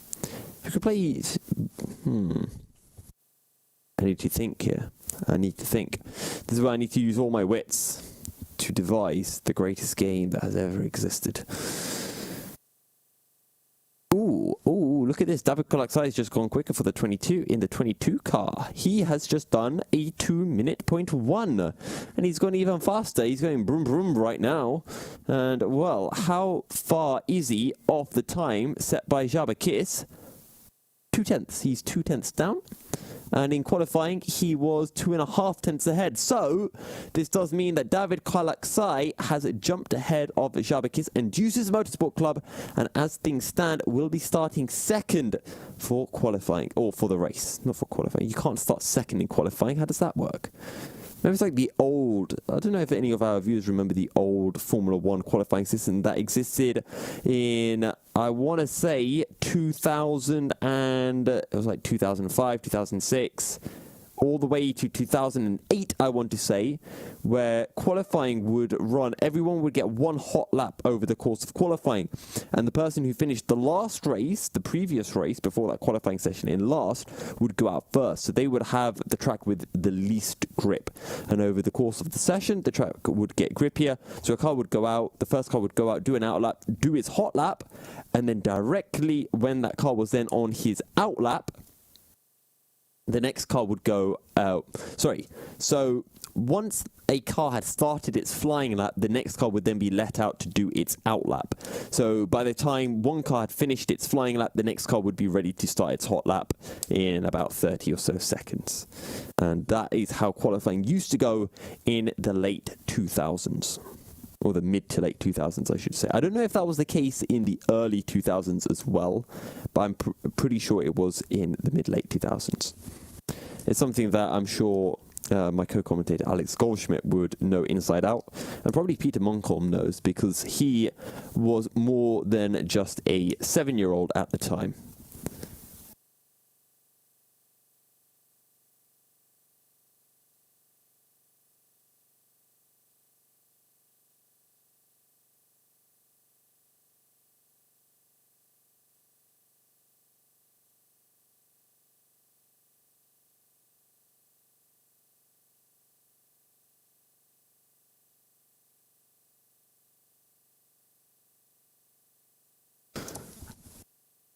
Carl Lukago has just improved to 2:08, not enough to jump ahead of the B team of the DSR Dream Team car, but still an improvement nonetheless. I'm sure they'll be happy enough to take it.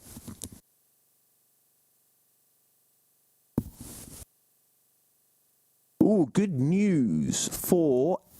Okay, no, is that good news? Yes, it is good news. Good news for Musto GD esports fans, for any Italian fans out there. Fabio Liuzzi has improved a 2:13.451. He's now just over 5 tenths behind Jordi San Andres, which means that he will be starting on pole in the GTE class, unless WOSR iZone performance can improve by 500ths of a second. Quite literally, that's it. It's very, very tight in the combined time between WOSR and Mustard GD.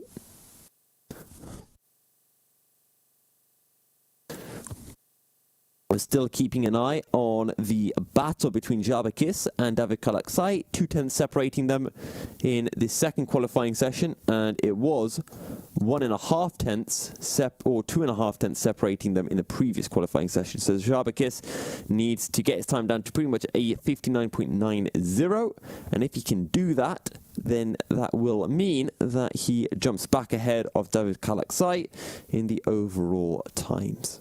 Or the combined times, I should say.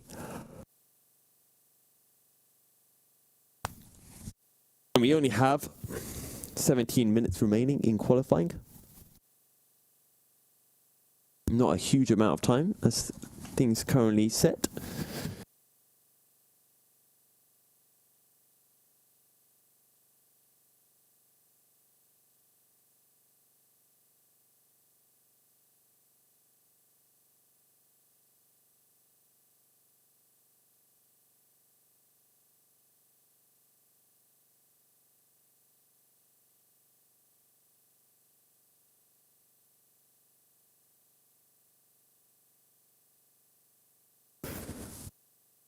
Yeah, it's weird, Peter.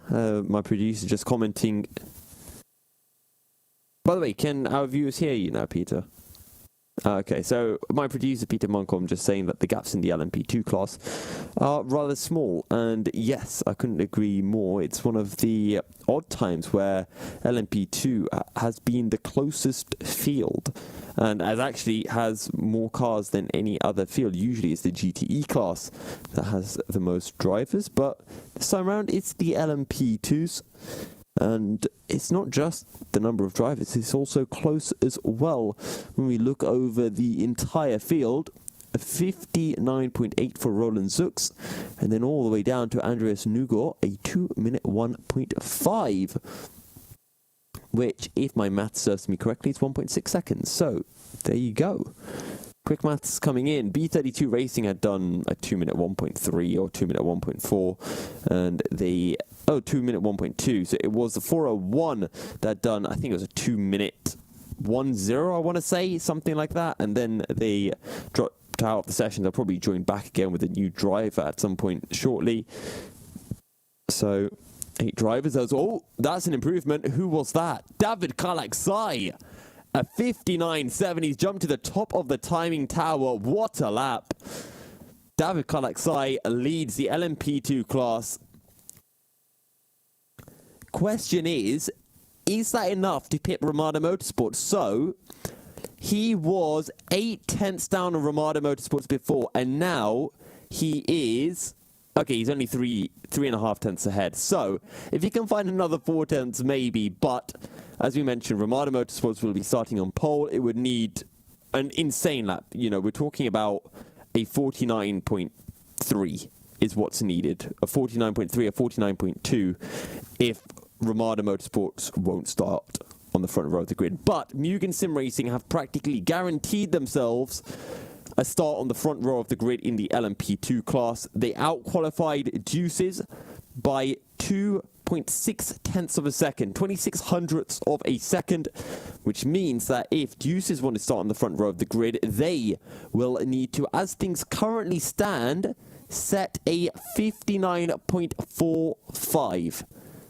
And that's a lot. That's a big bad boy time. I don't think Jabakis can do it, personally. So there you go. Mugen Sim Racing starting on the front row of the grid. Great stuff from them. But Ramada Motorsports will be starting on pole after what was they were first out on the track in qualifying 1. Rain hit the circuit early, and it meant that initial time set by Ramada Motorsports was the important one. I think it was a case of it was either the first lap everyone set was the fastest, or one of the first 2-3 laps, depending on how much fuel they put in the car. Just looking down into LMP or GTE class, Fabio Liuzzi still 5 tenths down on Jordi San Andres. I think he's dropped back a little bit. I think Jordi San Andres has improved by a few hundredths, but it's not enough. He needs to improve by about half a tenth. The gap between them was 5.4 tenths. It was 54 hundredths between WOSR and Musto in qualifying 1. 54 hundredths, and now the gap between them is 52 hundredths. So another 2 hundredths needed by Jordi San Andres. He needs to get a 2 minute 12.90 pretty much, or 2 minute 12.91, and that will be enough to take him on into secure pole for WOSR, as I get my words completely muddled up. David Kolaksai is retired, Roland Zux is retired. I think the 95 know that they're starting in 4th. There's no point. They can have themselves an early night, make sure they're nice and fresh for their race tomorrow. David Kolaksai, I don't think he's going to improve on that anyway, and I don't think he's worried about Zabek Kissa jumping ahead of him. We'll see whether Zabek Kiss can improve. I think he can improve, but I don't think he'll be able to find the 2 tenths over David Kolaksai to secure a front row start. This is all about the GTE class right now. That's where the spice is happening. In the GT3 class, Unison Racing were 4 tenths off Glam Racing in qualifying 1. And as things currently stand, they are 1.3 seconds clear of Glam Racing in qualifying 2. So they've got themselves a nice pole. And Zol Prubeck in the 41 car. Mugen Sim Racing were completely off the pace in Q1. They did their lap in the wet, so they're going to be starting 4th no matter what happens. And so the cookie rolls.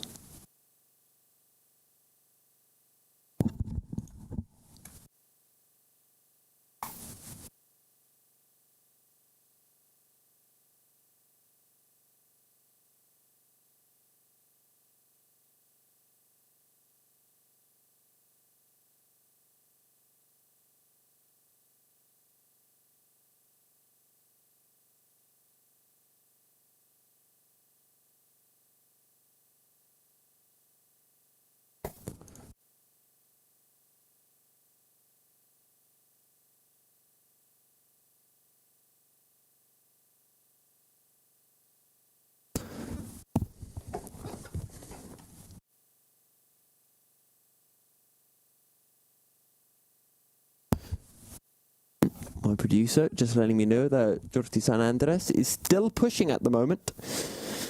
He's finding time here and there, but he isn't quite finding enough time, is the issue.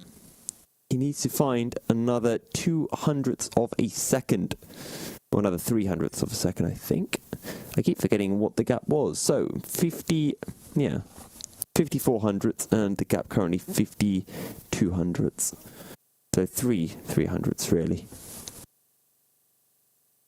Did a 213.4 last time around, did Jordi San Andres.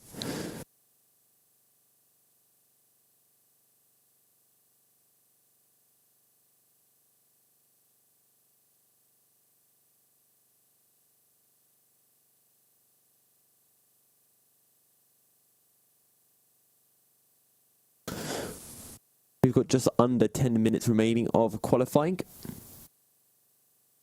Can we get some on boards actually, Peter, with the WOSR car?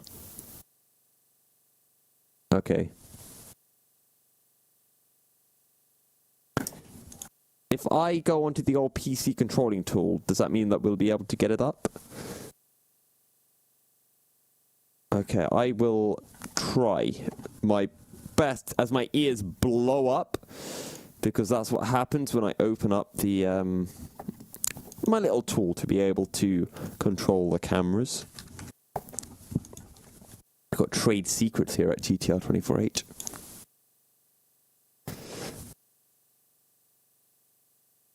Let me head on in and see if I can get a Mr. Jordi San Andres.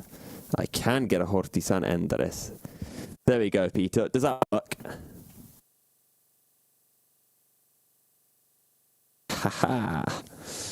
never underestimate the power of a cereal that is milky. Truly a scary, scary something. So, I think we can take everyone through a hot lap with Jordi San Andres, as he's going to be making his way through the final chicane to, I hope, start a lap. Yes, he's on an out lap as things stand. So nice and late apex he's taking, opening up the steering, getting on the power as early as possible. Pull the car over to the left to start your lap so that you're taking the least distance down into turn one, jumping onto the brakes, down into first gear. Getting the lock on the steering wheel, opening up the steering on corner exit. Don't go onto the sausage curb, but do use the curb on corner exit. Pull the car over to the right, shortest distance down towards a Rouge. Using up all of the curb through the left, and then just take the corner, opening up the steering as much as you dare. Again, you can use all the curb through the left without picking up an invalidation.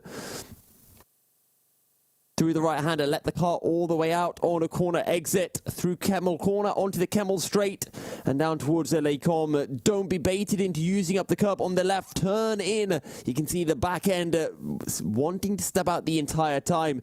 Into Malmedy, you can see the understeer hitting the Porsche, but no issue right now for Jordi San Andres.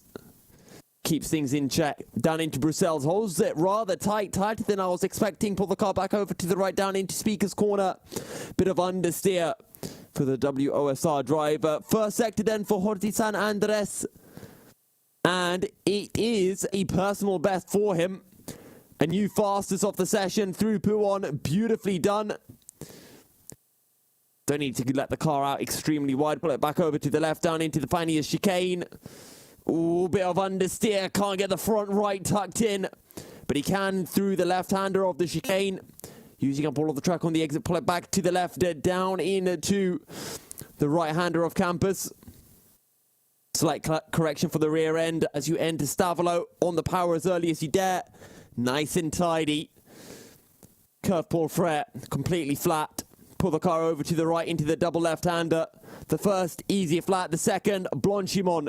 Look at how much of the artificial grass he uses. Get the car turned in nice and early, using up all of the track on exit. Means you scrub off as little speed as possible, jumping onto the brakes at about 100 meters. Using up all of the curb through the right. Same for the left. Open up the steering as early as you can. Back on the power. And for Jordi San Andres, purple sector 1, personal best sector 2. And to complete the lap, it's a 2-minute 12.3. What a lap from Jordi San Andres. He has just found 0.6 of a second. And he has just secured himself provisional pole as well with 5 minutes remaining. Fabio Liuzzi, Musto GD Esports. The ball is in your park.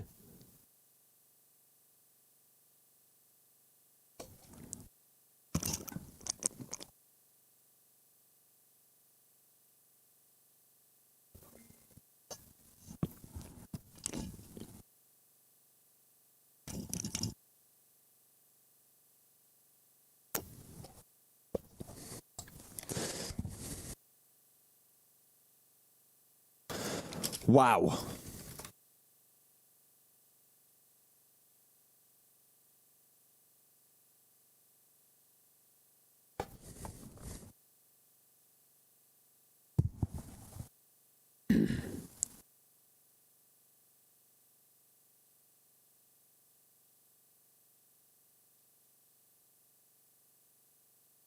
That is actually incredible.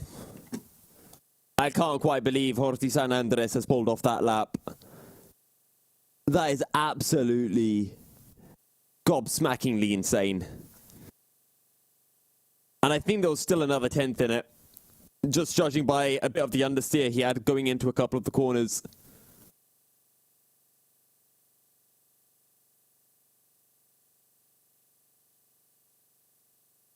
Guys, I tell you what. Jordi San Andres is going even quicker. This is going to be a 2-minute 12.2 as things are currently sounded. I'm kind of going a bit crazy, but my voice, I don't think will be able to keep up.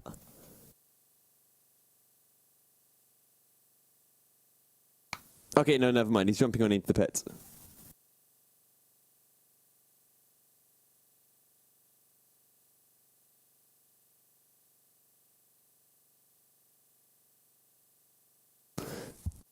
Wow. There we go. So, I think it's now time for us to ride on board with Fabio Liuzzi. What can Mr. Liuzzi pull out? It was a PB in Sector 1, or matching a PB. He's coming into the pits. He's not happy with this one. Yeah, his middle sector was about 15 seconds off the pace.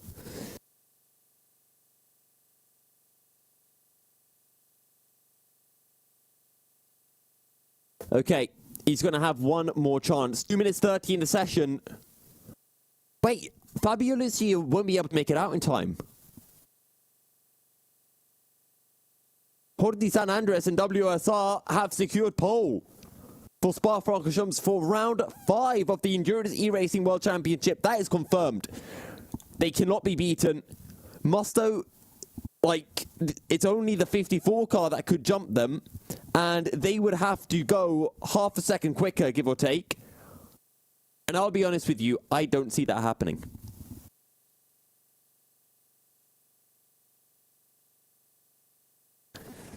Pedro Ramada also improved in the 57 car, 59.833.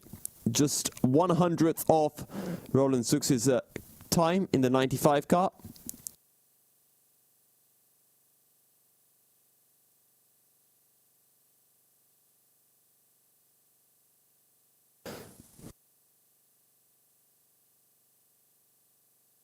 But there you have it. I can't quite believe that it's ended like this. It's ended with Musto being unable to set a lap at the very end, but WOSR have just looked far and away the better team today. And this second half of the season, well, they got beaten at Nürburgring. Maybe they shouldn't have been beaten. It was close between the two. They smashed Musto at Sebring, Porsche Power. And here at Spa, Porsche Power once again.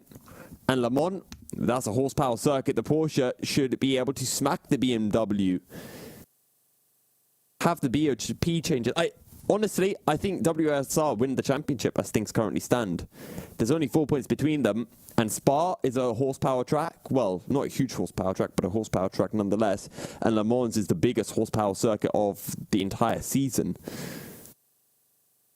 I think BMW just get beat. I think Musto loses championship at the end just because Porsche are better in a straight line than the BMW. Of course, you know, we still have 48 hours of racing remaining, including qualifying as well.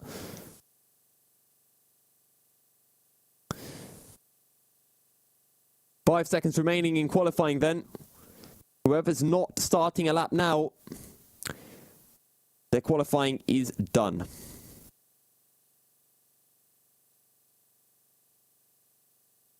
And there we go. Qualifying time has run out. Everyone can complete their current lap, but that is all. Jordi San Andres, what a lap. That was absolutely incredible. I can't quite believe that we got to witness that lap, because that was phenomenal. That was insane. I honestly think that may very well be the best qualifying lap of the season in any class. I know we haven't had pleasure of being able to sit on board with every single class pole lap, but that was an insane lap. The GTE class we thought was the closest field coming into the season, and Jordi San Andres has just gone. He's got a second quicker than both of the Musto cars. That's how fast that lap was. As Mohamed Zini in the 401 car loses the rear end. And that's his session over.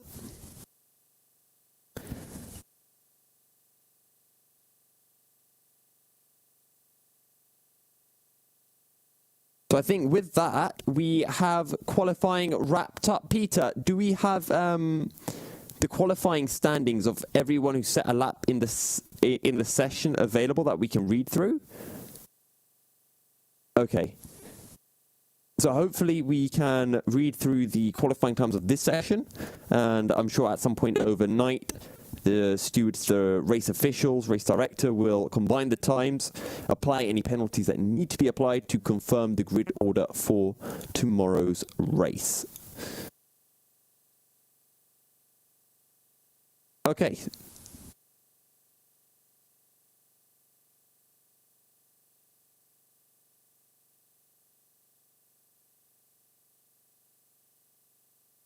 So we're just waiting for the results to be updated. So as things stand, we are expecting Axel Sports to have pole in the hypercar class ahead of the 65 Satellite Racing, and then Team Viaduct. And in the LMP2 class, we're expecting Ramada Motorsports to have the overall pole ahead of Mugen Sim Racing, Deuces Motorsport Club, then DAC Hackers, followed by Blue Steel and Pro Sim. Or it might be Pro Sim and Blue Steel, not quite sure how that one's going to work out. Then DSR Dream Team ahead of DSR Nightmare, and then you'll have ID SimSport ahead of B32 Racing. GTE class will be World of Sim Racing ahead of the 53 Musto, then the 54 Musto, then you'll have the 45 DIS SR Racing Car. Actually, as I say that, I realise technically they will be behind a couple of the GT3 cars. It should be Unison Racing at the top of the times for GT3, then One Move Esports, followed by Glam Racing.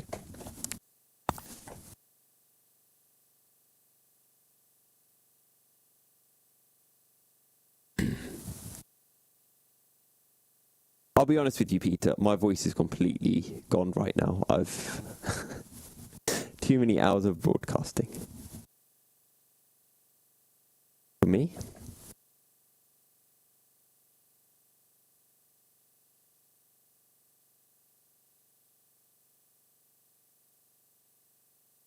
I never sound fresh. The milky cereal's not fresh. It's old milk. It's UHT milk going on in. Thankfully, it's pasteurized, so I won't be getting any lurgies, but there we go. So we're just waiting for the session to completely draw to a close. And when those times confirm, they'll be exported out. Put onto Excel, the times will be added up.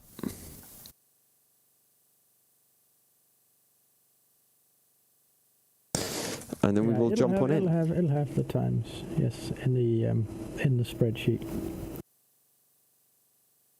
Put up as a news piece on the website, so everyone can read them. Oh, so it is on the website apparently. It will be on the website when it's done. Maybe it already is. Why don't you guys have a look? You might be able to find it before anyone else. I don't think so. John's still working on extracting the. I'm just saying, Peter, time travel is a thing. Could be happening. I'm not sure. Though. Okay, so the results for qualifying 2 Satellite Racing. Wait. These can't be the results, Peter. What? I'm not sure where you're getting the results from right now. Because the link that John just sent me doesn't have Axel at the top of the standings. And Axel definitely set the fastest time in the session. That'll be because they left the server and didn't complete the session.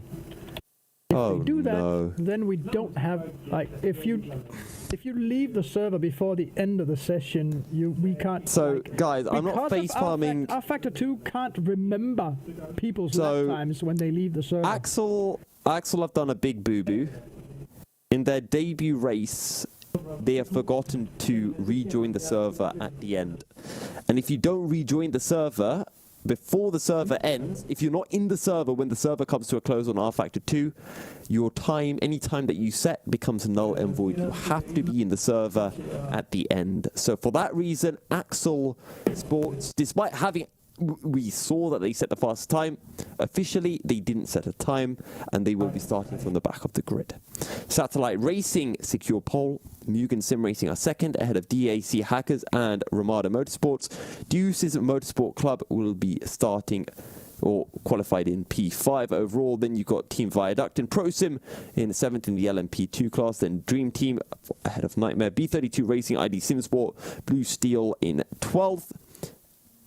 And then you've got World of Sim Racing, WOSR in 13th, leading the GTE class ahead of the 53 Musto. What happened to... Oh no. The 54 Musto car left the server as well. And Musto did this before. They did this in... I can't remember if it was in Sebring or in Nürburgring, but they've done this before, so this is the second time that Mosto have made this mistake. The 54 car, they'll be starting from the back of the grid as well. Unison Racing leading GT3 car ahead of DIS. Sim Racing, DIS will be starting third in the GTE class. Then you've got Mugen Sim Racing in 17th ahead of Glam Racing, and One Move Esports in 19th. And that completes the second, or that rounds up the grid for Q2. It's a weird quirk that R-Factor 2 can't remember. With that is all that we do have time for. Thank you everyone for tuning in. Tomorrow we will be having myself and Ewan O'Leary bringing you the start of round 5 of the Endurance E-Racing World Championship. In case you are unsure when that race will be happening, it will be happening 1 p.m. UK time, 2 p.m.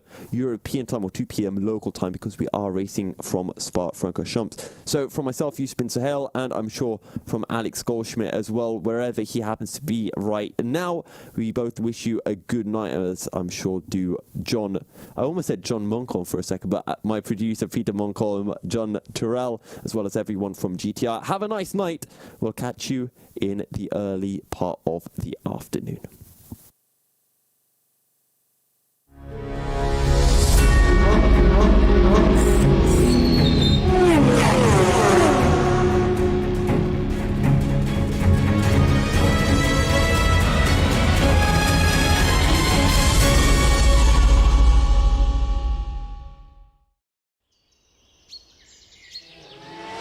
The Endurance E-Racing World Championship Round 5, the 24 Hours of Spa-Francorchamps, is brought to you in partnership with Viper Gaming by Patriot, Leap Gaming, Global Flix, Film Volt, ESTV, and Motorvision.tv.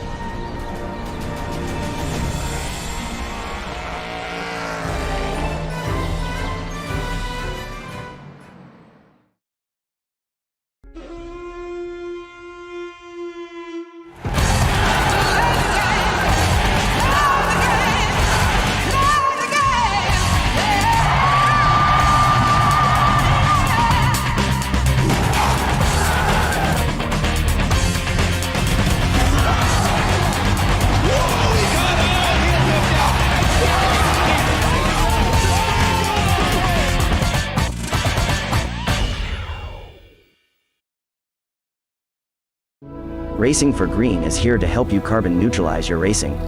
By planting new trees, Racing for Green offers to make your racing carbon neutral. We already have the calculations, contacts, infrastructure, deals and solutions ready for you to easily buy carbon neutral laps on any racetrack. It doesn't matter if you are a racing fan, team owner, driver, sponsor or partner. Anyone can buy CO2 neutral laps in the Racing for Green webshop and trade CO2 emissions for New Forest. Racing for Green.